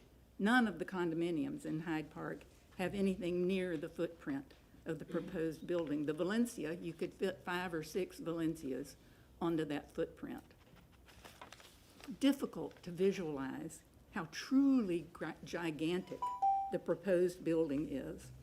I've driven around the property, but the only way to comparison I've found that's good is that you may find it hard to believe, but you could fit the entire Raymond James football field, both end zones and the pirate ship, into the footprint of the proposed building and have room for almost another half of a football field down one side of it. So I ask you to deny the increase in the comprehensive plan designation. Thank you very much. And I thank you for your time and your attention. Thank you. Have a wonderful night. Next speaker, please. Start with your name, and you'll have 3 minutes. Hi, my name's Adam Smith. I'm here on behalf of Tampa General Hospital to show support for this project on Magnolia. As you know, this is less than a mile from Tampa General Hospital. Tampa General is one of the largest academic medical centers in the country, and each year we welcome thousands of patients who require highly specialized and often long-term health care. This could range from organ transplants to advanced cardiac services, complex oncology services. These patients are often and frequently accompanied by families that come with them or caregivers that must remain close to the hospital as we have more extended stay. So we see patients not only from across the state of Florida, but literally across the country for many of our programs and services that we have. The demand for hotel accommodations within close proximity to Tampa General continues to exceed the available supply, particularly in peak treatment times for our patients and depending on what's going on in the community. So convenient in proximal lodging for these patients, it's not an amenity for these patients, it's really a requirement in their time of need for themselves and their families. And for those reasons, Tampa General is in support of the development of the additional hotel near our campus and believes this project would not only provide meaningful public benefit, but it would also benefit the patients, the families that we serve, in the broader Tampa Bay community. Thank you for your time. Thank you very much. Mr. Baker, start with your name, and you'll have 3 minutes, unless you have a speaker waiver form. Okay.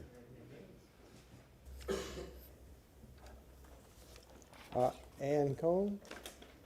Alan Cohn? Alan Cohn. I saw him back there. Alan, wake up. Okay, start with your name. You have 4 minutes. Good evening, City Council. My name is Jim Baker, and I live at 610 West Swann Avenue, which is directly across from the proposed site. This is the look out my front door, so you see the proposed site right there in the asphalt parking lot. I've been a lifelong South Tampa resident, and I care deeply about how my neighborhood evolves. When I first heard about this project, I was not a big fan, but rather than defaulting to not in my backyard or front yard as it may be, I wanted to understand the facts, not the fear. I wanted to know what this project would truly mean for my family and my neighborhood, and what the realistic alternatives might be. The reality is something is going to be built here. I attended many neighborhood meetings and heard thoughtful perspectives both in support of and in opposition to this project. I understand the concerns raised as we all approach these issues from different viewpoints shaped by where we live, our daily routines, and our comfort level with change. I'm one of the few speakers this evening that I've heard who live directly across the street from the project.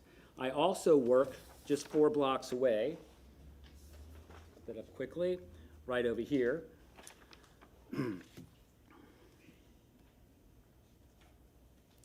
And I frequent the amenities that Hyde Park and the Village have to offer. I'm not somebody who lives in an adjacent neighborhood. I have real skin in this game. My small townhome community of 15 units, while we don't always agree on everything, is at the corner of Bayshore, Swann, and Brevard. So I'm in those townhome units that are directly across Swann Avenue. We met personally with the project representatives multiple times to share our concerns. To their credit, they listened carefully and made thoughtful, meaningful changes based directly on our feedback. A few months ago, I happened to spend a weekend down in Palm Beach. I stopped by the Brazilian Court Hotel. I noticed it was elegant, quiet, and blends beautifully into the historic residential neighborhood, as we all know, much like Hyde Park is. And it features a restaurant, a pool, a small event space, all elements that are comparable to what is being proposed here. While I was there, I happened to meet the owner, Richard. I introduced myself, explained where I was from, and said that I had some questions. He graciously sat down with me and shared his vision for the Magnolia Court Hotel. I left genuinely impressed by his respect for architecture and his clear desire to be a thoughtful steward of both history and the surrounding neighborhood. As I understand, Magnolia Court proposes 122 hotel rooms, 21 condos, and 8 townhomes. The 8 townhomes would be directly across the street from us. It's approximately under the property's existing zoning, 60 to 71 residential units could already be built, 2,500 square feet. You've heard this, 177,000 square feet. Basically, it's the same deal. This plan is comparable to what is already allowed today, but it delivers far greater public investment and design quality. It also includes less than half the number of residential units that could otherwise be built, which improves any evacuation concerns. This project would replace a collection of aging, non-historic office buildings and asphalt parking lots with a thoughtfully designed project that enhances the streetscape, activates an underused block, contributes meaningfully to the city's tax base, and serves as a true gateway to Hyde Park from Bayshore and downtown. Right now, coming off Bayshore doesn't look so good. I remember when other projects were under consideration, the Epicurean, Stovall, apartments on Swann and Howard, warning, doom and gloom. That simply has not happened. What I do know is that change will happen. The choice before us is whether that change is thoughtful, well-planned, and community-minded. I believe Magnolia Court meets those standards. I live, work, and play in Hyde Park, Spanish Town Creek. I respectfully ask you to approve this project. Thank you for your time. Thank you, Mr. Baker. Ms. Bailey. Hi, my name is Mary Lou Bailey. I have a lot of firsthand experience with this property. First of all, I've lived in Hyde Park for 30 years and I come and go very regularly. Both of my girls went to Gorey Elementary and I was riding them on the back of my bike on a trailer or parking in the lot and taking them across and then guarding over them as they went to Wilson Middle School. So they're still kids, they're now at Plant though. I go there routinely now because my aged and infirmed mother-in-law lives at Allegro. So a couple of times a week I go through that area. Today, the site is a hazard. Let's be real. It's a disaster in terms of water. There's very little permeable area. There's a hodgepodge of buildings. It doesn't take a hurricane, it just takes a rainstorm and it floods. If we do have any kind of a storm, you can bet the weather reporters are down there in their boots showing us how bad the water is coming off of there. So it needs to be redeveloped in the interest of public safety. The structures that are there are an eyesore. They are not consistent with the historic district or its guidelines. I think redeveloping the area as a set of contiguous parcels allows for better solutions to be put forward to us as the citizens and to you as the decision makers on the council.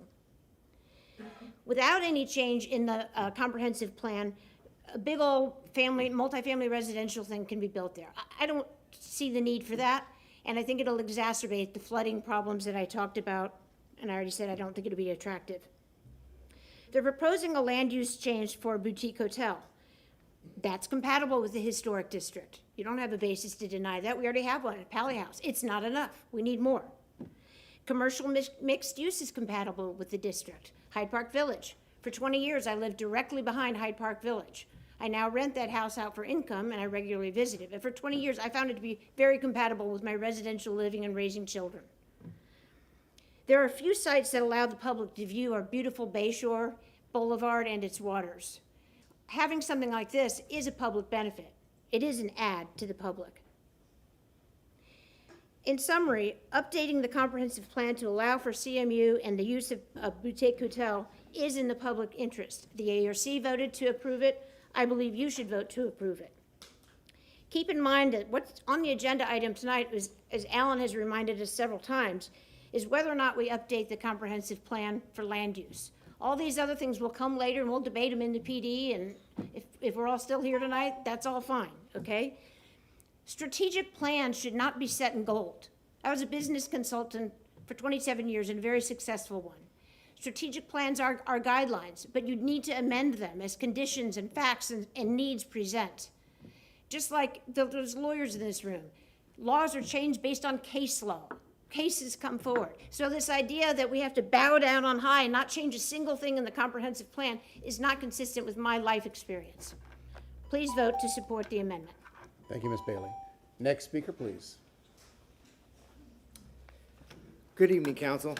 Keith Grimminger. I live at 711 South Fielding. I've lived there for over 40 years before this became a historic district, and I proudly supported the fact that this became a historic district.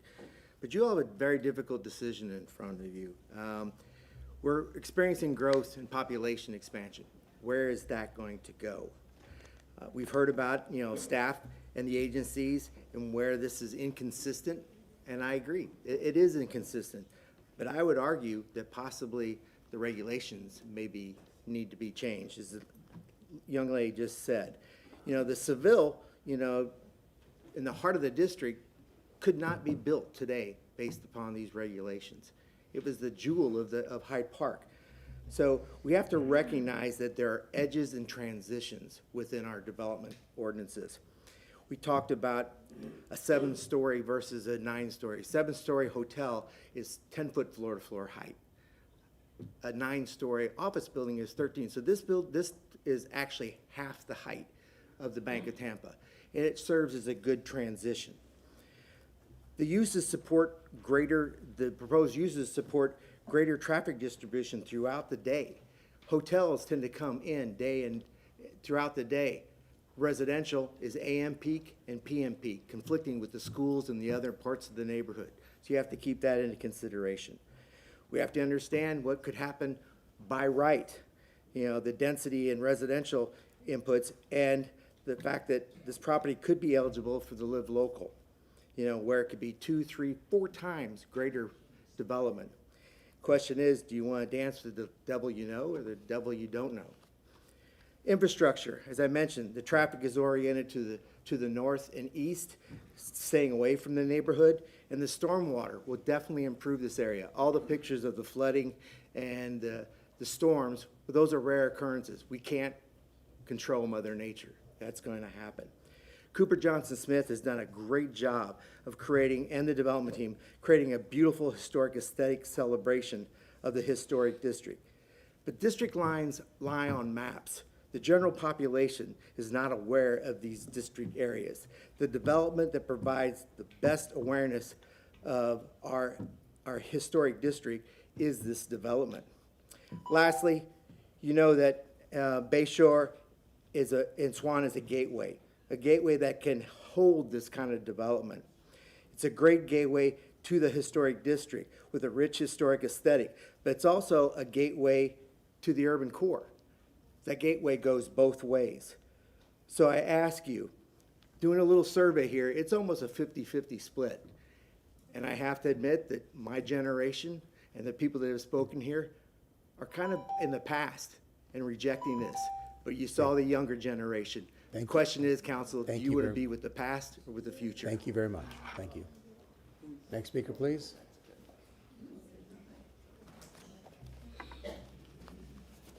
Okay, everybody. Shh. Carol Ann and Stephanie.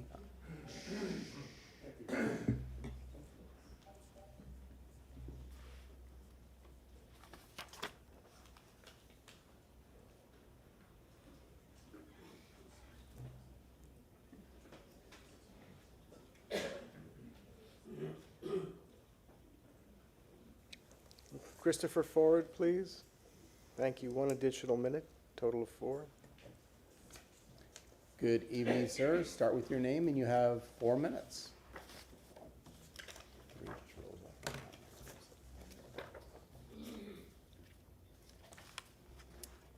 Good evening. My name is Barry Carpe. I live at 715 South Boulevard.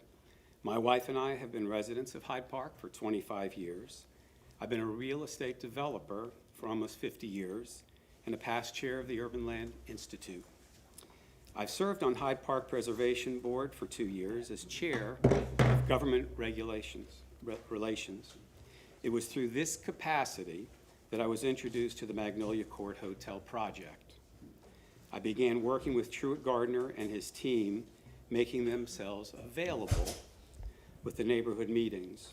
To their credit, they addressed many concerns. I support the applicant's comprehensive land use change. However, I want to discuss an extremely serious matter that every person in this room, especially those who oppose the comp plan change, must understand right now.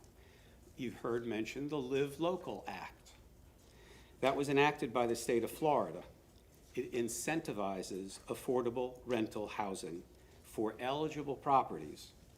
Live Local bypasses local zoning and allows eligible sites to reach far greater height, density, and square footage. As a real estate developer, I am aware of the act, but I have not been part of one, so I'm by no means an expert. However, my research that I've come to understand, if properties meet specific requirements, then government oversight, yours, is severely restricted. A property would be allowed tremendous advantages if it is a qualifying development, such as build to the highest density allowed under the city's comprehensive land use plan, achieve the highest possible height approved for a commercial or residential development within 1 mile of the property. This property is zoned R01 pursuant to a memo from Abby Feely, City Administrator, dated September 25, 2025, which you have.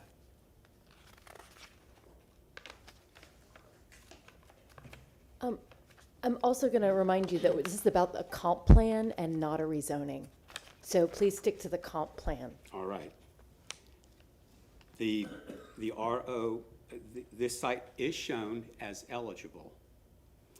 With the specific density, it can use land use category RMU 100, a much more intensive category than what the applicant is requesting. By my rough calculations, this property qualifies for approximately 460,000 square feet. Again, I'm sorry, sir, that is a land use category. We're talking about the comp plan, not the rezoning right now. This is not rezoning. This would affect. No, this is a comp plan discussion. You're talking about rezoning and what is allowed in rezoning. So I'm just going to ask you to keep it to the comp plan. Thank you. Is the comp plan, so let me clarify, is the Live Local Act that bypasses this board of a substantive conversation that you all should be aware of, or not? Yes, but for the rezoning, No, for just the comp plan change. from my understanding, it's for the rezoning and not the comp plan.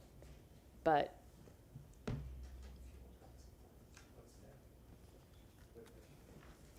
Then here's the, yeah, I just, try to stick to the comp plan. well, all right. Well, the rough calculation that I just mentioned of 460,000 square feet, the allowable height from the act does not restrict the height except of 200 feet within 1 mile of the property. Let me repeat, I support the request, but I'm terrified that if council denies this land use application, this project could proceed by anyone as a Live Local project, thereby eliminating neighborhood engagement, removing council's oversight, and would overtax the schools and exacerbate current traffic. I implore you to approve the comp plan amendment to protect our neighborhood from becoming a Live Local project. Thank you. Next. People are not sticking to the comp plan.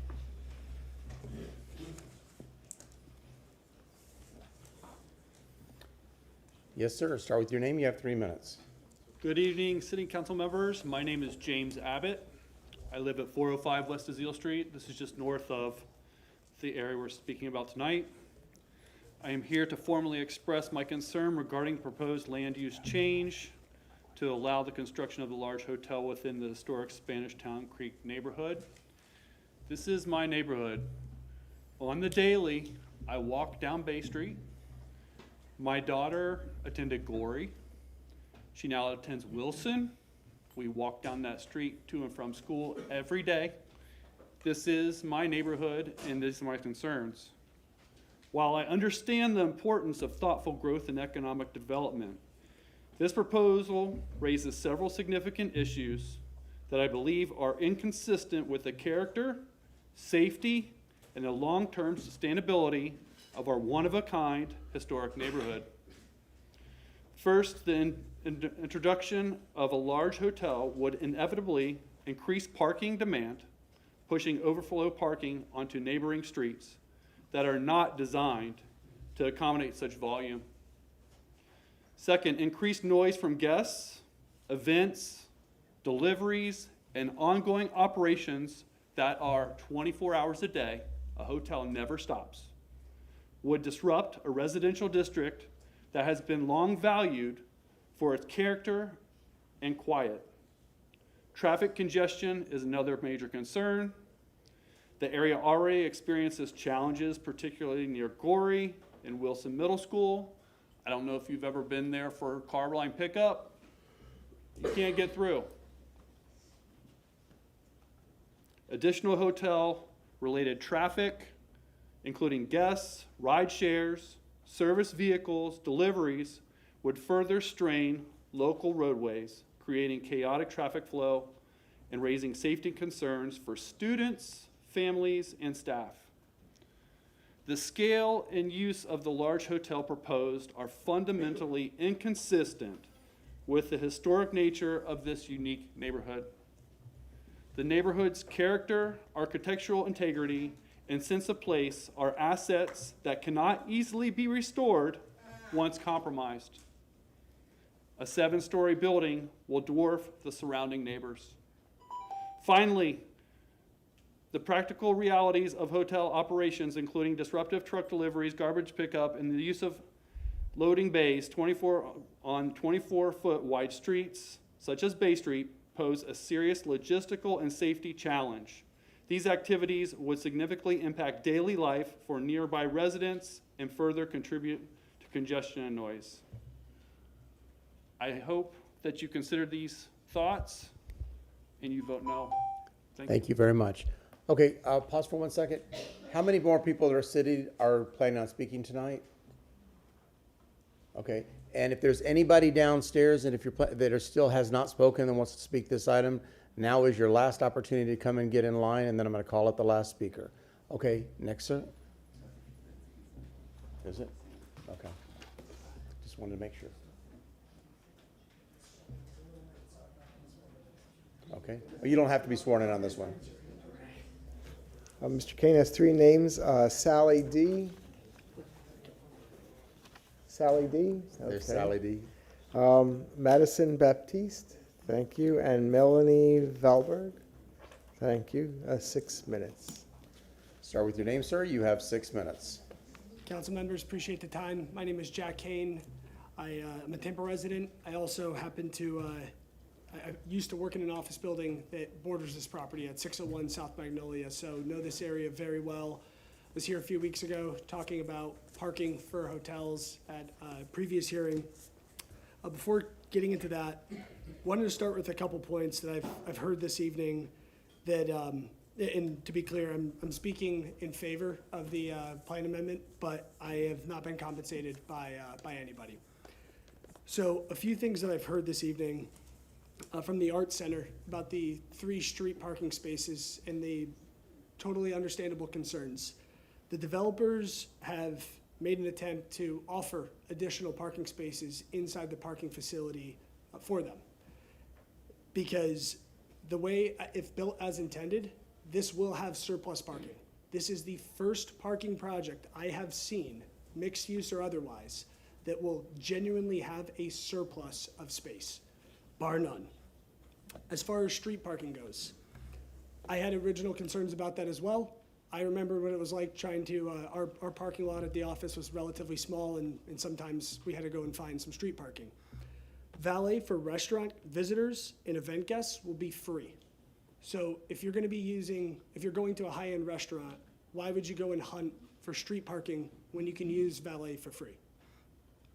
Next, as far as the flooding goes, I know very well that it does not take a hurricane to flood South Magnolia. It takes a decent rainstorm. I haven't seen a plan as thought out as this. I'm no developer. I've never seen a subterranean drainage zone. But what I can tell you as far as the garage is concerned, if you look at how it's zoned today, and if developed into these 71 condo units, it could be developed into, you'd be looking at about 150 vehicles conservatively. If developed as proposed, in the event of a hurricane, those 122 hotel rooms would not be occupied. They would be evacuated. You'd be left with 29 residential units and have 3 floors of parking with about 90 spaces each. The top floor of that parking garage is 24 feet above sea level. If you look at other projects in the area, the best example is the former Sheraton, the Riverwalk Hotel now, what it's like when you build all of your parking in a subterranean structure and what risk that poses. That is not the case here. So in the event of a hurricane, no hotel guests will be there. You'll have 29 residential units, if all occupied, parking 24 feet above sea level. A few other things, residential traffic versus hotel traffic. Our company works mainly with hotels, but we also have a residential portfolio as well. I heard it earlier that residential traffic patterns are AM and PM, and they're very consistent. I cannot emphasize how true that is. The traffic patterns that are issues today of people going to work and picking their kids up and coming home, a residential development here which again could be built today as zoned, would just further that issue. It's layering traffic on top of traffic. The beauty of a hotel in this space is most of the traffic falls into the gaps. Not all of it, but some of it, if not most of it. Departures, I don't know who's leaving Bayshore Boulevard in a beautiful hotel looking out at the water at 7 in the morning. Probably not. On average, you'd probably see most of your departures occurring between 10 and 11 a.m. That is not going to be an issue for that area. As far as the valet goes, it's not needed, but the developers have still secured 84 overflow parking spaces for weeknights and for weekends. Again, completely unnecessary, but I'm just gonna show, I know I have 2 minutes left here, and forgive me, I have not used this before. Oh, easy enough. It's magic. It is magic. So these are real statistics I spoke to last time I was here, but did not actually give you a table. So these are sorted into downtown hotels, suburban hotels, and rural hotels. These are real hotels The rural properties, think Odessa, Wesley Chapel, Land O'Lakes. Most of these suburban hotels are in the West Shore area. But even if we take suburban and categorize this development as suburban, even though it's kind of on that fringe between the two, and then we take the highest drive-in rate there.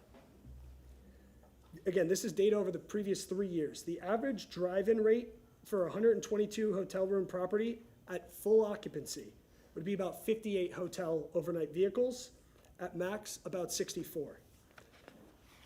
If we then move to restaurants in the area, now restaurants aren't as easy to categorize like hotels as far as driving patterns go, but we have average over the course of a full day. I've heard a lot about concerns about employee parking and parking for a 230-seat restaurant, but the reality is they don't all come at the same time. So what you see over here is max MIT, standing for moment in time.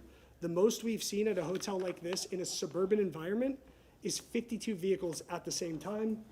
So in summary, in the worst case scenario here, stress testing over the last 3 years, if you have the worst or the highest drive-in rate for hotel guests, restaurant guests, and residential, you'll still have 62 spaces left. I encourage you to improve this because if not, I don't know what else will make sense on the parking side. Thank you, sir. Appreciate it. Stephanie Pointer, not one of the Pointer sisters.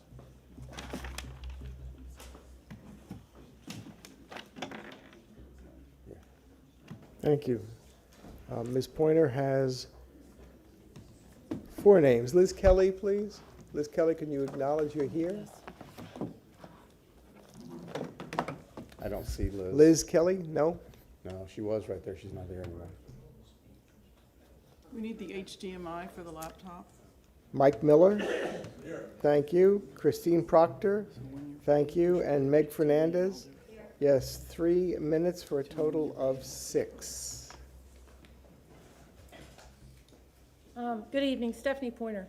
Man, oh man, it's amazing how many young people I've seen this evening. We'll talk about that in a minute. Flu changes are not guaranteed for anything but the maximum amount allowed. And, you know, you guys looked at something today that was, guess what? It was a flu change back in 2005. And then it became a PD, which I actually, I wasn't here, but Carol Ann spoke in favor of that PD, or that, I'm sorry, that rezoning at 5215 West Tyson. That was apartment complexes. And they came to us, and so they've changed it up. So you're still stuck with the flu though, no matter what. And we got to show you again, just so everybody remembers what happens when we have a flu change and people say, oh, we're going to do this. This is absolutely what we're going to do. And then they do something totally different, or they do nothing at all. Okay, how do we get the volume up? You got it all the way up? I don't know. No, keep the time going. What about that part? Or is it plugged in? It's plugged in. Can't hear it. Do you have Volume's paper all the way up. backups? Wait. There it goes. Please pause for time. This is a technical difficulty here. Push No, play. no, Pause the time. no, I'm the chair, no. Fuck. Do you have paper backups? Or do you have a laptop? No, it's it's a video. And just put it on the overhead. Yeah, put it on the overhead. Now it's completely gone. Okay. I don't know. You can't hear it without it plugged Okay, in you either. just got to turn the volume Oh, you back had it on. muted. Well, I unmuted it, so. It's muted right there. I know, and I unmuted it over there. Thank you. Alan's not pausing your time. All right. All right, that's all right. Oops, I just accidentally muted it. Michael has told me, All right. and Tyler have. My plan is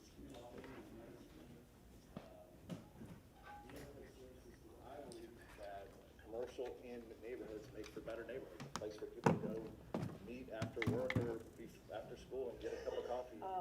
The CMU 35 really scares the crap out of us. It's still not. Now, Michael has told me, and We can Tyler hear has it, we told don't see me it. that this is not gonna be residential, nobody's gonna put apartments in, and if but, you know, we still have That's that okay, turn the damn thing apprehension. off, I'm good.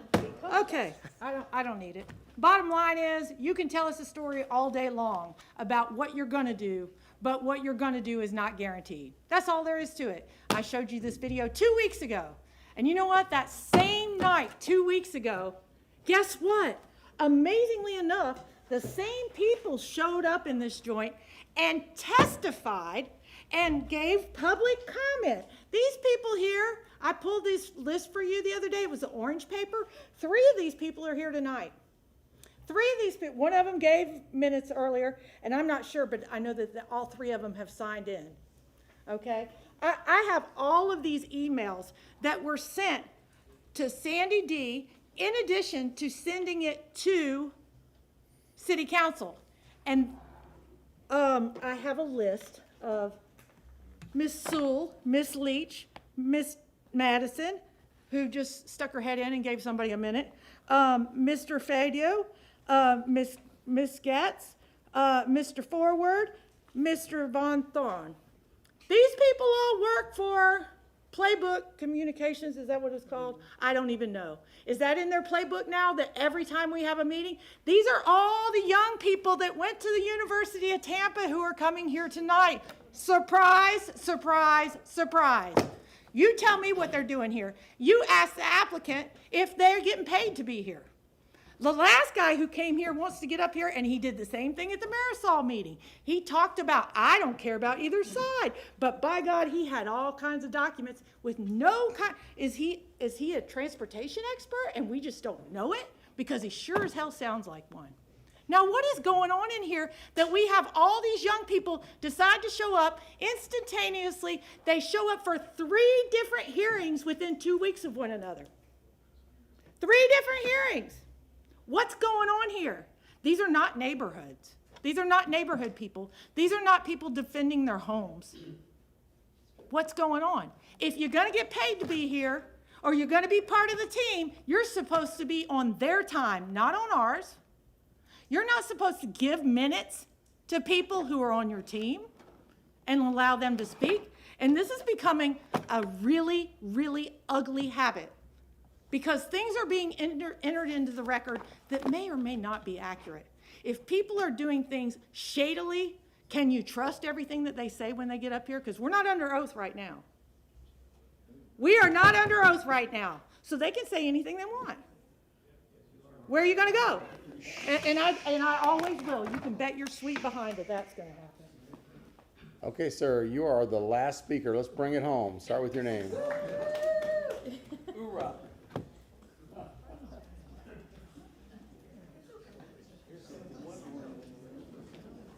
Okay, everybody be quiet now. We got to give him the full respect there. We got to give everybody else.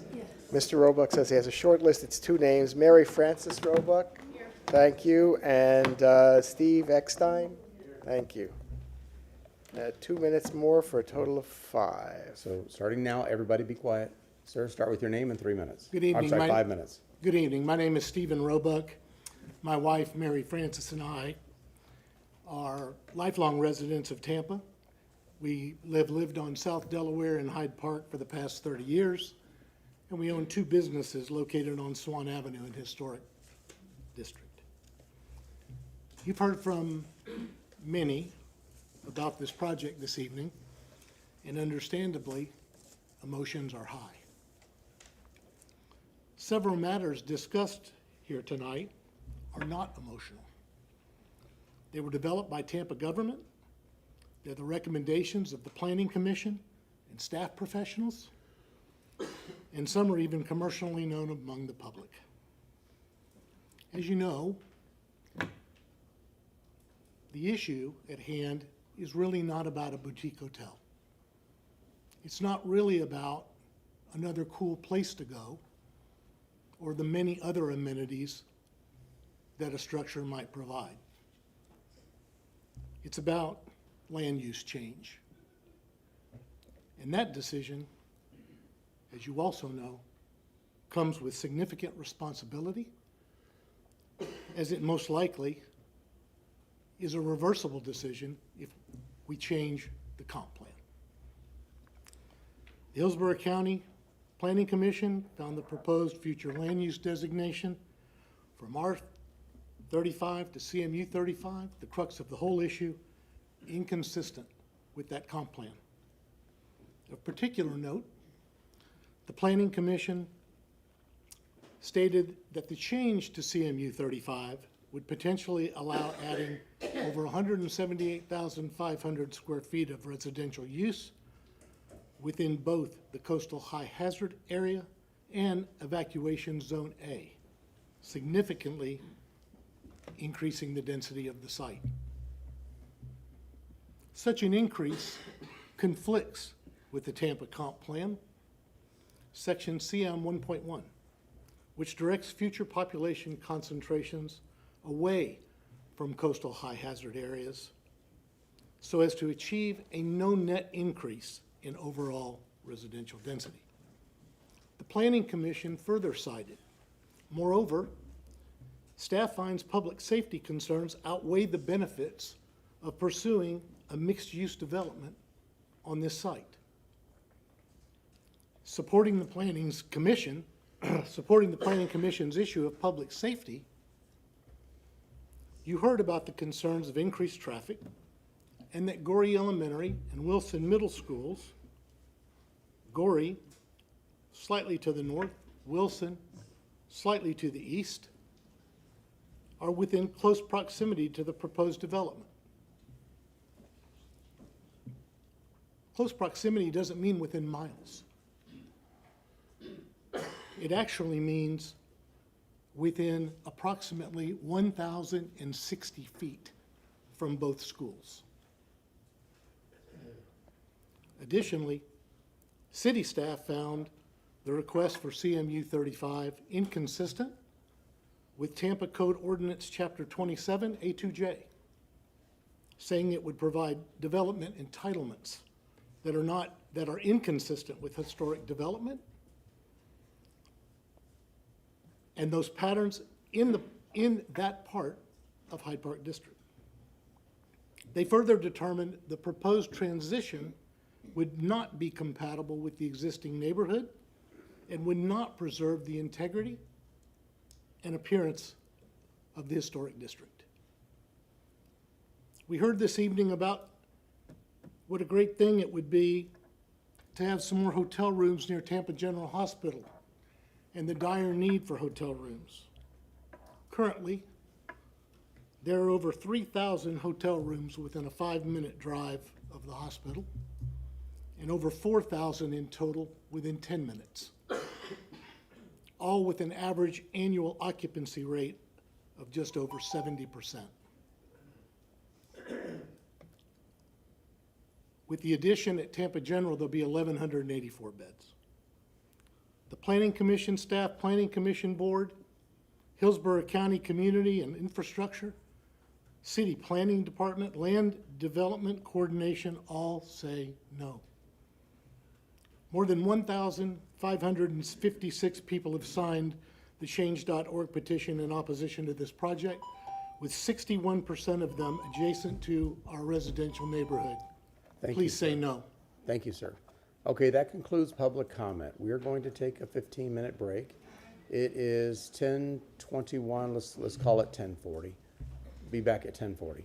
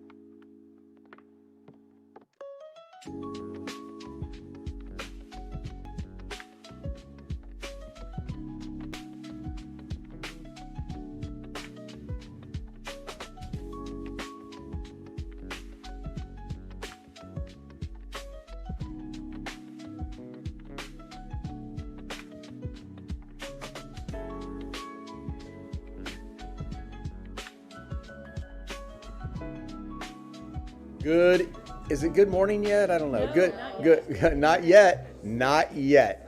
Good evening, everybody. Welcome back to Tampa City Council. Roll call, please. Miranda. Here. Maniscalco. Hurtek. Here. Young. Here. Vieira. Carlson. Here. Clendenin. Here. We have a physical quorum. Thank you very much. Mr. Shelby. Yes, Martin Shelby, City Council Attorney.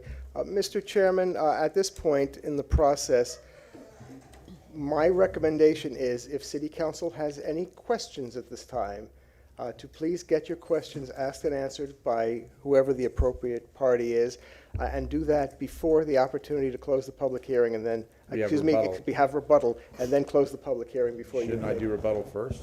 No. No? Okay. Okay. So questions. I see Councilwoman Hurtek's. Oh, Mr. Miranda had his light Oh, on first. do you have a question? No. Okay. Oh, I'm sorry. I always forget to turn the mic off. Councilwoman Hurtek. Yes, I have a question for legal. Yeah.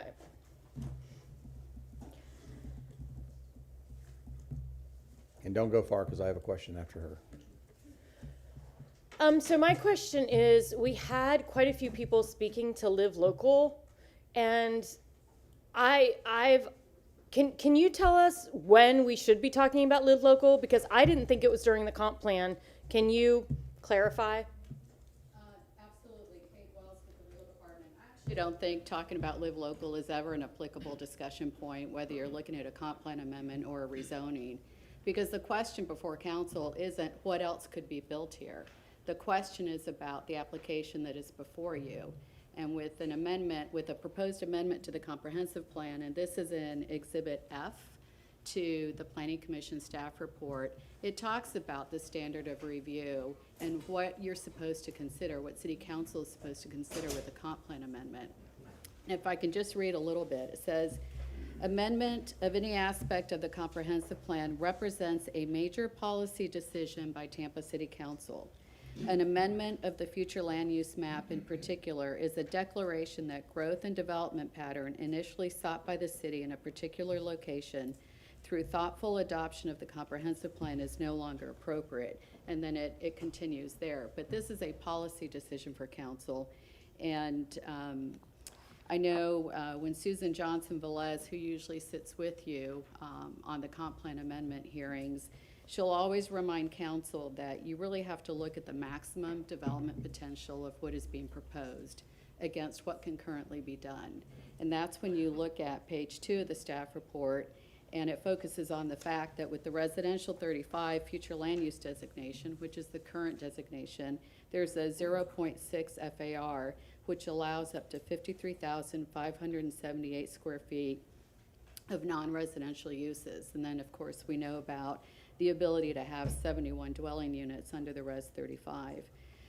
Under the Community Mixed Use 35, which is the future land use designation being requested, the maximum FAR is 2.0, which would allow 178,596 square feet of non-residential or residential uses. That is the question before council, the appropriateness of the proposed change at this location, given the anticipated growth that was planned under the comprehensive plan. So whenever in a hearing I hear members of the public or applicants talk about what else could be done here if you don't approve this application, while that could possibly be effective in persuading council, that is not really appropriately before you for consideration. So it's not about can Live Local be built here.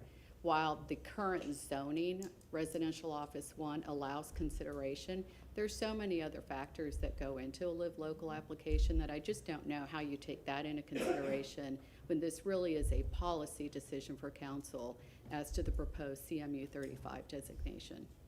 Thank you.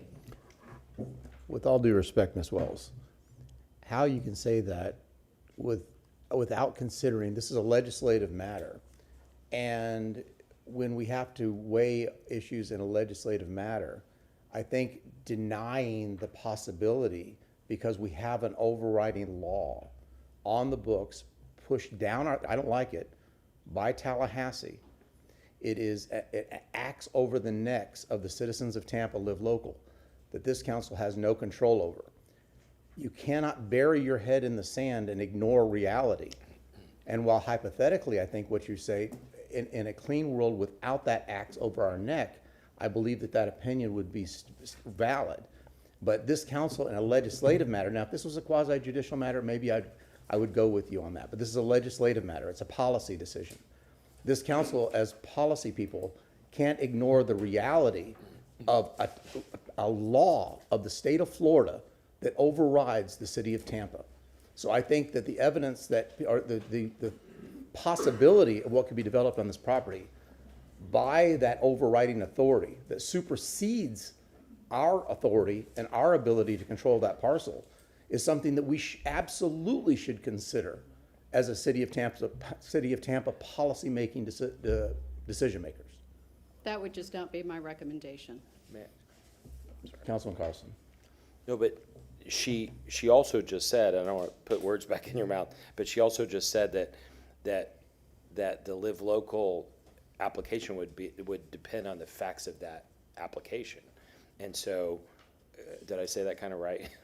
And so for us, it seemed, just to extrapolate it for a second, if I could, if we were really to consider that, then we would need to consider what the full alternative was. The other thing is that the state law is constantly evolving and changing, and we don't know at what time something like that might change.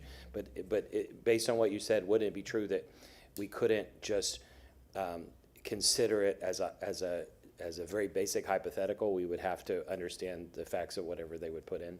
I think, again, the application that's before you is with respect to a specific request for a CMU 35 designation and the appropriateness of this location. That is what City Council should be considering as to, is this appropriate at this location given the maximum development potential that the CMU 35 designation would allow, as well as the uses that it would allow at this location, notwithstanding what the rezoning application is proposing. It's about the maximum development potential with the different types of uses that could otherwise be located here that are not currently allowed under the Res 35 designation. What about all the evidence presented regarding stormwater flooding? Frankly, I think a lot of the testimony this evening went beyond what council considers for a comp plan amendment and was specific to the proposed rezoning. Thank you. I don't know if this is a question for you, Ms. Wells, or if it's for Mr. Villa. I'm at ARC.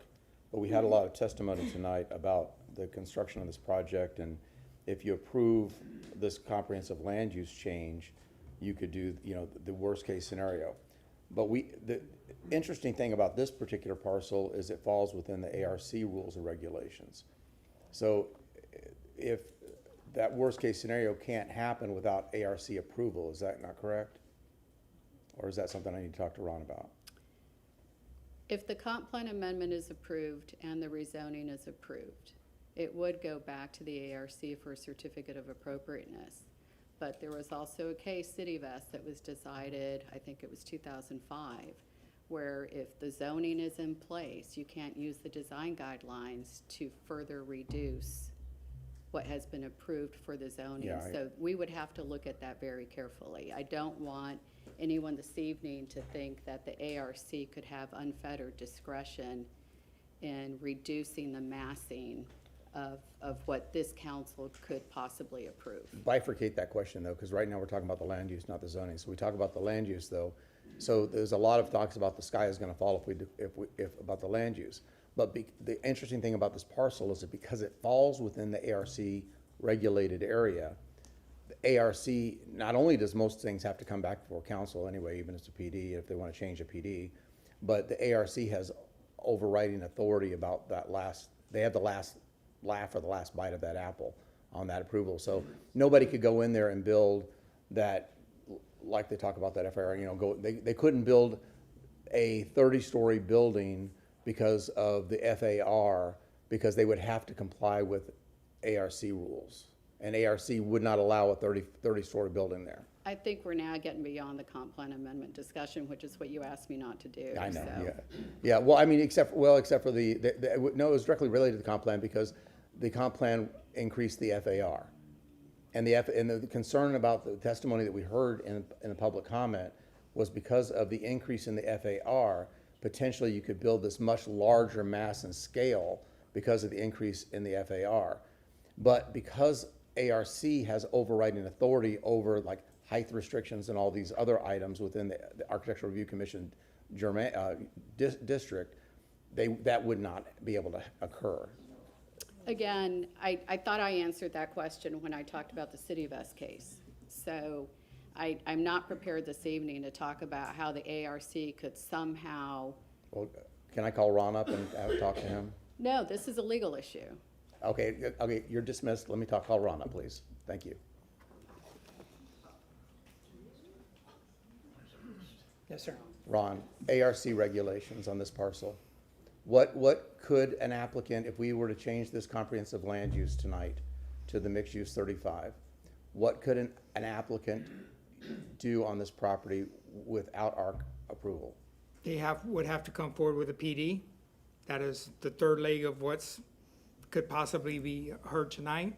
That's already been reviewed, and the ARC has passed on their recommendation to that. But to answer your question more thoroughly, if a project were to come forward, the ARC has jurisdiction because it falls within the boundaries of the district of the ARC. We look at scale, we look at massing, rhythm, alignment, setbacks, orientation, all of that. So if a project were to come forward for certificate of appropriateness, it would have to meet that criteria. Okay, so in the current, without ARC approval, what's the current height limitation for this parcel within this district? What's R01? 35. Okay, so ARC would have to approve anything above 35. I don't think they would approve anything over 35. Okay. Okay, thank you. Thank you. Mr. Shelby. Martin Shelby, City Council Attorney. Please forgive me, but I was here during the City Vest case. Mm-hmm. And it is in the recesses of my memory, and I thank Ms. Wells for bringing it to council's attention. But what it does say is that, and not talking about the case, just a reminder that when things are litigated, things that you thought you knew and were assured does not necessarily have to be the case. So I believe the suggestion and the advice to look solely at what is before you and not speculate as to what could or could not be done by the ARC is probably the best advice you can take at this point. Okay, thank you. Anybody else?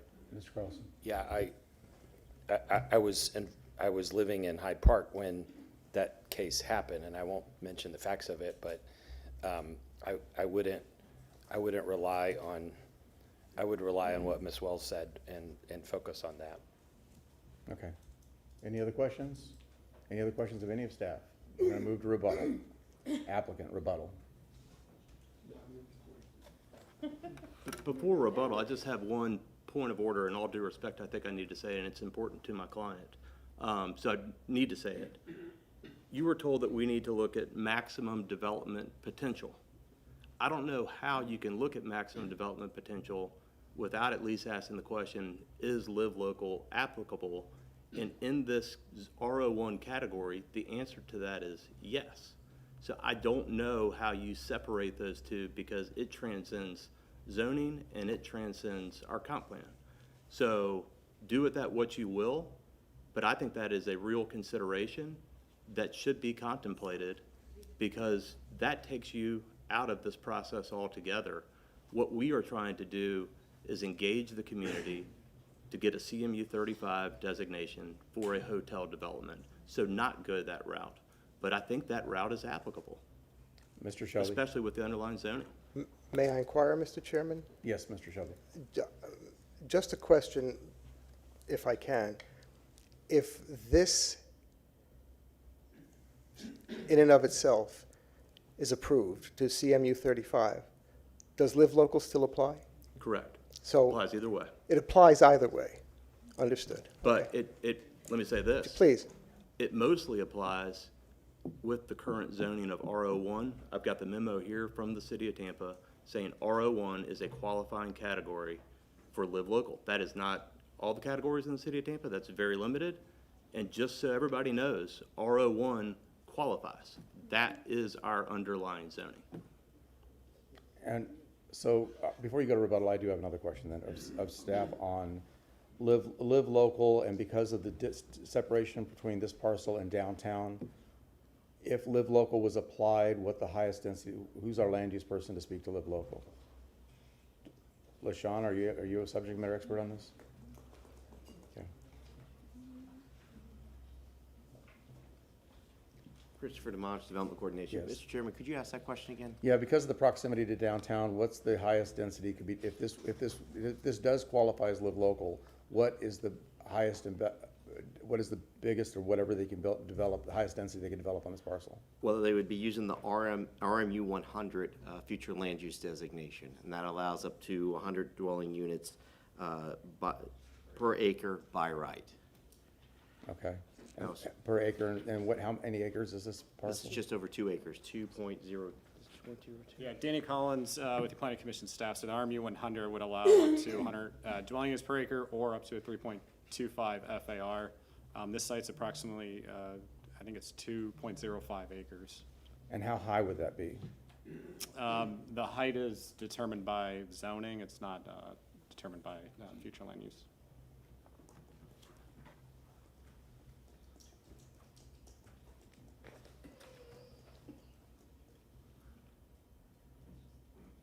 This is the top parts regarding height. This is a memo from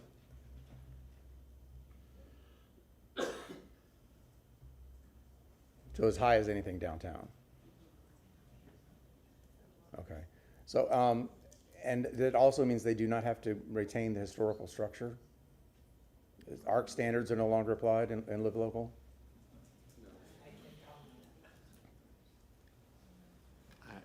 You know, to comment on that, I'm not sure, but I Start with know your it's. name, Ron, start with your name. Oh, excuse me, Ron Vila, staff with Historic Preservation. I'm not sure about that question, but it is a contributing structure, which all contributing structures have to come forward for demolition, and that's something that we don't do administratively. It would be an ARC board decision. Yeah, I think that. I don't know if that supersedes I probably it, need an Richard. expert on Live Local, because I think there's a thing there. Who's an expert on Live Local? Okay, I'll entertain the applicant as an expert on Live Local. Not at all biased. Again, I'm not saying this as a threat. I just want council to be aware of what's out there, because if this project does go down, and it's been a very tough night, this is a real option. And so we've studied it. Again, my client wants to do a hotel, wants to engage the community. That has been our charge. That's what we've been doing for 2 years. But we did feel the obligation, whether it's him or somebody else, could do this. And we've studied it. In the top left is what we're proposing. In the bottom left, the red shade is the structure that we're proposing. That's a Live Local deal at 200 feet, nowhere near the 42 stories we have downtown. So that's conservative. When you look at it from a density standpoint, again, and this is where I think it's the most applicable. You were told to look at maximum development potential. Maximum development potential, 177,000 square feet, if we should be lucky to get the CMU 35. If it's Live Local, based on the acreage, we also applied setbacks, 464,000 square feet. That's almost three times the size. We're proposing 98 feet. That would be in the PD, so we'd be lucky enough to proceed with that. Again, 1 mile of anything approved downtown. We used 200 for this analysis. You've got buildings much taller than that. We are at a total of 151 units. Using RMU 100 and using the FAR, you would be at a minimum 397 units. So if we want to talk traffic, if we want to talk all those issues, I think that this is applicable.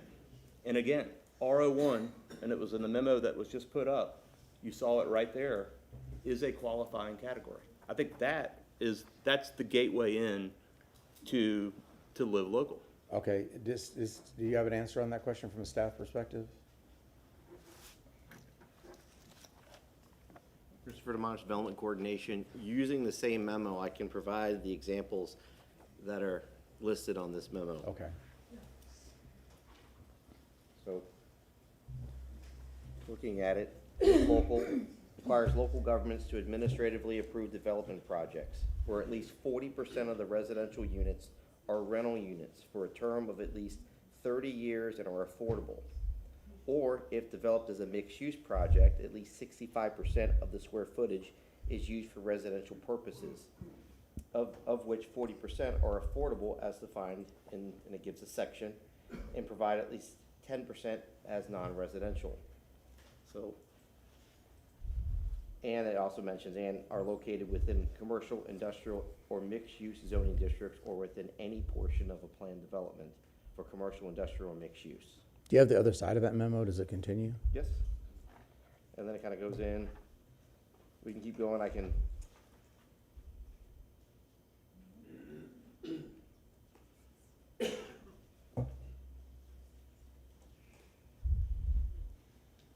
Okay. There's other categories. I'm happy to provide this to council to review. Yeah, if you would, I'd appreciate that. Thank you.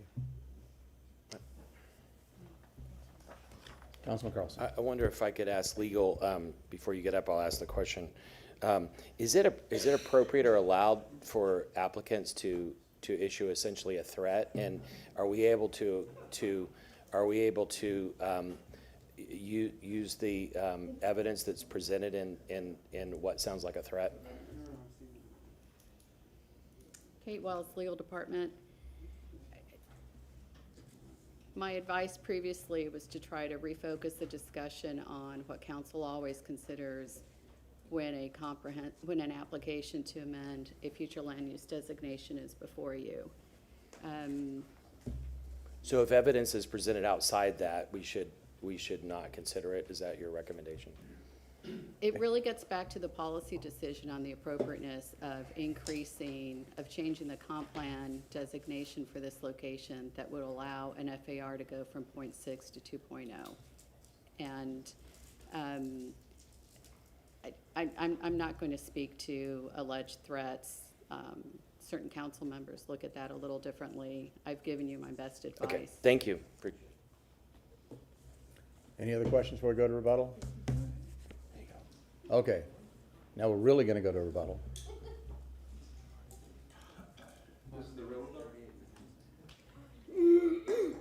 Good evening. Truett Gardner, 400 North Ashley Drive. We've had a long and spirited debate. I'd like to thank everybody for coming out for and against it, for giving their thoughts, and for giving their opinions. Not to take away from anyone, but a lot of the objections I heard were based on fear, traffic, flooding, parking. Again, things that shouldn't be considered in this application.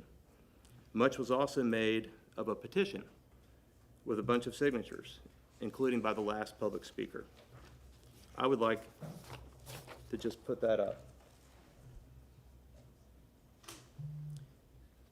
It uses trigger words such as extreme, radical, chaotic. It's inflammatory, misleading, and meant to stoke fear. Fear in this form is a powerful weapon. And as determined as I am, I don't have a defense for it. But fear comes with risk too. Fear can cloud your judgment. I can't talk to all the people that have signed this petition, but I've talked to many. And when I've had the opportunity to explain the project factually, the overwhelming majority understand it and are supportive. You've heard testimony on this tonight from specific people. Fear can prevent you from realizing that there are alternatives that could be even more harmful. Denying this project is an approval of an alternative. I'm not making it a threat, but one of those alternatives is a Live Local Act project. Lastly, fear focuses on yourself and prevents you from thinking of others. Denying this hotel development takes away 200 potential jobs. Denying this request makes it more difficult for families to stay close to loved ones that are getting an organ transplant or in critical condition due to a tragic accident. My hope is that facts overcome fear, and I'm confident that the facts are on the side of this project. We ask that you accept the ARC's recommendation and approve this request. And with that, Addie's going to close. Okay, pause the time for one moment, please. Okay, we're hearing lots of discussion out in the audience. Please, I told her earlier in the room, This room acoustics are great, and if you're even whispering back there, it just bounces right over here, and we can't hear the speaker. So if you could remain quiet. If you want to talk, if you go out into the elevator lobby, you're welcome to talk. Okay. Good evening, Addie Clark, 400 North Ashley Drive. A lot has been said outside the bounds of the comp plan amendment, particularly on traffic, stormwater, brick streets, loading. As we know, these items are not relevant to the comp plan request at this time, but we fully understand the importance of those concerns. If we are fortunate enough to proceed to this next step, you'll see how we fully address those. Back to the comp plan, though, did want to address coastal management policies that recognize that infill redevelopment, shown in pink here, will happen, given that 50% of the city is located within the coastal planning area. This request does not increase density. This does allow a 0.4 increase in by right FAR that would allow for a better mix of uses, and the opportunity for land use lessens the chance of this being fully residential.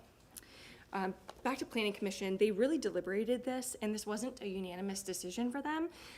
Planning Commission has to look at that worst case scenario, which is a 1.0 by right FAR, not a 2.0, since that does have to be approved by council with a bonus provision. Some members agreed that looking at the worst case scenario and stunting good projects is not the best case practice and could stop great projects from coming to Tampa. And then looking at traffic, again, at that worst case scenario, our traffic engineer analyzed the capacity of nearby roads like Bayshore and distributed these worst case trips. The analysis showed that the trips would be less than 1% of the capacity of Bayshore Boulevard, which is not significant per the city standards. And then notably, we wanted to go back and show that we have the support of the majority of property owners across Swann to the immediate south, as well as all property owners immediately across Bay Street to our north. We're also so honored to have the support of both Tampa General Hospital and Visit Tampa Bay, and have their letters of support to turn into the record now. As you saw, this site is ripe for redevelopment with a 1-story building on the site across from a 9-story tower. Given that CMU 35 is immediately to our east and to our north, we believe that this request is compatible and does not create a land use on an island. We think that this request for a mixed-use category is consistent with the fabric of what's around, as you can see from the image on the left, as well as the commercial nature of Spanish Town Creek with all of these pink parcels on the right. Thank you.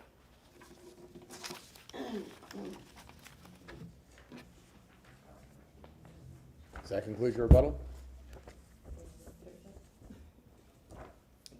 Yes, it does. Thanks for your consideration. Really appreciate the time. Thank you. Motion to close. We have a motion to close from Councilwoman Hurtak, a second from Councilman Maniscalco. All those in favor say aye. Aye. Opposed? The ayes have it. Discussion. Who wants to lead off? Councilwoman Hurtak.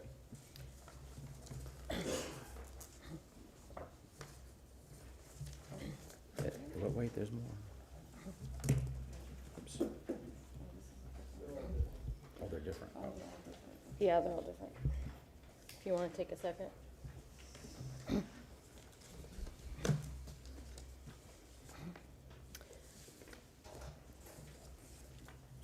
So, I think the word fear is really fascinating.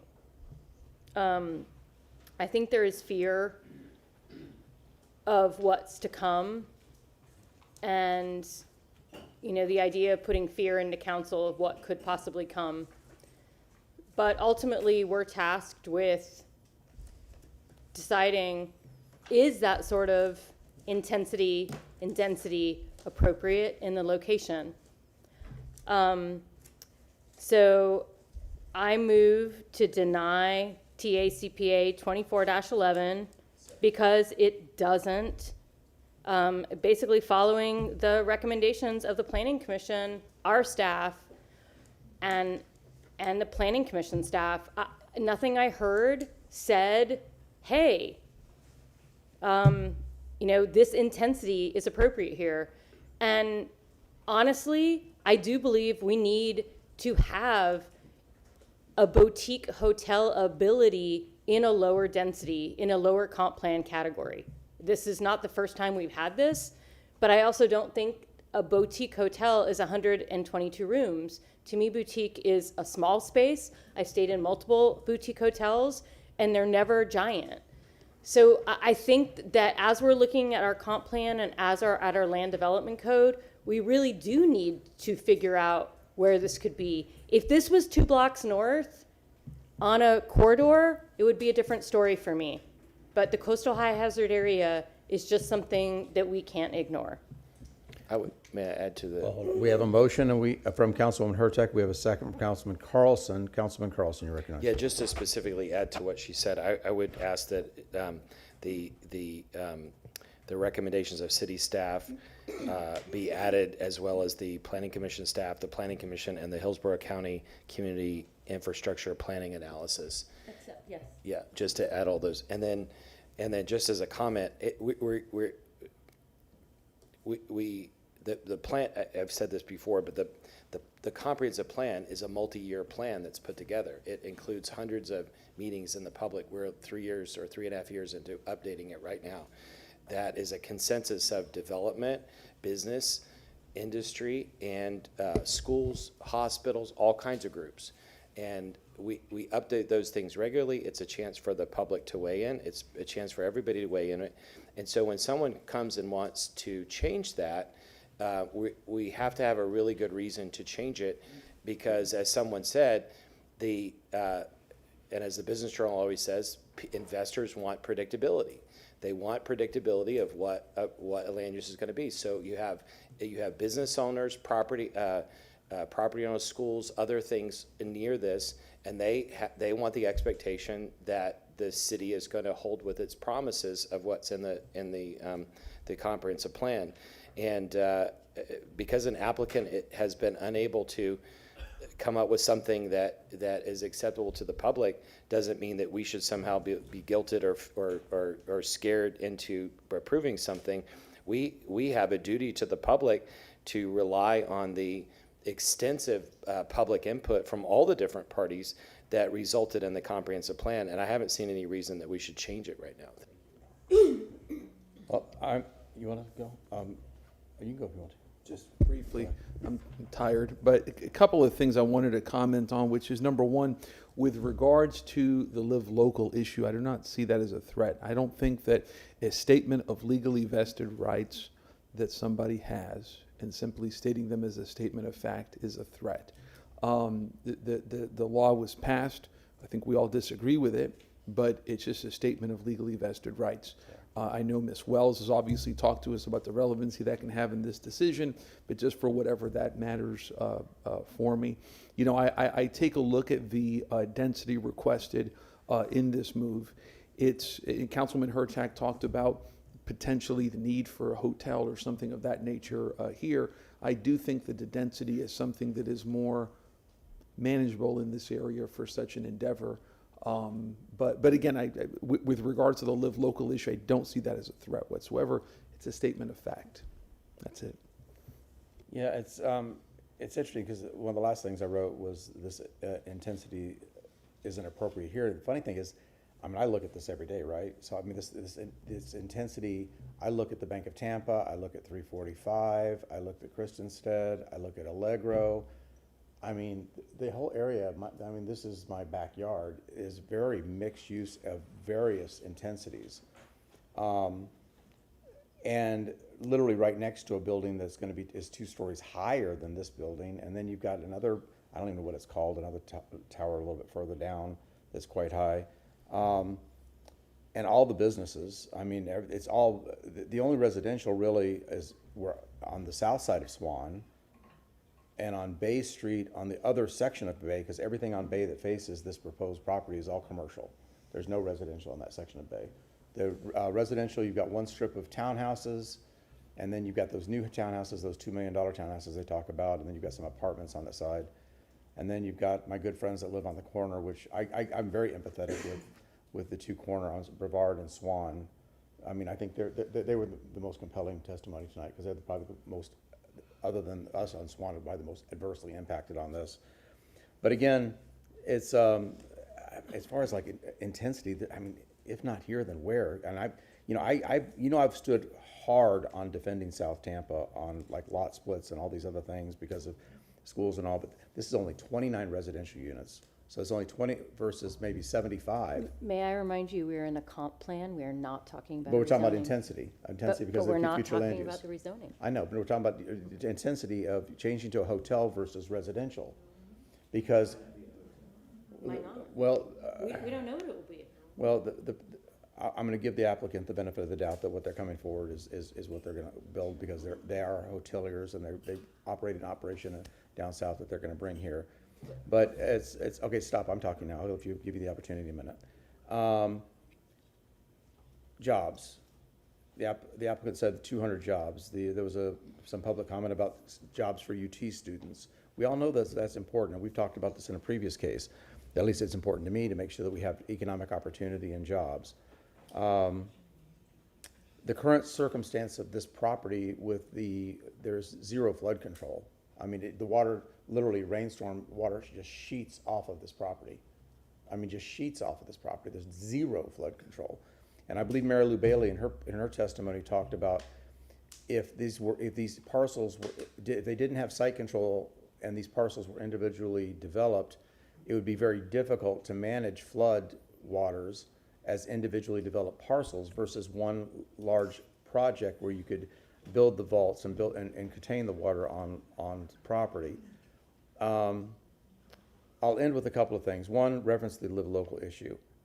Somebody said earlier, the devil you know versus the devil you don't know. I would actually rephrase that, the devil you know versus the devil you know. We know what the devil we know is. And the devil we know is the state of Florida legislature. Those no good blankety blanks have forced this thing called live local down our throats. They have got their foot on our neck. And this is something this council, the mayor, our staff, none of us can control this.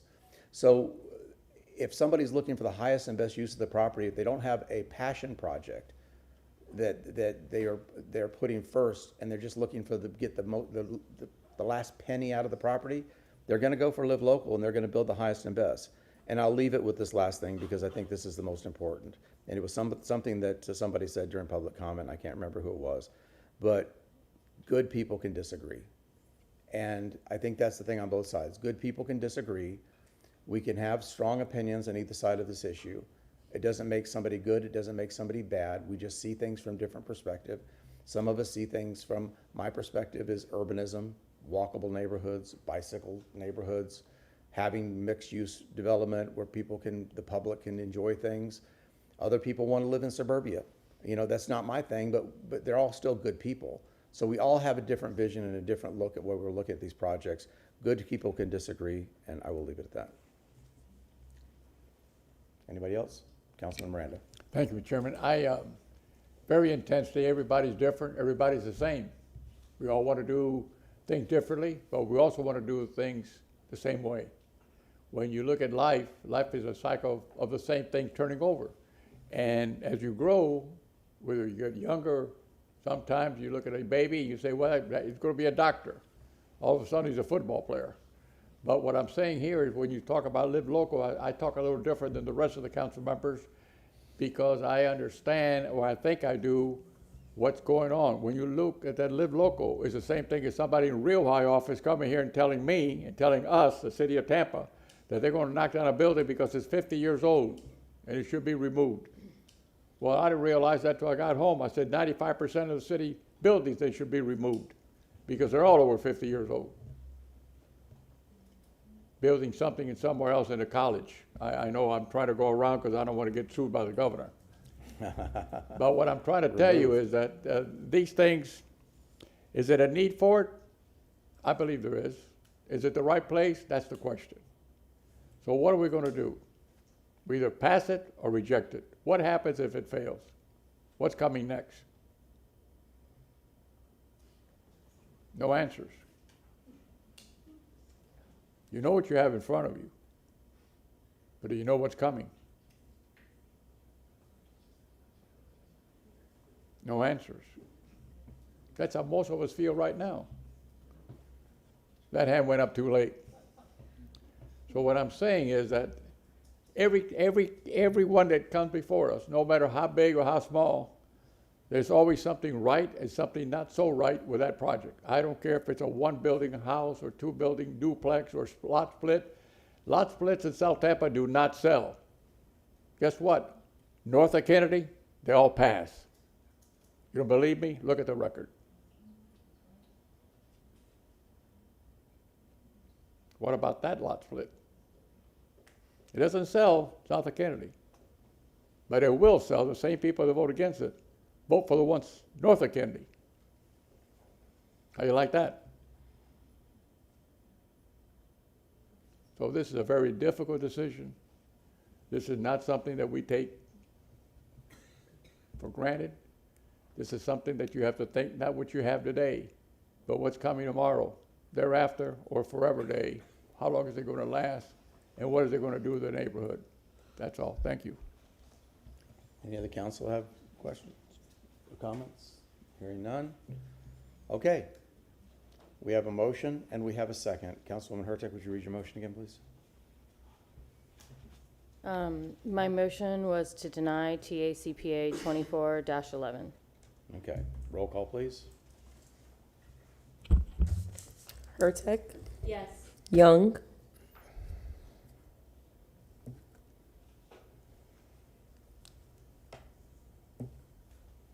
Yes. Vieira, Carlson, Yes. Miranda, No. Maniscalco, Clendenin. No. Okay. Motion carried with Vieira, Miranda, and Clendenin voting no. Okay. That makes the next two issues moot.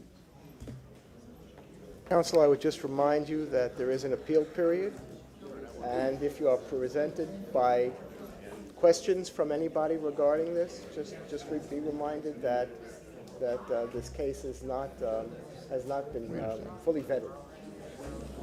Say that to the public too, so they. Yeah. Members of the public, We're not adjourned yet. Martin Shelby, City Council Attorney. I just want you to know, while you all have been talking, I have advised the City Council members, who, yes, are your elected representatives, but in this case, because there is an appeal period with regard to this, I've advised them that it is not appropriate to talk to the press or the public during that period. So please do understand that that is the case. Thank you. Thank you. So the next two items that are on the agenda are no longer, they're moot. Could we have that addressed? I'm waiting for the. You want to take 5 minutes? No. Okay, then everybody has to be quiet. Yeah, well, everybody, okay, excuse me.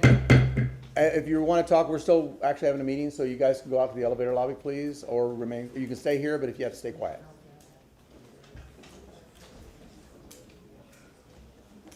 Thank you.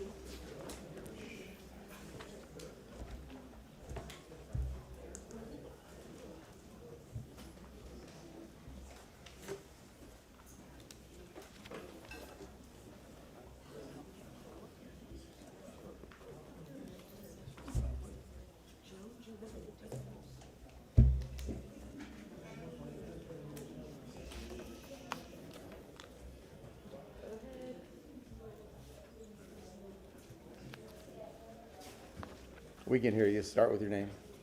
Thank you, Mr. Chairman. For the record, Christopher DeMonts, Development Coordination. What's that?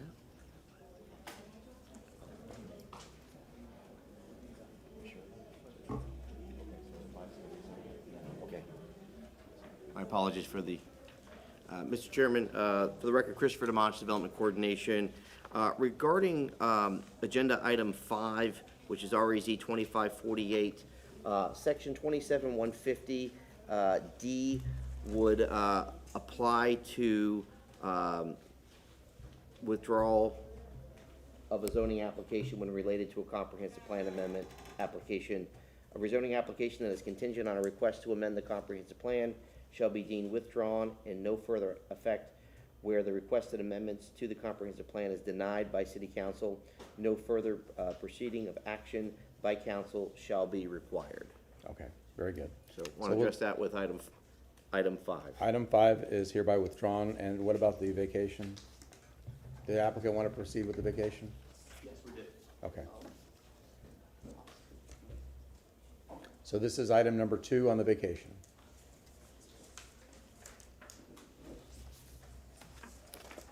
Los Alamos Development Coordination, presenting file number VAC 25-08. Ask the clerk to share the Elmo screen, please. You start, they'll come up. There we go. Representative's name, obviously, is Garner Brewer Hudson. Property address is 613 South Magnolia Avenue. This is a proposed vacating request to vacate the alleyway lying north of Swann Avenue, south of Bay Street, east of Brevard Avenue, and west of Magnolia Avenue. This application was filed on February 21st, 2025. The alley is currently improved. The alley was created by subdivision plat. The existing right-of-way is approximately 3,072 square feet. Aerial view of the alley in yellow here. Applicant's property in red. Here is the proposed vacating request in red here, the alleyway, of what the remainder of the alley of this block, because the remainder of the portion was previously vacated. Here is a City of Tampa atlas sheet showing the previous vacating here, and the proposed request is here. It's an image looking east from the South Brevard Avenue of the remainder of the alley. Staff has no objections to vacating request. Easement reservations are required by Spectrum and TECO. Special conditions, natural resources, comply with Chapter 27 as regards to tree preservation and site design for any improvements placed adjacent to trees in a vacated area. That concludes my presentation. I'm available if you have any questions. Council have any questions? Hearing none. Applicant?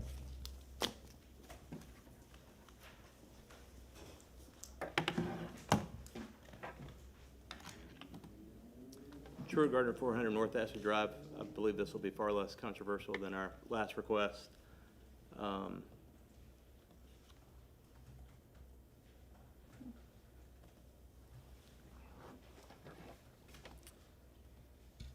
So the portion in red on your screen is an alley that was vacated over 100 years ago.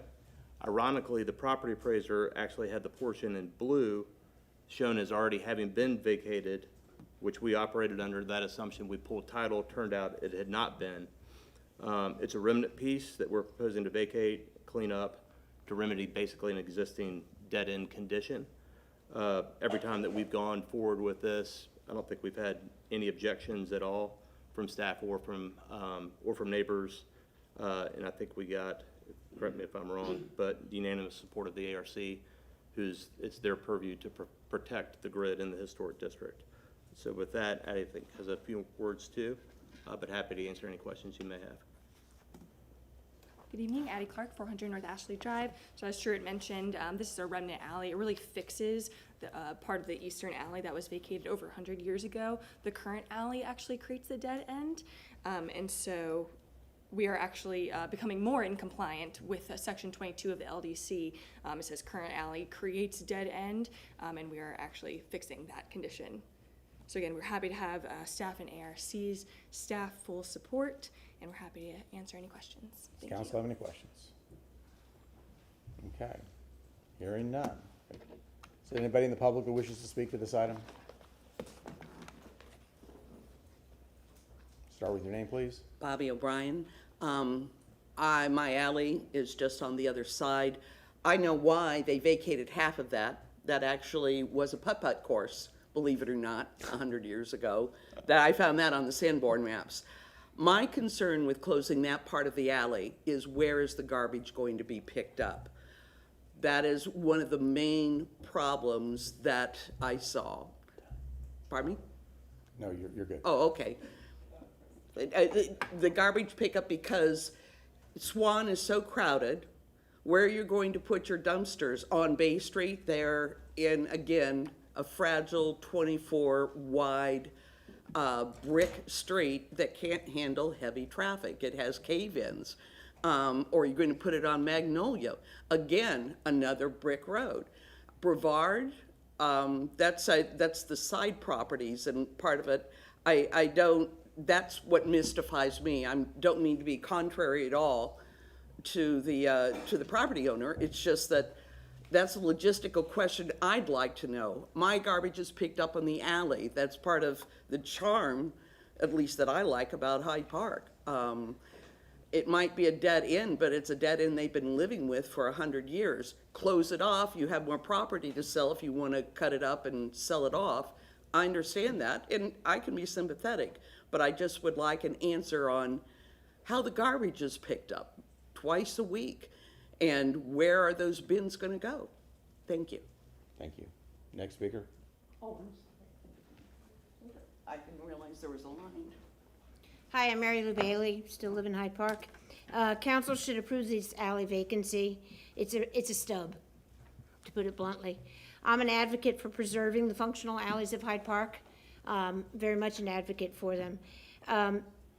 Recently, I had a meeting with Larry Washington, the head of solid waste. He made it abundantly clear to me that the city's moving in a direction to limit the use of solid waste pickup in alleys, and he specifically cited the closure of an alley that is impending in Hyde Park because it is a dead end and it's not safe for the trucks to back out, et cetera.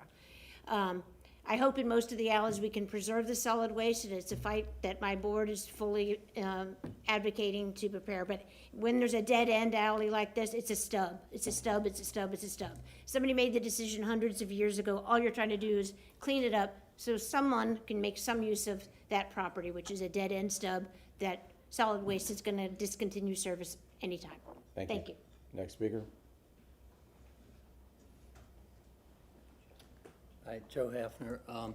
Just a couple questions. Is the property, there's two office buildings at the end of the street there on Bay Street. Is that property all owned by the same person that owns the rest of the block? Yeah. Okay, because my other question was, that alley is used for parking access for those two buildings. And if they're going to maintain, if they're not part of the big picture, and they're going to maintain their offices, they need that alley for access for their parking. That's all. Thank you. Rebuttal? Sure, I believe I can answer these questions real quick. So, one, Mary Lou said it very well. Name, Sorry, Truett Gardner, 400 North Ashley Drive. Mary Lou said it well, where City Solid Waste is changing the way that they service. We are more than happy to grant a temporary easement over that portion of the alley to allow solid waste to continue to pick up so long as they're functioning. And if the project isn't redeveloped, so that's one. Two, easements will also be granted to those property owners so they can access the rear of their property until that site is redeveloped at some point in the future. Thank you. I believe that answers the questions that were raised. Okay. Any other persons from the public wish to speak to this item? Can I get a motion to close? We have a motion to close from Councilman Maniscalco, second from Councilman Miranda. All those in favor say aye. Aye. Opposed? Ayes have it. Thank you. Councilman Maniscalco, would you read this item, please? I have an ordinance being presented for first reading consideration, an ordinance of the City of Tampa, Florida, vacating, closing, discontinuing, and abandoning that alleyway located north of Swann Avenue, south of Bay Street, east of Brevard Avenue, and west of Magnolia Avenue, with the revised map of Packwood subdivision, a subdivision in the City of Tampa, Hillsborough County, Florida, more fully described in Section 2 hereof, subject to certain covenants, conditions, and restrictions as more particularly set forth herein, providing for enforcement and penalties for violations, providing for definitions, interpretations, and repealing conflicts, providing for severability, providing an effective date. With the stipulations that the applicant stated. To allow. Wait, Mr. Shelby? What is it? Mr. Shelby? He would provide a easement for access to those two properties and to provide an easement for solid waste as long as they're going to be providing. May I ask legal, is that able to be done between first and second reading to come back with that? Those easements? Yep. Yes. So Okay, then with these stipulations, therefore requested and placed on by the applicant. We have a motion from Councilman Maniscalco, a second from Councilman Vieira. All those in favor say aye. Aye. Aye. Opposed? Clerk. Motion carried with Carlson voting no. Okay, thank you. Second reading and adoption will be held on March 5th, 2026 at 10 a.m. at Old City Hall, located at 315 East Kennedy Boulevard, 3rd floor, Tampa, Florida, 33602. Thank you. That concludes regular business. New business. Councilman Carlson.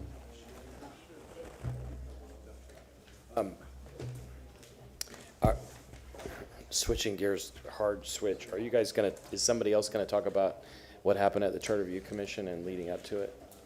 And that's why I distributed that one memo. I wanted, if somebody else wanted to bring it up to talk about it. Yeah, I would just ask the mayor's staff, especially the political people, have created a lot of chaos and divisiveness in the last 7 years.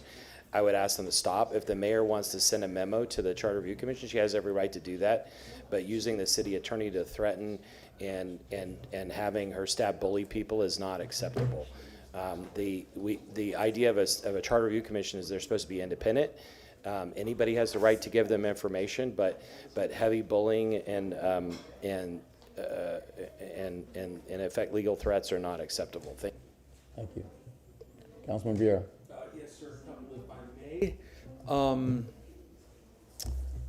Some of y'all may know Laura Blank, who's a very nice lady, politically involved. Her father, Joseph Bugelli, Bugelli, was a World War II veteran. He's a Harbor Green, New Tampa resident, passed on, and I wanted to give, in his name, a commendation to the family this weekend, if I may. Okay, we have a motion from Councilman Vieira, second from Councilman Maniscalco. All those in favor say aye. Aye. Opposed? Ayes have it. Thank you, Council. Then there is the Night to Shine. It's the effort by Tim Tebow for a prom for people with intellectual disabilities. They have one at St. James Methodist and Idlewild Baptist, and I wanted to present them a council commendation this weekend, if I may. We have a motion from Councilman Vieira, second from Councilman Maniscalco. All those in favor say aye. Aye. Opposed? Ayes have it. And then lastly, I motion for logistics and asset management to report on the possibility of a new Tampa substation at the March 26th meeting. And let me define what I mean by a substation. I want to start to have a discussion on this because I want to talk about this in the forthcoming budget discussions that we're going to be having. And by a substation, I don't necessarily mean a huge thing like we have in District 2 near Station 13, near Busch Gardens, some sort of a substation presence. I want to get that conversation started. For whoever takes over at District 7, that God willing, we can get some money in the budget and push it with the next mayor and next year. This is something that people in New Tampa have wanted for a very, very, very long time. And so I think beginning a discussion on that is something that's very, very important. Mr. Chair. And so what am I going to do with that? Just a report from Logistics and Asset Management to report on the possibility and feasibility of a substation or substation presence at New Tampa for Tampa Police Department. On what day? On March 26th. Is that March 26th. Is that written or in person? Let's do in person. In person? Yeah. If I can just, forgive my ignorance, but when you say a substation, so that people in the public, when they look at that, know what it's referring to, a substation of what? Police? Fire? Tampa Police Department. No, that's what I'm wondering. Could be Tampa Electric. Police. Yeah, no, I'd said that. Tampa Police Oh, Department. you did say it. I'm sorry. It's late. You're fine. It's late, so don't worry. Right, just as long as it's part of the as long as it's part of the motion. Thank Yes, you. sir. Thank you. So we have a motion from Councilman Vieira, second from Councilman Maniscalco, I think it was? Yes, sir. Councilman Maniscalco, all those in favor say aye. Aye. We can't because we already have 7 staff reports Let's on do March 26th. written. I'll do written. Written report. I'll second that. Okay, we have a motion, we have a second. All those in favor say aye. Aye. Opposed? Ayes have it, and that was a Thank written you. report. Thank you, Council. Councilwoman Young. Oh,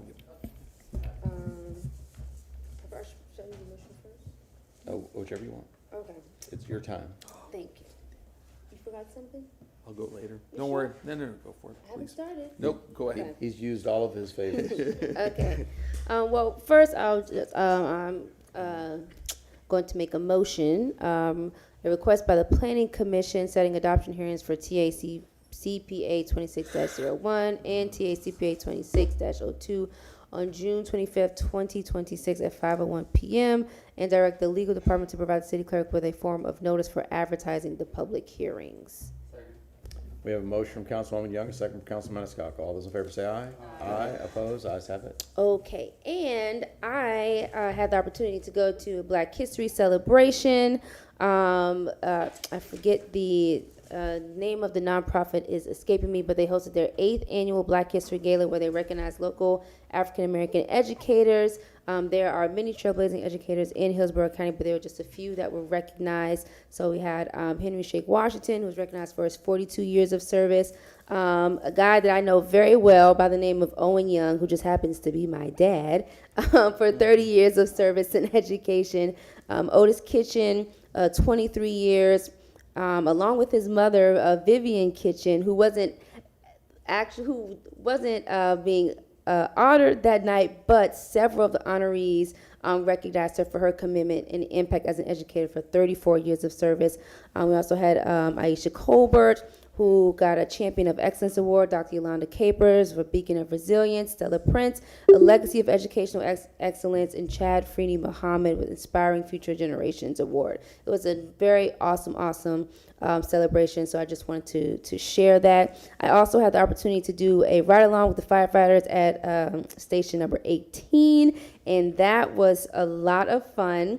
It was very insightful. Yes, thank you, Darlene. That's us, myself, with some of the crew that was there. When we got there, they actually were already on a call. Darlene and I got there, and there was no one there, and we looked at each other and said, I think that's them over there. And so we walked over, and they were actually in that, and busy. We got a tour of the station, which was actually built in the 1950s. It still has the original tile from when it was built.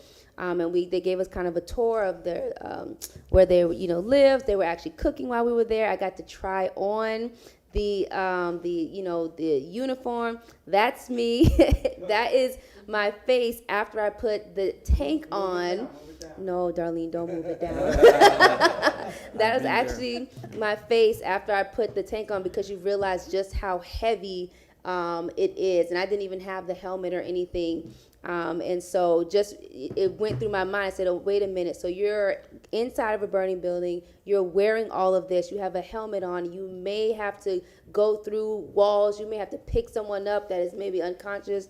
And so I just had that realization, like, wow. So it was really awesome experience. I encourage all, council members to go and explore. I have a few other ride-along scheduled with code enforcement and TPD, so I'm really excited just to kind of see the inner workings of how everybody does their job. I think it's good and helps us to do our job even better. And then I also went to Belmont Heights. They had their building my financial futures program, which was a grant.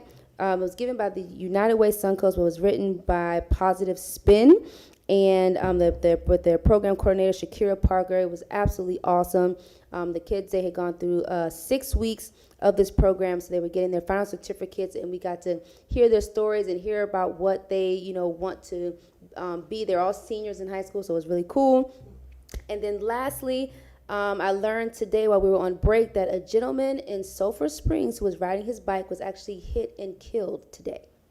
And so, again, the conversation about transportation and having safe transportation and having walkability and bikeability is important.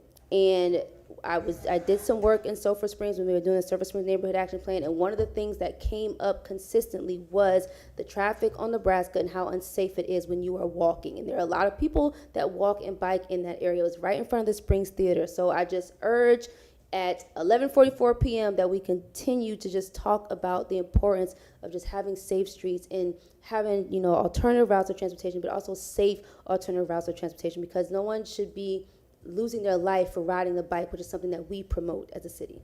So, putting that out there. Thank you very much. Councilwoman Hurtak? Nothing. Councilman Maniscalco? I want to wish Mr. Shelby a happy birthday, but we have to wait till next Thursday. He gets to work on his birthday, so I'll hold off. It's a gift. This is not work. This is pleasure. He always has a good time.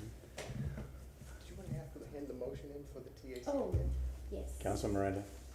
And Mr. Chair, may I, if I may? No. Damn it. No, it's really fast. Go ahead. Thank you, sir. And I want to say for board member, or for Councilwoman Young, Vivian Kitchen is just a wonderful person. Otis is a friend of mine, and they're good folks. I had meant to do this. I was meeting with Local 754, Tampa Firefighters, Local 754 with the Rays, and the issue of fleet maintenance in Station 9 came up. And so I wish to do a motion for March 5th, I believe it is, for a written report on the status of fleet maintenance, property acquisition, including. We already have the property. We own it. We do? Yeah. Uh-huh. Why? It's on I'll be Hillsborough. damned. Okay, well, I'm embarrassed. Okay, good. Yeah, 'cause we're no actually one- in the middle of the plan. Remember, we had to fight to make sure that they weren't gonna put anything else Right. on. It was only gonna be Fleet and Supply, and they wanted to open it up to other parts, and we had to fight to So, make sure okay, that it because was nobody only in the Fleet room and knew. Supply. Okay, then you know what? I hereby withdraw Never that, mind. and I'm slightly embarrassed. Okay, there you go. I mean, I believe there is an update coming.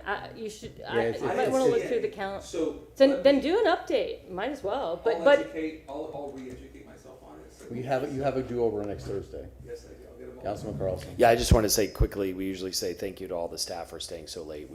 We signed up for this, but you all didn't, and we appreciate What it. do you mean late? It's not morning yet. It's Yeah, still we gotta- early. will be by the time we get out of here. Yeah, okay. Hearing nothing else, this council is. Wait, I move to receive and Wait, file. receive and file. Wait. Before you do that, I cannot leave without reminding you and the public that you have a special call meeting this coming Tuesday evening at 5 p.m. for the purpose of the continuation of your comprehensive plan transmittal hearings. Yep. So I'm just reminding you that it's unusual to have a special call meeting on a Tuesday night, I but may be here. thank you for letting me. We have a motion from Councilman Maniscalco to receive and file, second from. Councilman Miranda. All those in favor say aye. Aye. Opposed? Ayes have it. We are adjourned.